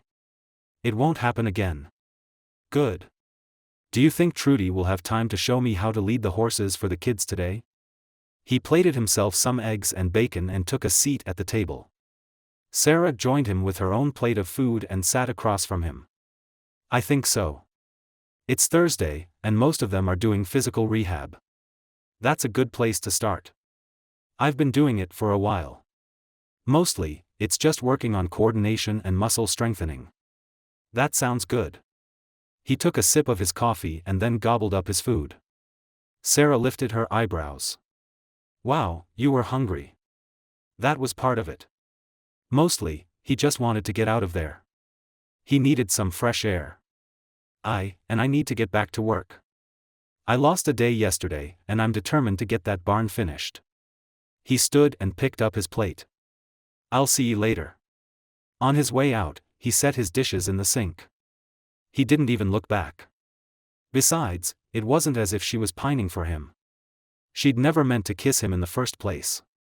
He needed to just calm down and remember this was only to save the sanctuary. There was no future for them, and he had to come to terms with that.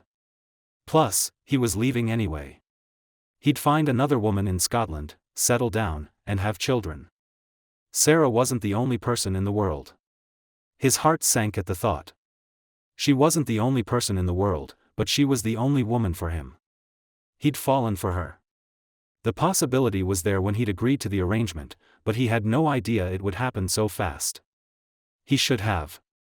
It was Sarah, and he'd already cared about her before coming to this blasted state. He had to shake it off, and the best way to do that was to plunge himself into some mind-numbing, muscle-burning work. He headed to the barn and pushed her out of his mind. If he was lucky, he'd get through the day without thinking about her. If he was lucky, which lately, he didn't feel all that lucky. Chapter 23. That evening, Sarah steeled herself as she exited her bedroom. Avoiding Taran until Thanksgiving was ridiculous. It was stupid to think she could live in the same house with the man and never see him. Yes, she was attracted to him. Yes, she'd fallen for him. That didn't mean she had to let it continue. Or that she couldn't control her hormones. She wasn't some goofy schoolgirl with no self-control. She was a Freeman, and Freemans faced their problems head-on. Before she could take a step, she wilted and leaned against the wall. Who was she kidding? The look on his face when she apologized broke her heart. He'd looked so hurt and confused. And then he'd pulled away from her, both emotionally and physically. It was what she wanted, right? To keep him at a distance, to keep herself from getting hurt.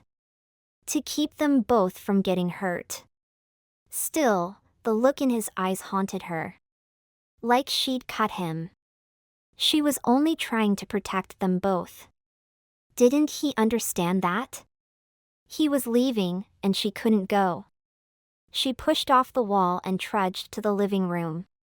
Taran was lying on the couch, chin on his shoulder, and sleeping with one hand over his stomach and the other touching the flooring. Beautiful didn't begin to describe him. He was so sweet and caring. In his arms, she'd never felt more protected. He really was the prince she'd been wanting and praying for her whole life. Without even thinking, she crossed the room to the couch. He was a magnet and she just couldn't help herself. She gently sat beside him and watched him. If things were different, she'd curl up next to him and never move. He inhaled slowly and shifted on the couch. His scent of soap and aftershave whipped around her. She closed her eyes and breathed him in. When she opened them, he was looking at her with half-open eyes. Something about the way he looked at her made her pause. His normally crystal blue eyes were dull, but he had worked hard all day, up and down a ladder, fixing warped and broken siding on the barn. "I'm going to go make us some dinner, okay?" He nodded, but she could tell he wasn't quite awake. Then she noticed little beads of sweat covering his face. The room didn't feel that warm to her, but maybe he was a hot sleeper. She continued when he didn't respond. "We can eat it out here. Maybe watch a movie." He nodded again. Before she could stop herself, she leaned forward and kissed his forehead. His skin nearly burned her lips. She touched his forehead and then his cheeks. "Taran, you're burning up. I think you got too much sun today." Now that she really looked at him, he looked paler than normal. She took his hand and checked his pulse. His heart raced, and hers immediately kicked into a matching rhythm. Heat exhaustion. It had happened to a few of the volunteers over the years. They'd forget to drink enough water, and then they'd pass out. It was a wonder he'd been able to take a shower and make his way to the couch. What if he hadn't made it to the couch? What if he'd stayed in his room? The thoughts threatened to suffocate her. If something happened to him, she'd break into a million pieces. She hurried out of the living room, running to the linen closet to grab a handful of washcloths before dashing to the kitchen to fill a bowl with ice and water. Back in the living room, she turned on the ceiling fan at full speed and sat beside him. She quickly dipped the washcloths in the water. He sighed as she laid one across his forehead and on his neck. Based on past experience, he was dehydrated, so she went back to the kitchen and filled a large glass with ice water and brought it back. "Taran," she said and shook him. "Taran, you need to drink some water." He mumbled something and tried to push the glass away. "No, you have to drink." She lifted his head and put the glass to his lips. "Come on. You need to drink." A string of silent prayers began to stream from her. He had to be okay. If something happened to him, her breath caught. If something happened to him, there would never be enough air again. "I'm nae thirsty," his voice was low and gravelly. She sighed in relief. At least she could rouse him. "Please, for me?" He took a small drink and then another long drink before pushing the glass away. It wasn't enough. He needed to keep drinking. Not only would it help with his dehydration, but it would also help bring down his temperature. She lifted his head again and made him drink a little more. He pushed the glass away again. "I'm dizzy and sick to my stomach. I dinna want any more." "I know, but you need to trust me. You need to drink." His skin was like fire to the touch. She re-wet the washcloths and reapplied them. Then she lifted his head again. "Drink some more, okay? If you don't, I'm going to take you to the hospital." He looked at her with hazy eyes and then finished off the water. "No more, please." The way he pleaded with her broke her heart even more. "I'll give you a few moments, but you have to keep drinking. Help me sit up. I'm hot." His words came out slurred. It was like trying to heft a 100-pound sack of flour. He leaned against her with his head on her shoulder and his arms draped around her waist. His back was soaked with sweat. "Let's get your shirt off, okay?" When she got no response, she knew she was on her own. With a lot of effort and some finagling, she managed to tug his shirt off. She dug in the bowl of ice water for another washcloth and rubbed it across his back. He didn't make a sound as she repeated it a few times. Before laying him back down, she pulled off the blanket draped over the back of the couch and placed it under him. Getting the cloth under him would keep him from sticking to the leather, and it would allow air to move around him. Several hours went by as she worked to get his temperature down. She'd seen pretty bad cases of heat exhaustion, but his was the worst by far. Either that or she was too close to him to look at it objectively. Late into the evening, her efforts were rewarded, and his heart and temperature began to return to normal. She felt like she could breathe again. She still wasn't willing to leave him alone, so she quickly rearranged the furniture, pulling the coffee table out of the way and dragging the love seat directly across from the couch. Exhaustion from worry and stress settled deep into her bones as she lay down. She took his hand and held it to her chest. She couldn't say or admit what she wanted. If she did, it would be over. The sanctuary could burn and the world with it as long as she had him, but she couldn't do that. People, children, depended on her. They needed her. She kissed the back of his hand, and tears trickled down her cheeks, coating her lips. Eventually, her eyes slipped shut, and sleep took her. Taran took a deep breath and shivered. He was freezing, and he couldn't move his left arm. Opening his eyes, he looked over and found Sarah directly across from him, both arms hugging his, clutching it to her chest. The previous evening was a blur, and his head swam. "Sarah?" She jerked awake and sat up. "Are you okay? How are you feeling?" He palmed his head. "My head hurts." "Don't move. I'll get you something." She jumped up and left the room. A moment later, she came back with a couple pain relievers and a tall glass of water. He pushed up on his elbow, and his head throbbed. "Thank you. Other than your head, are you feeling okay?" Whatever had happened had caused her concern. Lines etched her forehead, and her eyebrows were drawn together. "I think so." "What happened?" He handed her the glass and then dropped back on the couch. She sat next to him. "I think you had heat exhaustion. I found you on the couch, burning up. You were really dehydrated. I think you got annoyed with me making you drink water." She smiled and ran her fingers across his cheek and through his hair. "It's a little foggy, but I think I remember that. I'm sorry." He took in the sight of her. Dark circles ringed her eyes, and she looked haggard. "You must be exhausted." He took her hand and held it. She hung her head. "Other than my mom, I've never been so worried. If you'd stayed in your room or I'd stayed in mine, I don't know how this would have turned out. You were so out of it. But I'm fine." Tears clung to her lids when she lifted her head. "You scared me to death." She took his face in her hands, closed her eyes, and pressed her forehead to his. "I feel like I'm in pieces as it is, and the thought of losing you made me feel like I'd be ground to powder." Her voice broke. He circled his arms around her back and pulled her to his chest with no resistance from her.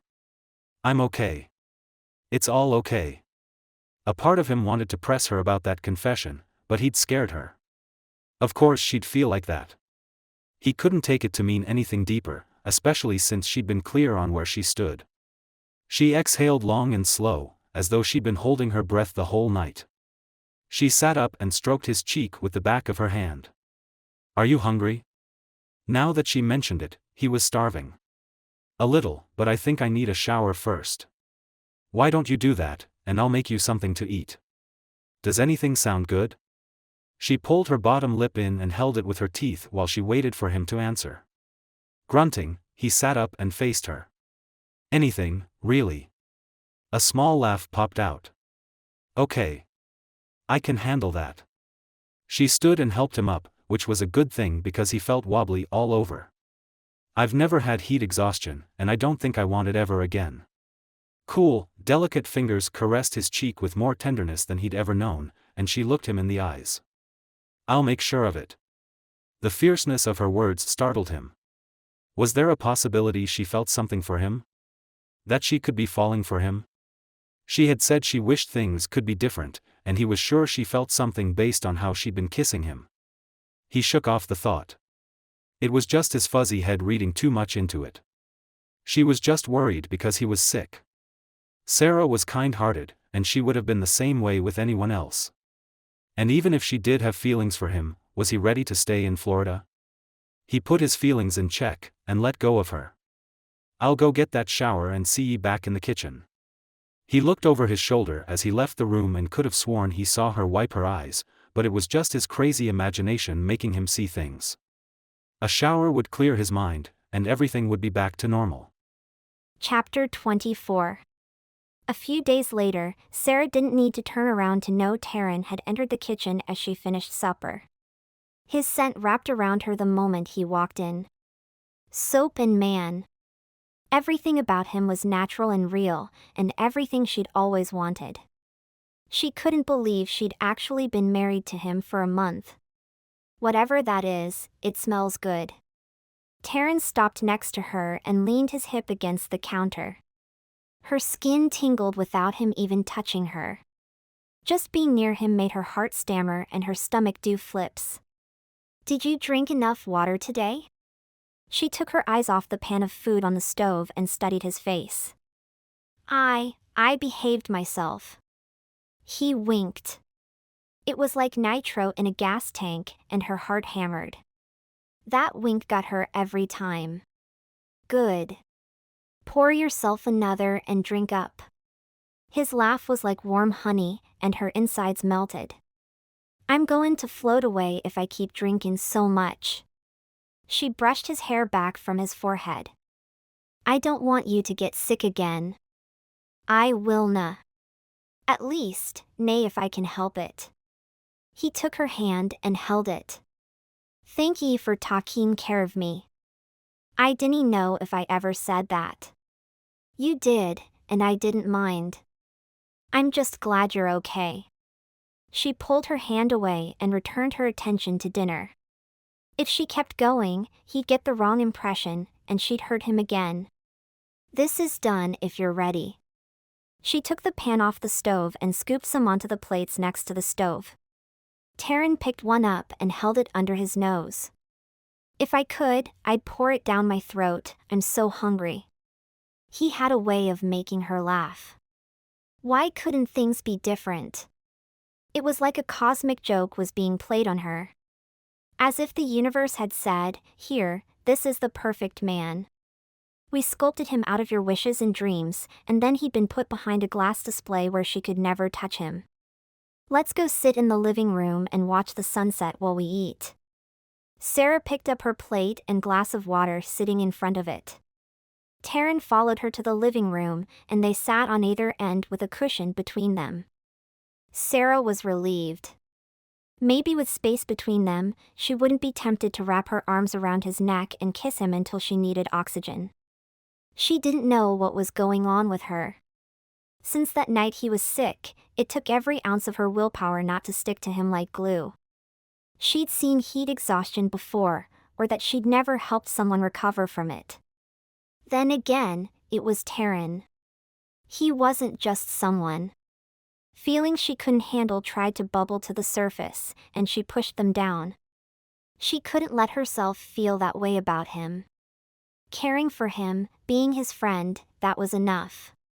It had to be. This food tastes as good as it smells. I may need thirds and fourths. For someone who doesn't cook, ye sure are good at it. Taran took a large, greedy bite. Her cheeks warmed with the compliment. They're my mom's recipes. I'm finding if I take my time, read them through first, and then start cooking, they turn out okay. Okay? I'd say this is a home run. He finished off what was left and rubbed his stomach. I think I may have been a little too eager. Maybe I should have come up for air sooner. Sarah looked at her own plate. She still had more than half of her dinner left. Lately, she wasn't much hungry. Mostly, she liked cooking for him. It made him happy, and more than anything, she liked seeing him smile. I'm glad you liked it. Do ye? She slowly turned her head and looked at him. What? He pointed to her plate sitting in her lap. Ye haven't eaten much. Do ye nae like it? Oh, yeah, I do. It's good. I just don't have much of an appetite tonight. She looked back down at her plate and pushed her food around with her fork. Before she could say anything else, he slid across the couch and sat beside her. Immediately, her senses were all too aware of how close he was. Are ye okay? He put his arm around her shoulders. Without even thinking, she leaned into him. It felt so good to be in his arms. I'm okay. I miss my mom some days more than others.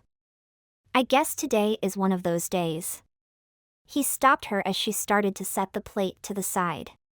Ye need to eat some more. She tried to take his hand away. I'm not hungry. I'm nae thirsty either, but I'm drinking like a fish. He gave her a pointed look. He had her there. If she was going to make him drink water, then he could make her eat. Fine. I'll eat. She thought he'd pull his arm away, but he didn't. How was she supposed to eat when he was so close to her? She could barely think straight. Taran cleared his throat and pulled her closer. Tell me about growing up here. Her lips spread into a smile like they were pre-programmed as the memories danced in her head. Well, when my mom bought it, a little shanty was here. It was good enough to live in, but barely. Over the next year, she worked and renovated it herself. When she was done, it was great. Not over the top or anything like it is now. She couldn't hide her disappointment. She didn't think Gavin was a bad guy, but he'd taken the simple style of the home and made it into something that felt nothing like her mom. When Sarah had asked her mom about it, she didn't seem to care, so Sarah had tried not to let it bother her. It doesn't feel like ye, and I thought that the moment I saw it. It was a nice little house. 3 bedrooms, 1 bath. Nothing fancy, but it suited us. She closed her eyes and paused as her life at the sanctuary played out in her head. Other than Penelope and Paige, my mom was all I had. Before my mom and I moved here, the twins and I had become close friends, and my mom made sure we didn't lose touch. Every weekend they'd either come here or I'd go there. He rubbed his hand up and down her arm, the motion soothing. Sounds like she worked really hard to give ye a good life. She did. She took a couple of bites and then began pushing the food around again. Does this place still feel like home? Taran asked. Did it? She glanced around the living room, letting her gaze stop at the furniture, paintings, and the little finishing touches that held nothing of her mom in them. Her thoughts drifted to the horses, the kids they helped, and the horses they rescued. The only thing left of her mom was the services provided by Sunshine. Everything else was just cold and lifeless, especially this house. Penelope and Paige weren't there. It was just a building now. Should she be honest? No, because it didn't matter. It had been left to her to continue it, and that's what she'd do.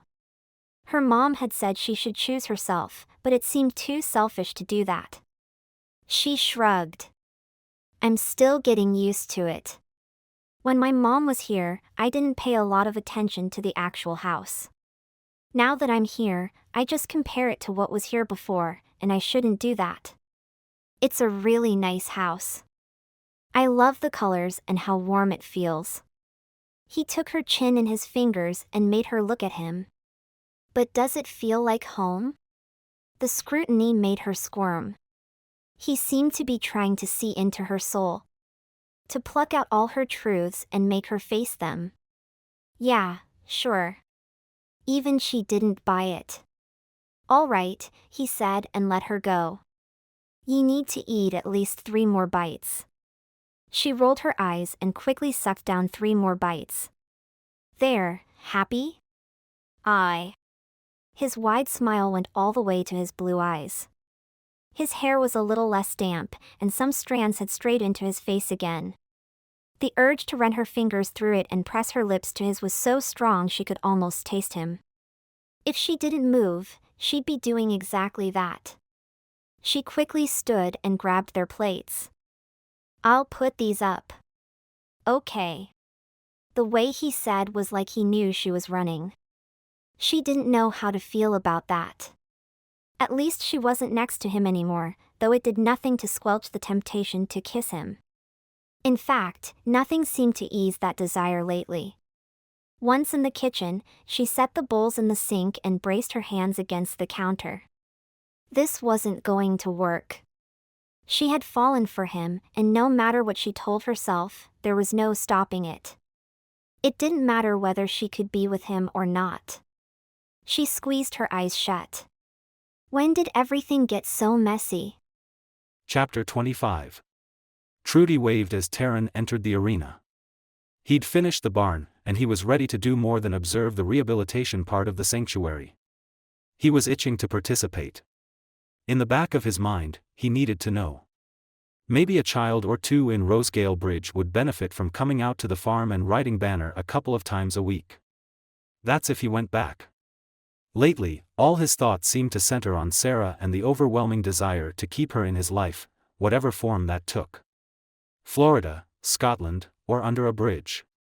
He didn't care anymore. Not having her made him ache to the core. Her smile gave him strength. Her laughter gave him joy. Even her little quirks made his heart do flips. He pushed the errant thoughts down. It wasn't time for that. He needed to have his mind solely on what was going on. Hey, Trudy, I'm ready to learn. That's a good attitude to have. I've got Bailey Winters on the schedule today. She was in a car accident, and she's here for physical therapy. I thought it would be a good idea to start with that and work up to the other. She tipped her head in the direction of the barn and began walking. Let's get Monarch. He and Bailey seem to have a good connection. She works better with him. Sounds good to me. He walked next to her and hooked his thumbs in the front pockets of his jeans. Ye think I could ask ye something and it nay get back to Sarah? She shot him a glance.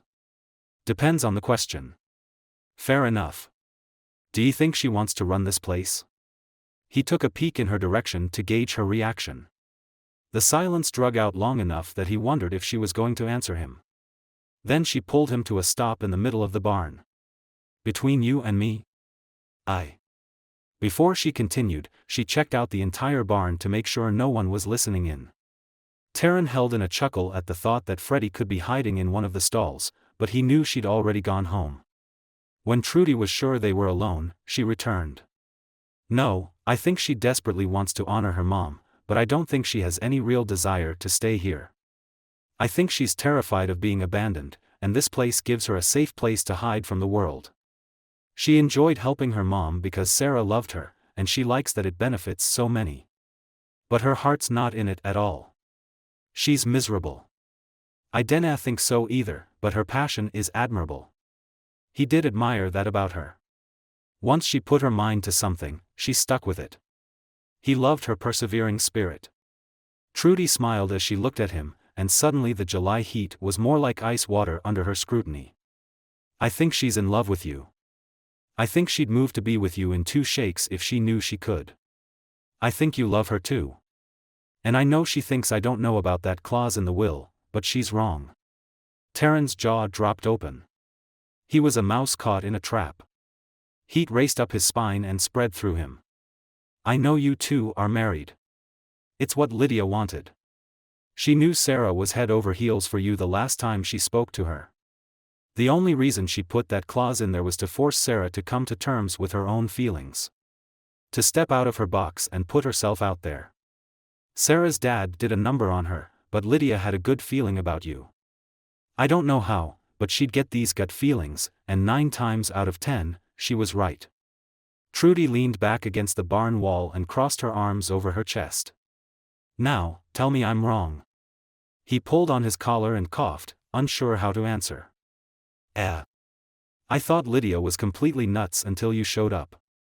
But, Taran, you are, without a doubt, one of the sweetest men I've ever known. I've watched you with Freddie, and that little girl is flat out smitten with you. You've gone above and beyond, working here without complaint. You have a good heart and a kind, gentle nature. His tongue wouldn't work. The words were jumbled. His mouth was dry. He felt claustrophobic. The older woman smiled and lifted an eyebrow. I won't say any more and won't tell anyone what I know. Until you're willing to admit it to yourself, it's just words. But you need to figure it out soon because Sarah's spirit is being crushed by this sanctuary. She needs out of here. It's not these horses or these kids that need to be rescued, it's her. Trudy pushed off the wall and walked down 2 stalls. She let out Monarch and walked past Taran. He was paralyzed. By her words, his feelings, and everything in between. He swallowed hard, trying to get himself together, but he felt like he was sinking. Admitting how he truly felt about Sarah was terrifying. It meant making hard choices he wasn't sure he could make yet. At the moment, he needed to put all those suffocating thoughts aside. It was important to him to learn how to use horses to help medically fragile kids. He took a few deep calming breaths and walked back into the arena. You ready? Trudy nodded toward the door as a man entered with a girl that looked to be in her teens. It was her first night driving alone, and she was texting. She ran off the road. Nearly killed herself.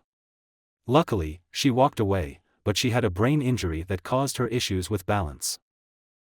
Gotcha. That's her dad, Davis Winters. He's a good guy but a little on the gruff side sometimes. In jean shorts and a bright pink t-shirt that read, "Awesome is a sauce," and I'm covered in it, Bailey waved as she walked toward them and then stopped cold a few feet away. Oh my gosh. Angus MacLachlan? You're, like, my favorite actor.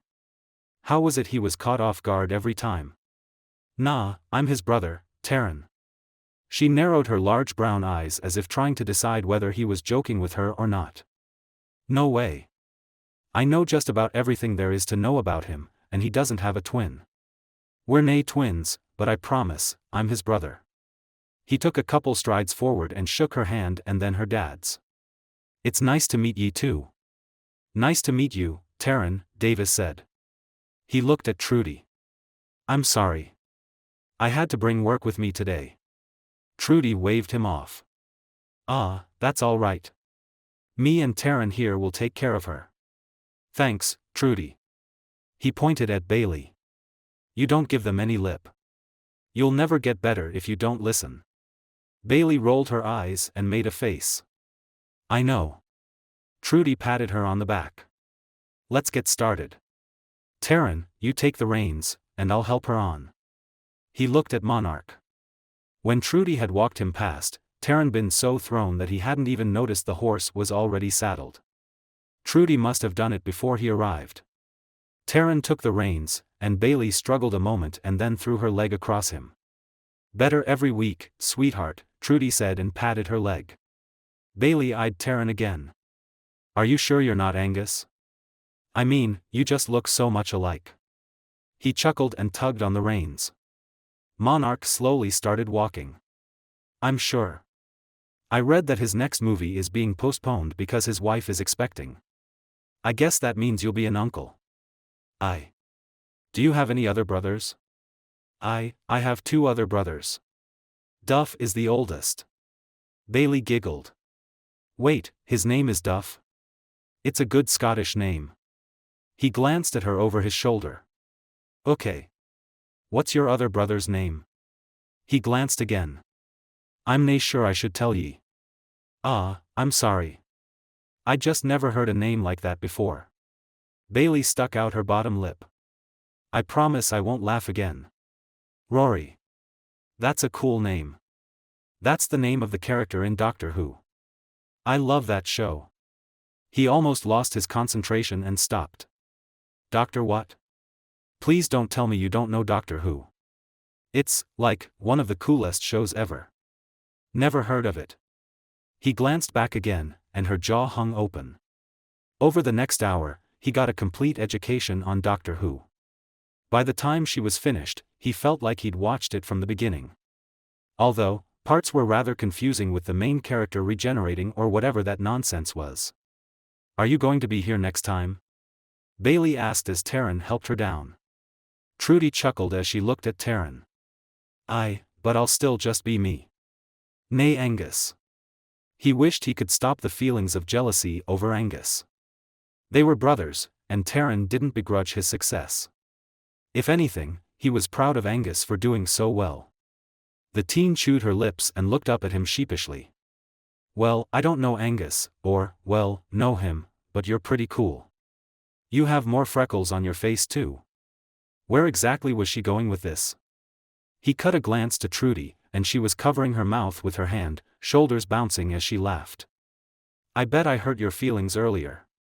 My baby sister is really popular in school. Anytime someone compares me to her, it bugs me. She stepped forward and hugged Taran around the waist. I like you. You're funny, and you're cute. He patted her back as his cheeks burned. Thank ye. Bailey let him go and snickered. I bet Angus doesn't blush like that either. She smiled wide. It's going to be fun messing with you. She turned and slowly walked to her dad. Trudy slapped him on the back. Come on, Tiger. We have another appointment. Taran rolled his eyes but couldn't keep from laughing. He could already tell working with the kids was going to be an adventure. Chapter 26. Numbers swam before Sarah's eyes. After Bailey Winter's appointment had gone so well, Trudy felt comfortable enough to let Taran take the physical therapy appointments without her constant attention, which left her with time to work with Sarah on the finances again. I just can't seem to get it. What is wrong with me?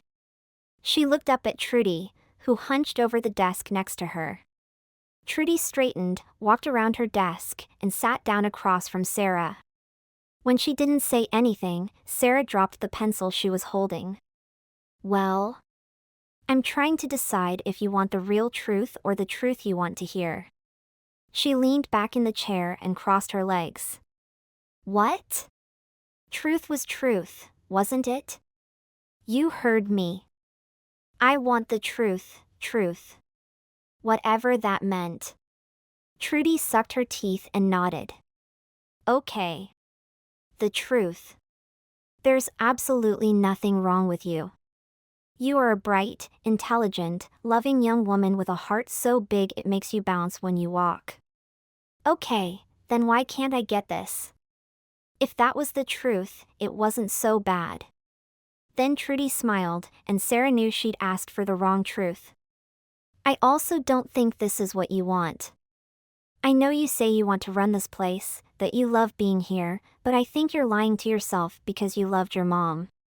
You think withering here will honor her memory when, in actuality, it does nothing of the sort. I do want to be here. Trudy's eyebrows knitted together, and she sat forward with her arms crossed on the desk. No, you don't. This wasn't your dream. Lydia's dream, yes. My dream, absolutely. But yours? Not on your life. And that doesn't make you a bad person. It makes you honest. Sarah leaned back, a lump forming in her throat and the color draining from her face. No, that's not true. I want to be here. She could hear the lack of conviction in her voice. Trudy took her hand and held it between hers. Sweetheart, no. She hung her head, and her shoulders rounded.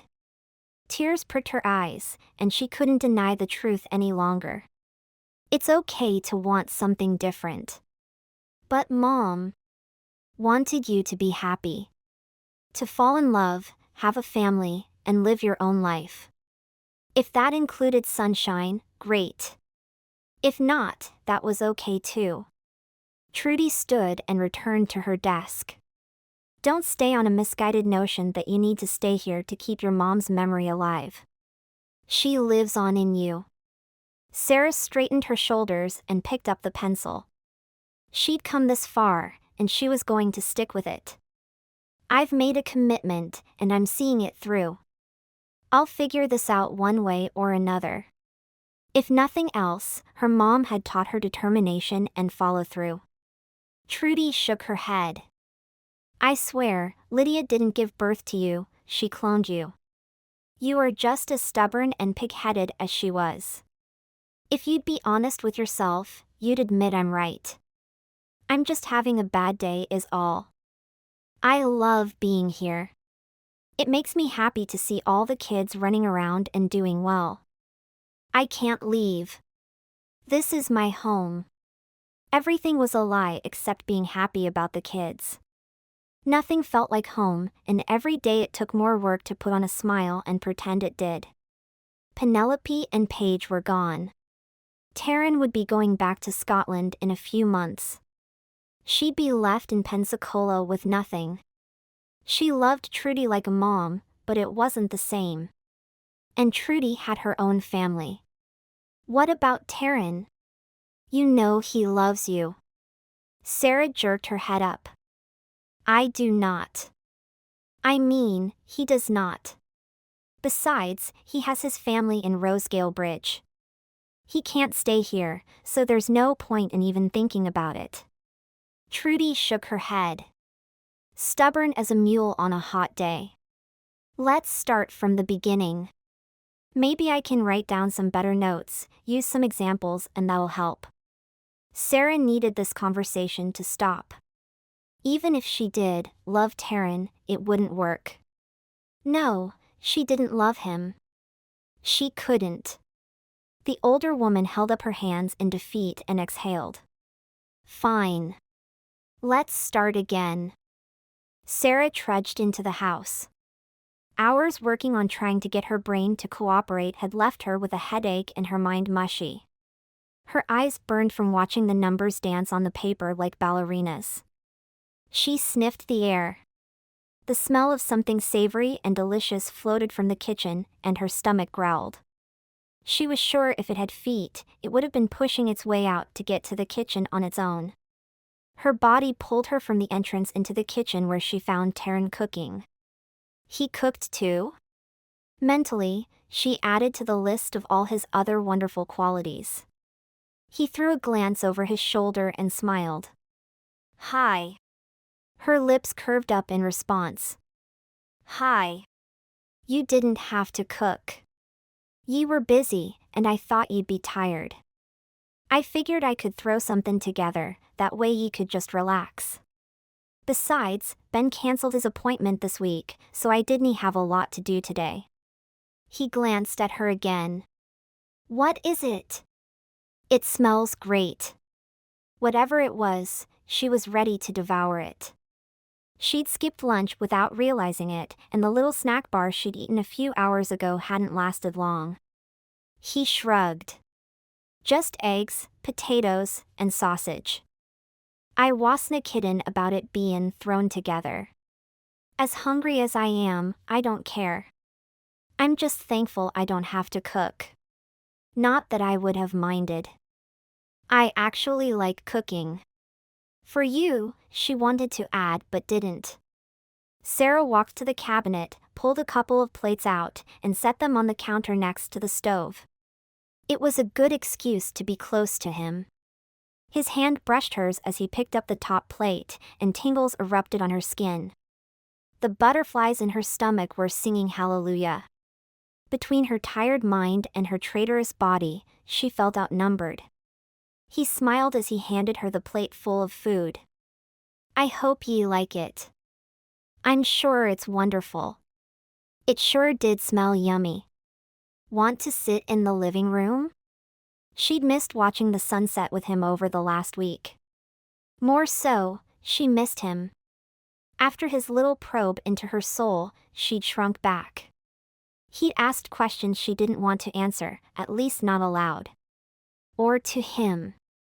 With his own plate full, he followed her to the couch, and they each took an end. How did ye do today? He asked. I'm so frustrated with myself. I'm trying, but it's all so hard. She covered her mouth as she yawned. I'm even dreaming about the stupid numbers. Taran's laugh was like warm, comforting milk. I dinna doubt it will be long and it'll be another thing you can tick off your list. You're a brilliant woman. The blood rushed to her cheeks. She wasn't brilliant, but she loved that he thought so. Maybe. She took a bite and moaned. Oh, this is delicious. Good. I was hoping for the best. He took a few bites and then washed it down with water. Ye look tired. I am tired. I wasn't overstating how difficult math is. Numbers don't make sense. She took a few more bites before continuing. I wish it was easier for me. Taran finished the bite he'd just taken and shook his head. Well, let it go for tonight and rest. She needed to get the focus off of herself. How is rehabilitation going? His eyes sparkled as he looked at her. It's incredible. The changes seem so subtle, but they make such a huge difference. I never would have believed it could be so effective. The animated way he talked made Sarah long to feel the same way.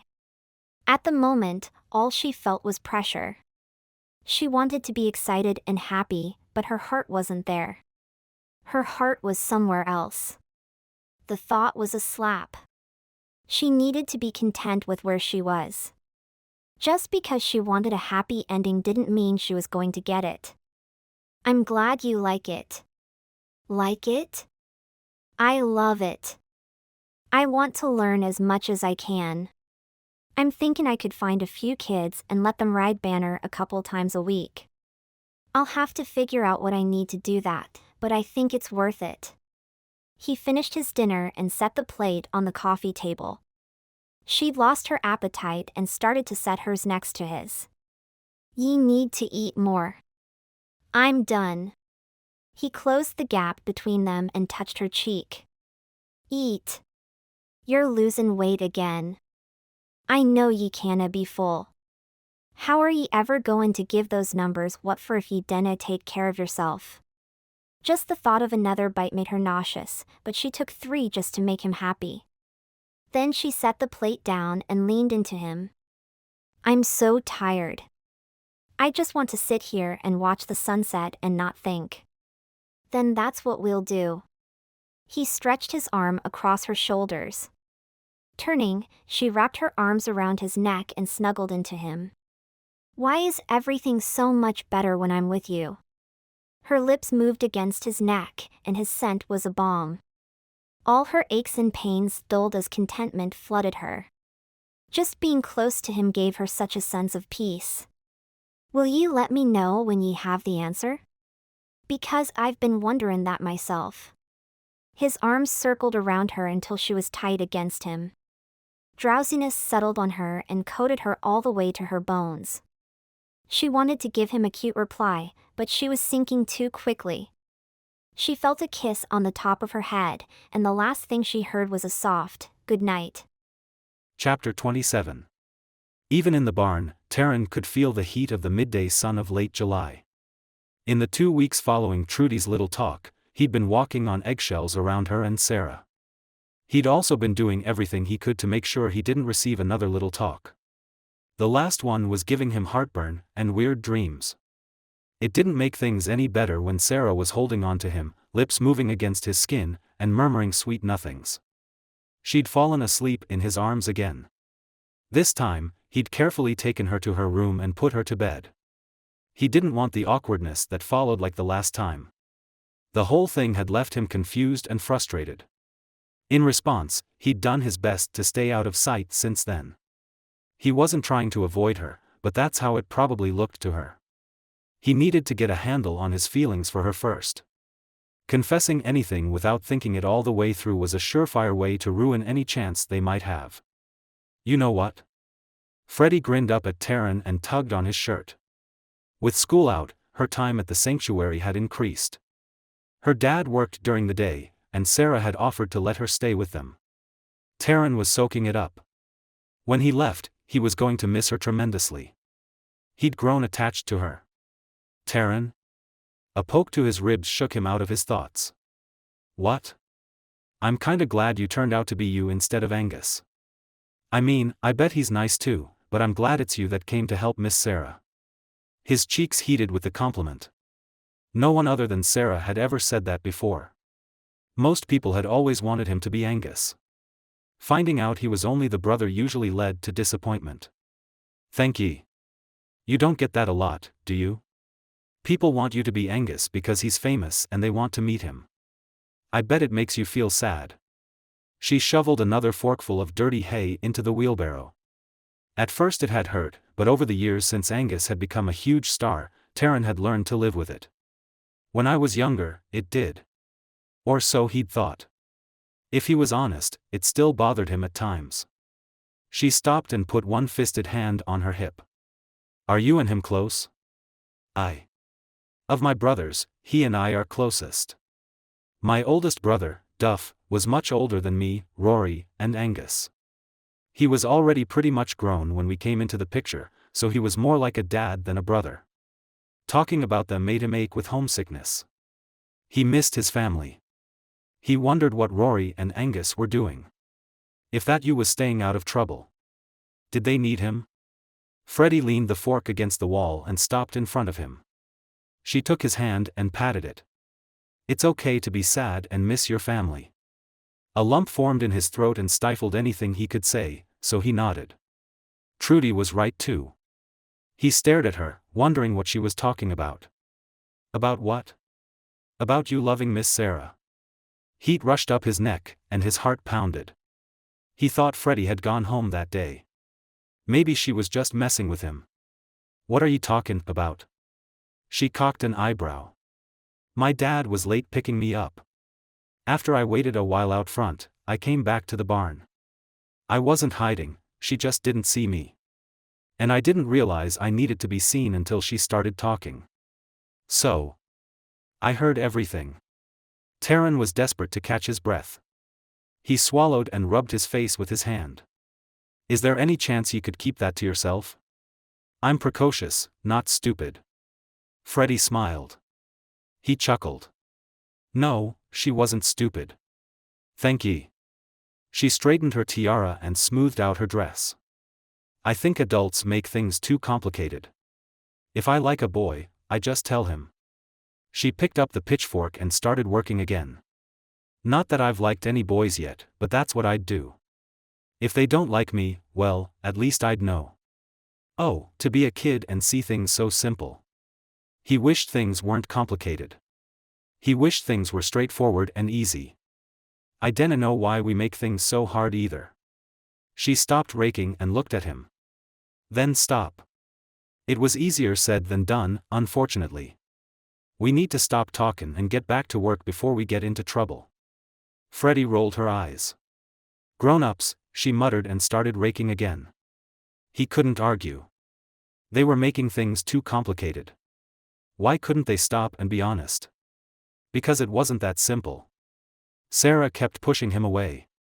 No matter what he felt for her, admitting it would only hurt. He'd stayed, knowing that there was a chance he'd get his heart broken, but now that it was a real possibility, he wasn't feeling very courageous. Sarah pumped the air with her fist. She'd spent days working to figure out the finances, and today it had clicked. She'd worked on it so hard that she'd barely been outside of the office. The feeling of accomplishment coursed through her, and all she could think was that she wanted to tell Taran. She'd fallen asleep on him again. Only, when she woke up, she was tucked into her own bed. The disappointment had lasted the entire day. He'd even gone to bed before she got to the house, so she didn't see him that evening either. In fact, it had been nearly 2 weeks since she'd spent any time with him. It made her wonder if he was trying to keep his distance so she didn't get too close again. Her victory felt hollow now that she wasn't sure she'd get to share it with him. She loved him. She covered her mouth with both hands. There it was. She'd thought it, and now it was a neon flashing arrow pointing in Taran's direction. She loved him. Oh, how she loved him. Wholeheartedly. She loved the way he smiled and laughed. He gave her goosebumps just by being near. When he held her, it made her feel warm and secure. Just a look from him made her heart race. She put her face in her hands and groaned. What did it matter? She'd made a commitment to her mom, and he was going back home. Would he stay if she asked him to? Would it be fair to him? She missed Penelope and Paige so bad it hurt. How much worse would it be for him if he stayed? Everything he'd ever known was there. Asking him to stay would be selfish and wrong. One of the things her mom had taught her, or, well, shown her by example, was that when you loved someone, you thought of them. You took their needs into account. Taran belonged with his family. She knew that without a doubt. Trudy's words came back like a punch to the gut. Truth Sarah was desperately pushing away since she'd heard them. She closed her eyes and took slow breaths in and out. Sarah knew what she wanted and where she was needed. Nothing had changed. Emotions were just that, emotions. She couldn't let them make her decisions for her. She loved Taran, and admitting it didn't change anything. All it did was make her painfully aware of how much she'd miss him when he was gone. When he left, he'd take her heart with him. Even if by some chance someone else came along, they'd never measure up to him. Longing for a life she knew she couldn't have wouldn't fix anything either. She shook her head and stood. This was life, and life wasn't easy. Her mom's words marched like soldiers in her mind. Nope, it wasn't easy, but she'd handle it just like her mom. Showered and dressed, Taran had decided he'd had enough of hiding. Plus, he was craving that seafood restaurant in Fort Walton Beach, and walk on the beach after wouldn't break his heart either. As long as Sarah didn't kiss him and then run away like he had the plague. The door handle turned, and Sarah pushed through the door. Taran? Is everything okay? I'm hungry. Can we go back to that restaurant in Fort Walton Beach? He crossed his fingers behind his back and hoped like crazy she'd say yes. She looked weary and happy at the same time. Actually, yeah, that sounds great. I can celebrate. You got it? He grinned wide. He knew she would. Her cheeks turned a light pink, and she nodded. Yeah. He grabbed her and swung her around. I'm so proud of ye. I knew it was only a matter of time. She hugged him, and it sounded like a sigh escaped. Thank you for not letting me give up. Never. He squeezed her one last time before setting her down. Do you want to shower and change before we go? If I shower, I'll fall asleep. Now that I've got it, I think my brain wants a 2-week vacation. She laughed. He hadn't seen her so happy in a while. Her spirit seemed renewed. All right, let's go. By the time we get there, I may need 2 of everything.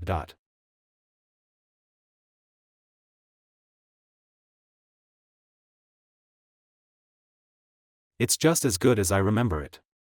I guess I need to come here when I'm nae starvin' to see if it's actually any good.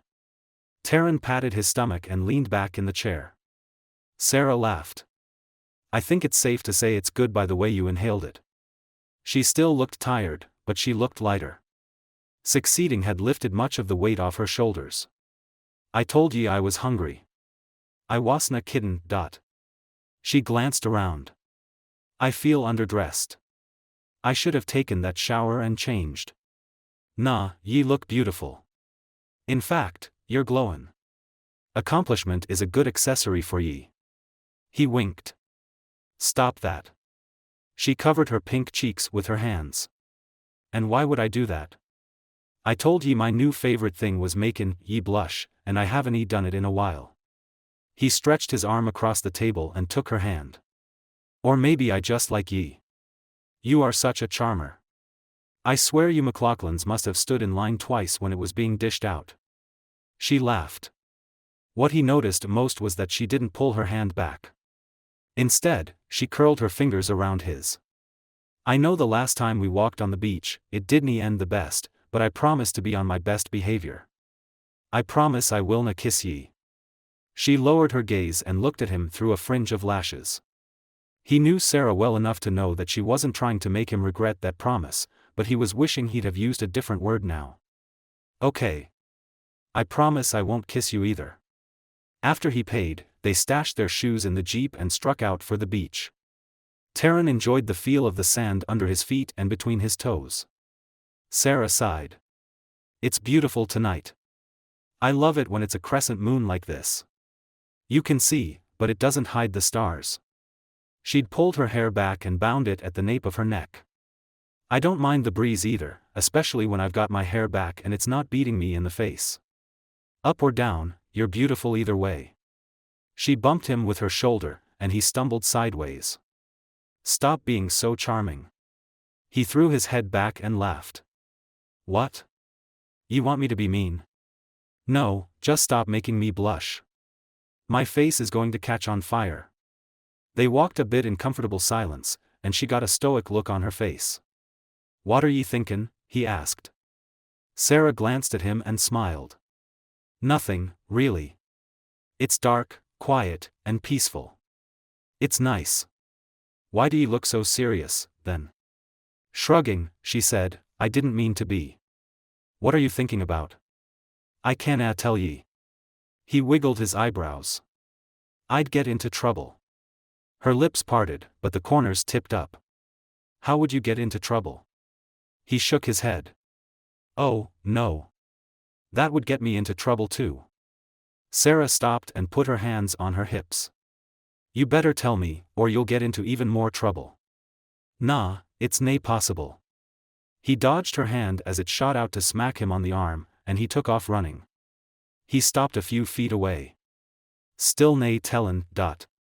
She dashed after him, and he weaved along the beach. Stop that.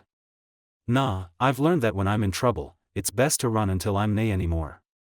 He stopped a second to look back, and Sarah was nowhere in sight. Sarah? He turned in place, looking for her. Sarah? She charged from the side, and before he could react, he hit the sand with an oomph. Now, tell me. Her chest was against his, and her face was inches away. Breathless, he said, "Ye cheated." That would mean there were rules, and I don't recall hearing any rules. She didn't sound winded at all. He knitted his eyebrows together. Everyone knows in chase that the person has to run to catch ye. Ye dinna toss a fella on the ground. That's cheatin'. You had a head start. Doesn't that count as cheating? She narrowed her eyes. Ye smacked my arm, and ye looked menacin'. I was protectin' myself. He tried to keep the smile off his face. Her smile was sweet and seductive. Menacing? Little ol' me? I'm harmless. Nay, harmless to me. He tucked an errant strand of her hair behind her ear. In an instant, the playfulness shifted, and the air around them felt charged. If he hadn't promised not to kiss her, he would be. In the moonlight, she was looking down at him, wisps of her hair floating on a current of air, looking like a siren. He could definitely drown in her. "Kiss me," she whispered. "I promised I wouldna," he whispered back. He wanted to, more than anything, but he wouldn't have her run away crying again. "Please." He shook his head and hated to tell her no. "I dinna want ye to run away from me. I promise I won't. Ye promised ye wouldna kiss me either." What was he doing? She was begging him to kiss her, and he was reminding her that they shouldn't. A tiny little smile curved up on her lips. "I was crossing my fingers behind my back when I promised. It doesn't count." He didn't know how, but he was keeping his word. Wherever he was pulling the will to say no from didn't have an endless reserve. If she didn't stop asking, he would do it. "I wasna. I made a promise. I canna break it." For a second, she looked like she was warring with herself. In the next breath, she palmed his cheek, and her lips found his. Every nerve he had was tingling. His heart was beating against his ribs so hard it almost hurt. At first, she kissed him in such a delicate way it was more like feathers touching his lips. In a heartbeat, the feathery-like touches turned demanding. "Kiss me, Taran. Kiss me like you mean it." A groan came from deep in his throat. If she wanted him to kiss her, he'd kiss her. He rolled her over and covered her body with his and did exactly what she asked, kissing her like they belonged to each other more than just on paper. His lips probed hers, and she responded by deepening the kiss. Her fingertips ran up his jawline and into his hair. If he'd been using any restraint at all to start with, it had been used up. She was intoxicating. That was the only word he could think to use. Together, their lips worked in harmony, almost like notes in a songbook. He loved her. There was no one else. There never would be anyone else. He kissed her harder as the realization hit him. There was no possible way she didn't feel they had something worth a lifetime. They kissed until his lips felt bruised, and he leaned back. "If ye run, ye will break my heart." "I won't." She took his face and pulled him back down to her. Her hands held him still as she kissed him. The demand hadn't lessened, but the desperation he'd sensed from her had eased. Soft and slow, she brushed her lips across his like she was trying to soothe them. "I could kiss you forever," she said as she continued to kiss him. He put his arms around her and rolled onto his back. "Do you mind if we just stay here a while?" She nuzzled his neck with her nose and then kissed him. "No," then she laid her head on his chest. Hours went by as they lay in the sand, clutching each other and kissing. She didn't run. There were no tears, and he couldn't have been happier. He loved her. He loved her enough that he'd give anything to be with her, even if it meant visiting his family on holidays. He loved them. Loved the farm. He was even sure he'd be homesick for years and long for them, but he loved Sarah more. She was his other half, and he'd do anything to keep her. Chapter 28. To Taran's way of thinking, the following weeks after their night on the beach were bliss. Anytime Sarah saw him, she'd race to greet him, throw her arms around him, and kiss him like she was bearing her soul to him. It was how he pictured being married, and now he had that with Sarah. He hadn't told her he loved her yet. Mainly because he didn't want to say it and scare her. When the time was right, he'd tell her.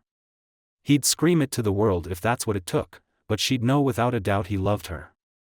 Freshly showered and dressed for bed, Taran swiped his phone off the nightstand and flopped down on the bed on his back to call Angus. Hopefully, he'd still be up. Taran, you were supposed to be calling me more often. When you get back here, I'm gonna wallop you, Angus said. Taran chuckled. I dinna even get a hello first. Hello. I'll beat you within an inch when you get here. Angus shifted the phone. Penelope said not to listen to me, but you should.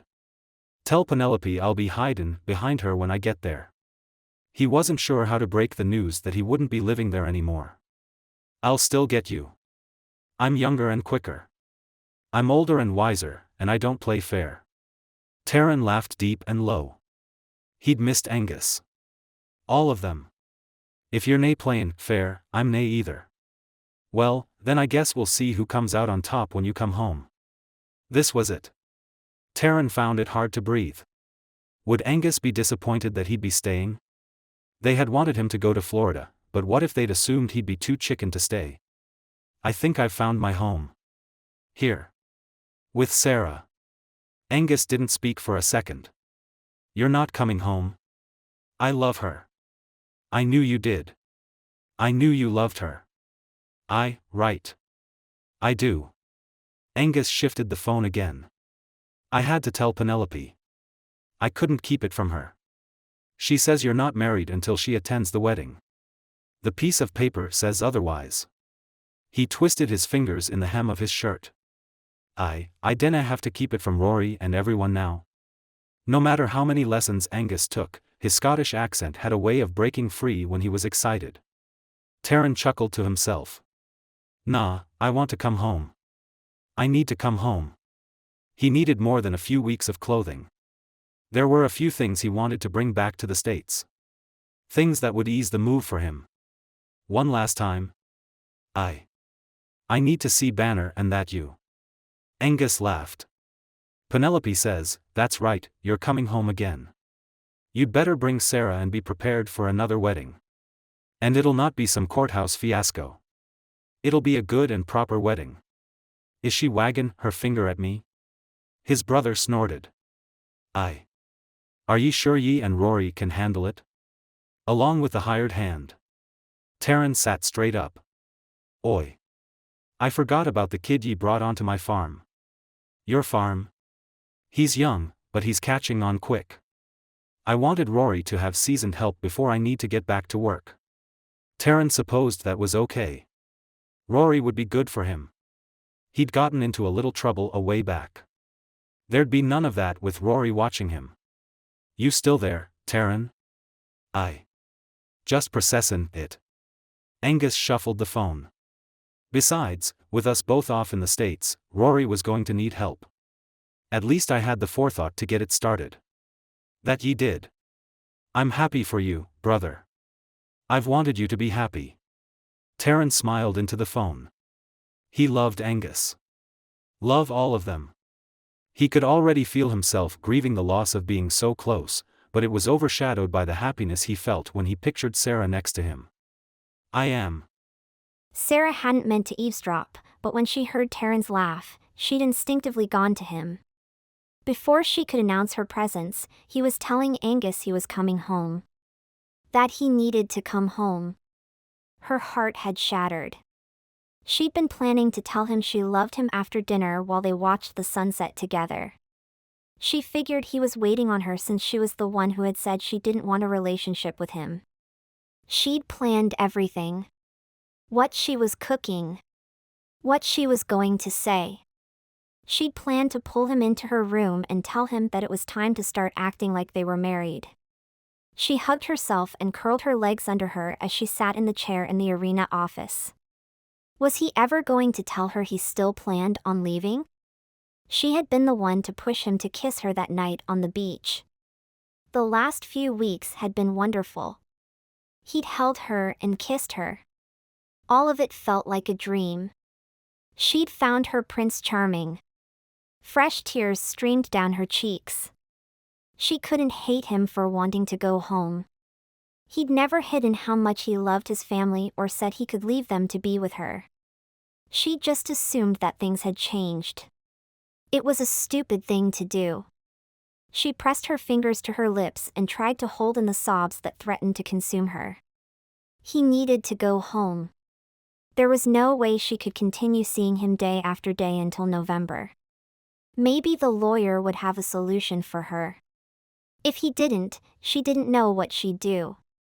Long after the sun had set, when she knew Taran would be fast asleep, she quietly slipped into the house and found him asleep in the living room. More than likely, he'd waited up for her. She could see a plate with the remains of a sandwich on it. She chewed her thumb as she watched him, resisting the urge to pretend she didn't know he still wanted to leave and cuddle next to him one last time. Eventually, she pulled herself away and fell into her bed. Tomorrow would be a long day.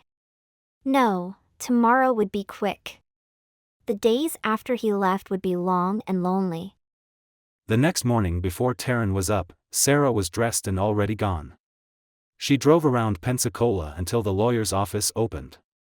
She wanted to be sure to get there before anyone else. Sarah? Mr. Patterson looked at her, puzzled. She'd even beat the secretary. Sarah fidgeted with her shirt and nodded. Yeah, I had a few questions. It won't take long. Is there any chance we could visit a second? Sure. He waved her into his office and shut the door. What can I help you with? She sat on the edge of the leather chair and held her purse in her lap. I was wondering if Taran and I have to live together. Is there a problem? Oh no, not between us. He's just homesick. I don't know why I didn't think to ask this when we first got married. I guess my head just wasn't on straight. Mr. Patterson swiveled in his chair and dug in the file cabinet behind him. Here it is, he said as he pulled out a file and set it open on his desk. He was quiet as he read through it. I don't see in here where there is a cohabitation requirement. If you don't want to live together, you don't have to.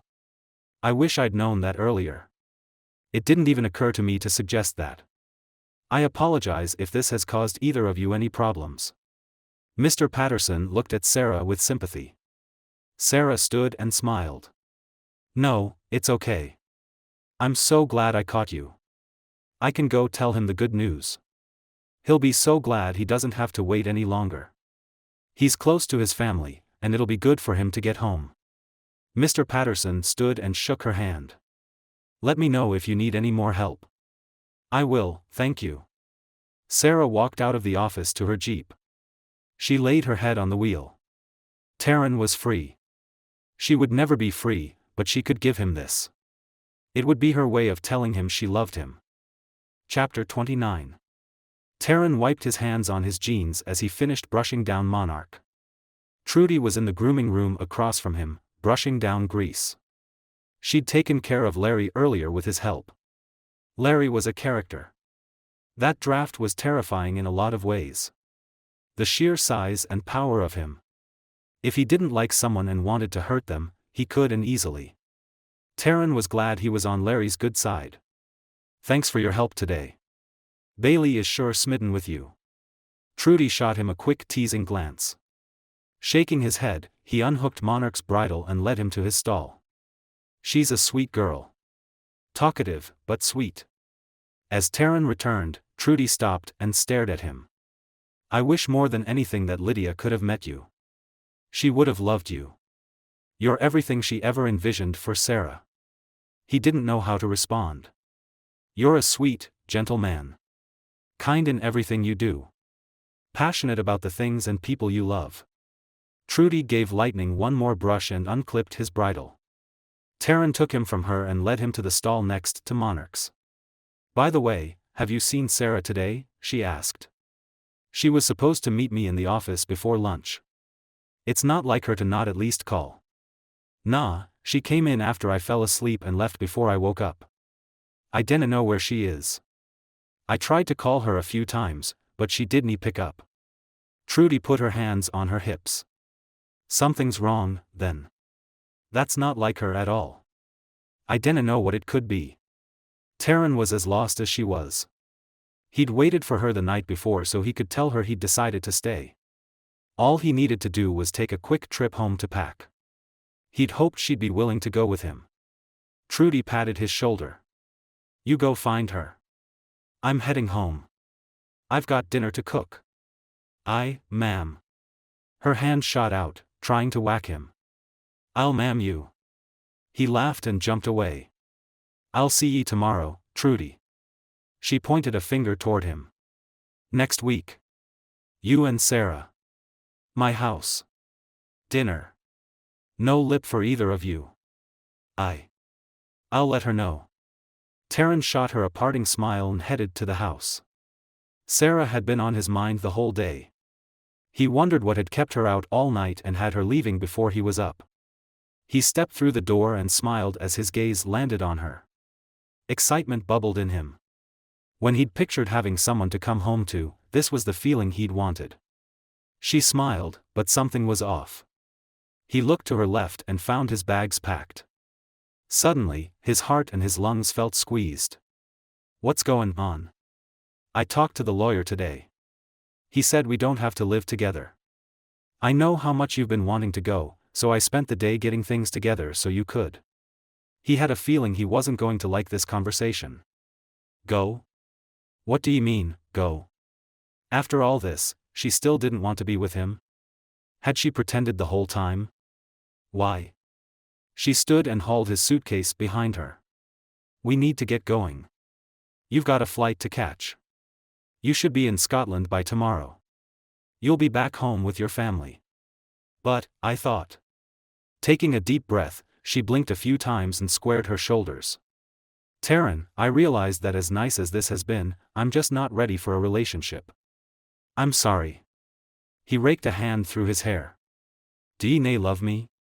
Her eyes didn't quite meet his, and she said, No, I don't. A small tremble in her voice gave him pause. Why was she doing this? Sarah, what's really going on? She cast her gaze to the floor, her lips quivering briefly before she spoke again. It was two lonely people who needed to feel a connection. We're friends, remember? We just got caught up in the moment. When you get back home, you'll feel the same way. His gut screamed that something wasn't adding up, and he knew it. I dinna believe that for a second, and I dinna believe ye do either. Will ye nae tell me what this is about? Is this about me leaving ye at the end of the 6 months? Because I'll stay. I choose you. She jerked her gaze to his, and tears filled her eyes. I would never let you do that. Your home is with your family. I'm sorry, Taran. But I can't do this. I was wrong. If she wasn't willing to talk to him, there was nothing else he could do. She'd have to decide on her own if a life with him was what she wanted. He couldn't handle the rejections any longer. A cold numbness spread through him. How close had he been to baring his heart to her? There was no way to win if she wouldn't let him stay and refused to give up her white-knuckle grip on the sanctuary. He said softly. I'll get going then. It'll be easier this way. When the 6 months are up, I'll send you the paperwork, and it'll be like this never happened. Like it never happened, he whispered as he took his luggage from her. No, it would never feel that way. He'd loved her, but she still hadn't chosen him. He couldn't imagine what had changed her mind after the amazing time they'd had together in the past few weeks. They were meant to be together, but as much as Taran wanted to argue, to make her see that, he knew it would only make her dig her heels in. If there was one thing they had in common, it was stubbornness. All he could do was give her space. Taran hung his head and shuffled to the jeep. His heart ached, and there was no end in sight. Sarah straightened her shirt as she entered the barn the next afternoon. She'd spent the night crying, and when she'd finally fallen asleep, she tossed and turned. Taran's hurt expression haunted her dreams. He'd been blindsided, and she knew she'd broken his heart when she told him she didn't love him. It was the only way to set him free. He felt obligated to stay with her, and that's not the life she wanted with him. It was nearly lunch when she finally dragged herself out of bed and made it to the barn. It had taken an hour and a cold press to get the puffiness in her eyes down enough that she was comfortable showing her face. With Taran back home, it was time for her to get her hands dirty again.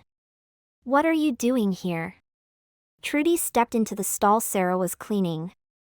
She jumped as Trudy surprised her. Oh, you have to stop doing that. Where's Taran? The question was bound to be asked, and she prepared herself for Trudy's interrogation. He went home. Home? What do you mean, home? He was missing his family and farm, so I booked him a flight home. She picked up a pitchfork and started shoveling dirty hay into a wheelbarrow. Trudy took the fork, set it down, and held her by the shoulders. Now, you give it to me straight, young lady. What did you do? I did just what I said. I sent him home. She would keep it together. She would not break down. Don't married people have to live together? Sarah's eyes widened. What? Trudy lifted an eyebrow and put her fist on her hip. Do you really think my best friend in the whole world would put that kind of clause in her will and not tell me? Did you really think I didn't know? I knew the moment he didn't leave that Sunday. He wanted to go home. I spoke to the lawyer. We don't have to live together. Trudy pursed her lips. Her face flared pink and her eyes flashed with anger. That man is in love with you. Dollars to donuts, he was going to stay with you here despite the fact that this is the last place on earth you want to be. That's not true. It is true. Freddie ran into the stall. Sarah was trapped. Where did you come from? You know you're not supposed to be eavesdropping. Freddie pointed her face up at Sarah. Her lips were pinched. And you're not supposed to lie, but you are. Trudy nodded toward Freddie. Girl's right. Sarah took 2 steps and balled her fists. I heard him say he wanted to go home. You heard him? You said he wanted to go home. Which is it? Trudy wasn't backing down. Freddie stood next to Trudy. Yeah, how do you know he wanted to go home? Her cheeks turned pink, and she looked down. I heard him on the phone with his brother. I wasn't meaning to overhear, Sarah said and gave Freddie a pointed look. Don't matter.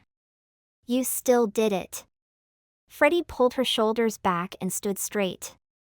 So, he didn't tell you he wanted to go home. You overheard a conversation, and instead of finding out what was really going on, you went the chicken's way out.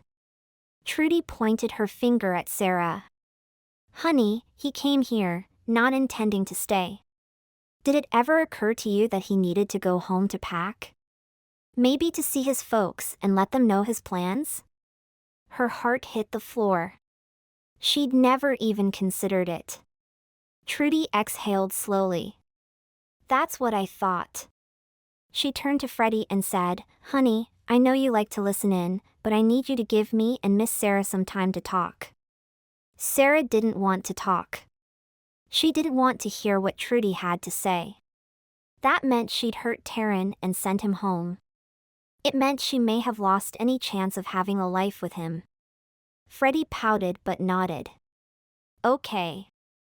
The barn door opened and then shut, and they were alone. I want you to listen to me, sweetheart. I know your head is swimming and you're trying to find a way out. I'm not going to let you. Taran adores you. You can see it in his eyes when he looks at you, and you feel the same for him. But the sanctuary can be run by someone else. Sarah spun on her heels. Her head was swimming. She needed a second to think. Who else could run it? She wheeled around. Well, you don't want the sanctuary, do you? A wide grin spread on Trudy's face. But, what about your family? I thought you had too much going on to manage this all on your own. Trudy took Sarah's hand. Sweetheart, more than anything, I was waiting for you to realize you didn't. Sarah narrowed her eyes.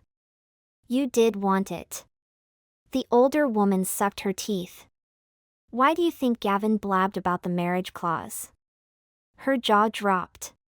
You told him to say something? Honey, your mom and I had this planned from the beginning. When I knew you didn't tell Taran about the clause, I told Gavin to snitch on you. He was more than happy to help.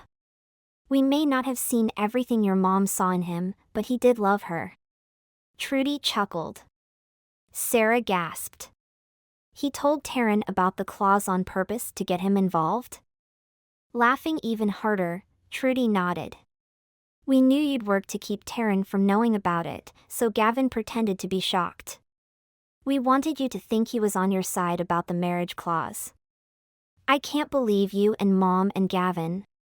Trudy took Sarah by the arms. You needed to figure it out on your own. You needed to want to let this place go and stop hiding.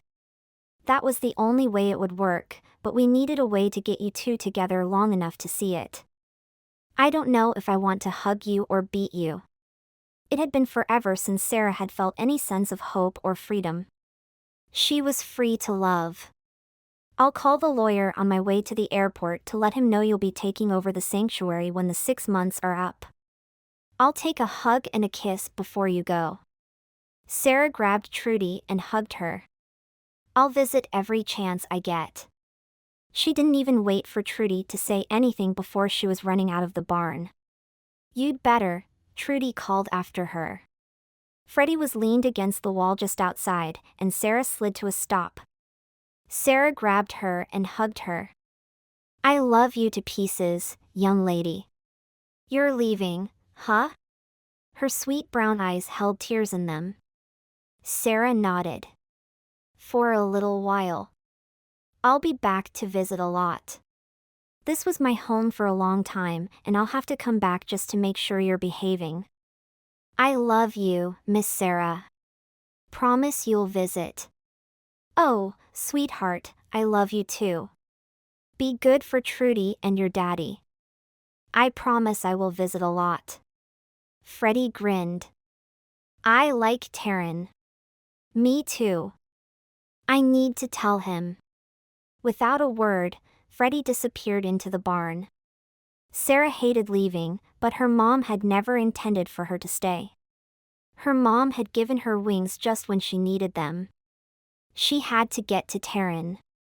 Maybe she could convince him she'd lied, that she did love him and she wanted to be with him. Maybe he wouldn't hate her so much that he'd never speak to her again.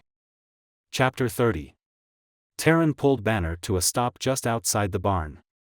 His brothers would have normally been in the field with him, but something had come up that day. He'd been left alone, and he'd appreciated the silence. He was tired of their questions. Until Sarah chose for herself to be with him, there was nothing he could do. He missed her, ached for her, and it had only been a couple of days. Muffled laughter came from the inside of the barn, and he wondered what could be going on. With his brothers and sisters-in-law, there was no telling what they'd done. There could be a party in full swing, knowing them. Closing his eyes, he pressed his forehead against Banner's neck. The horse pawed the ground as if he could sense Taran's emotional turmoil. I wish they'd leave me alone. I wish they'd let me hurt in peace. I know they mean well, but they can't fix what's broken. Nothin' can. Taran straightened and rubbed his face with his hand. There was no point in stalling. Banner needed to be fed and put to pasture so he could graze. He pulled the barn door open, and his breath caught. Angus, Penelope, Rory, and Paige stood in the barn, but the person he zeroed in on was Sarah. What? His brothers and their wives looked at each other. You two need to talk. We'll see you later, Penelope said. They scattered like sand in the wind, leaving him alone with her. The one time he didn't want them leaving him alone, and they'd left. Sarah? Taran said and pulled Banner into the barn. Sarah wrung her hands. I'm hoping we can talk. Hope surged in him. Speak. That day I sent you home, I was stupid. The day before, I overheard you talking on the phone. I shouldn't have eavesdropped, but it just happened. You said you missed home and wanted to return, and instead of being an adult and asking you about it, I ran because it was easier to run. Taran thought back to the conversation he'd had with Angus. I needed to come home long enough to pack and tell my mum and pop I was married and stayin' in Florida. I'd hoped you'd come with me. And I would have known that if I'd asked, but I was afraid. I was afraid of you leaving me. When my dad walked out, that sanctuary took his place. It was my refuge after being crushed by someone I trusted. I was afraid of leaving the safety of my home, even though it doesn't feel like home, especially since you're gone. And after hearing you say you still wanted to go home, I thought I needed to make the decision for you." She shuddered and closed her eyes. "I thought if I made you think it wouldn't work, it would give me the out I was looking for. That if I wrecked what we had, there wouldn't be any chance of ever fixing it. I thought it would keep me from getting hurt. I would have never deliberately hurt ye. Did ye trust me so little that ye couldna believe that?" She looked down at the floor and tucked a piece of her hair behind her ear. "I knew, no you wouldn't. I was scared. It wasn't that I didn't trust you. I didn't trust me." She slowly raised her eyes to his. "I love you. But ye said." She took his hand in hers. "It wasn't true. I know you must be angry with me, and you have every right to be. I just knew I couldn't go another day without telling you how much I love you. If you don't feel the same, I'll understand. I deserve it." What about the sanctuary? His steely blue eyes bored through her. The question was loaded with 1,000 more questions. "I'm signing everything over to Trudy once the 6 months are up and it's mine. I don't want it. I don't want any of it. I'd rather have you than anything else in this world." It was true. She'd been stupid to ever think she could live without him. Taran narrowed his eyes and looked at her like he couldn't quite process what she was telling him. "What are ye sayin'?" "I'm saying I love you. I choose you over anything. Ye would stay here with me? Ye wouldna grow to hate me because ye had to choose?" His voice was tender and questioning. She held his gaze. "I'm yours. My home is with you wherever that is. My family is here, and I can't spend another day away from them. I can't let Penelope's and Paige's children grow up and not be a part of their lives, and I can't have children where they aren't around.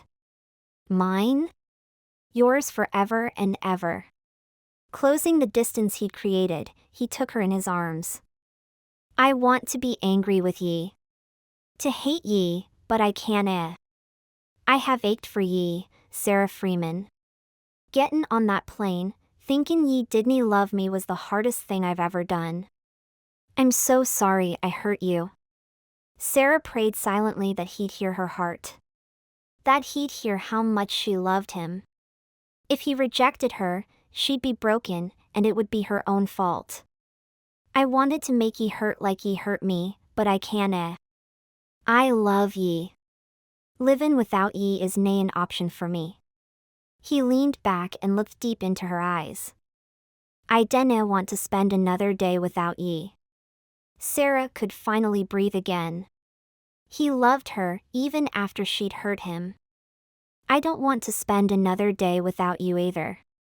Taran held her around the waist with one hand and held her face with the other. Relief flooded her as he brushed his lips against hers. It was what she'd hoped and wished for the entire flight over. That he'd want her as much as she wanted him.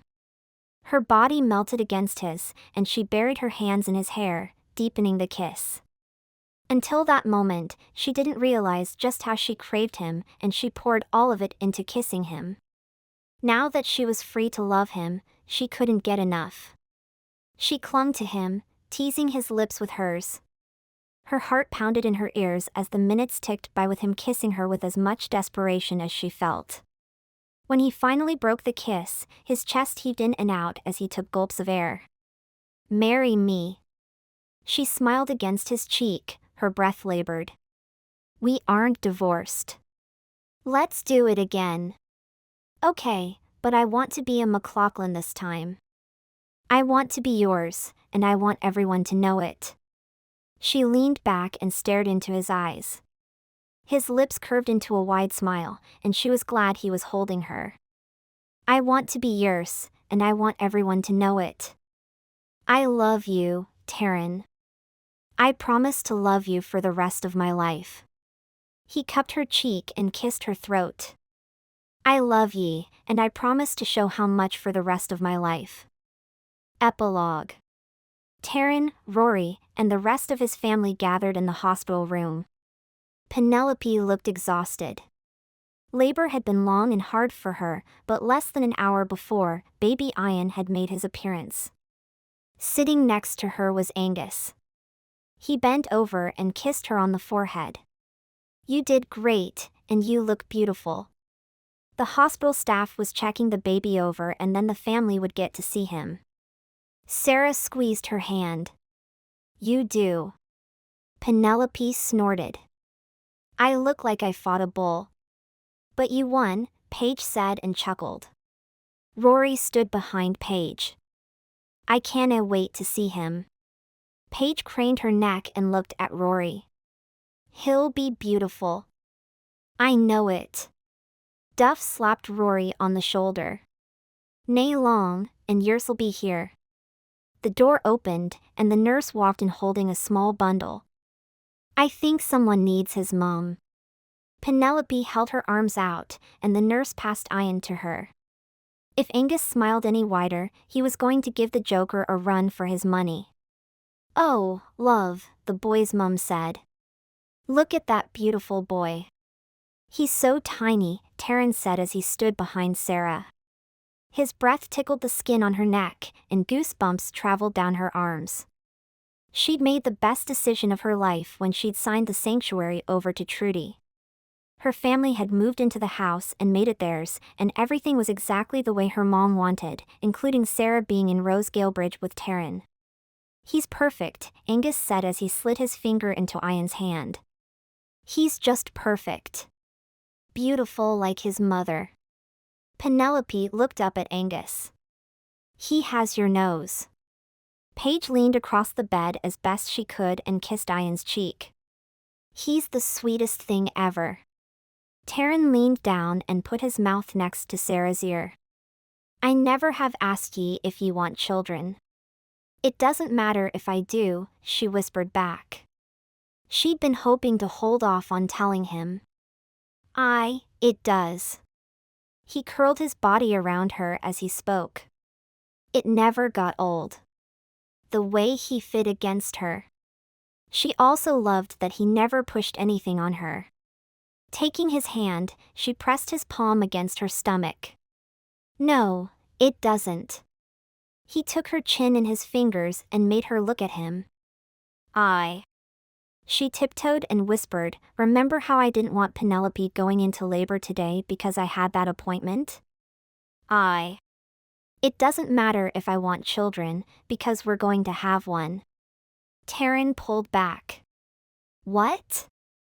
The question popped out louder than he probably wanted, and the attention of the entire room landed on him. Sarah nodded. "Are you okay?" "What's going on?" Angus asked. "We're going to have a baby?" Taran gasped and blurted out. A collective gasp filled the room, and Sarah grinned. "We are." Taran opened and shut his mouth a few times. "Pregnant? A baby?" Penelope laughed and bumped Angus. "He's more surprised than you were." Angus punched Taran. "Get used to surprises." "Yes," Paige said. "I knew it. Didn't I tell you she was pregnant?" "You owe me dinner and a foot massage, mister." She looked at Rory. Rory held his hands up. Ye did. I should learn to just accept that you're right." "You hear that? Now I've got witnesses." Sarah gaped at Paige. "You knew? Are you kidding? You've been turning green at the drop of a hat. You were either pregnant or something was seriously wrong." "I went with the logical choice." Paige rubbed her stomach. "Pregnant. A baby," Taran whispered. Sarah couldn't tell what he was thinking. They'd never really discussed if or when they wanted children. "Is that okay?" "It's fantastic." He pulled her to him and kissed her. "I'm thrilled." "Well," Penelope said and looked at Paige and Sarah. We always did say we wanted a huge family. And now we have it. Paige leaned her back against Rory's chest. Sarah held back tears. The three of them had all wished they were part of a huge family and had always wanted to bring their children up together.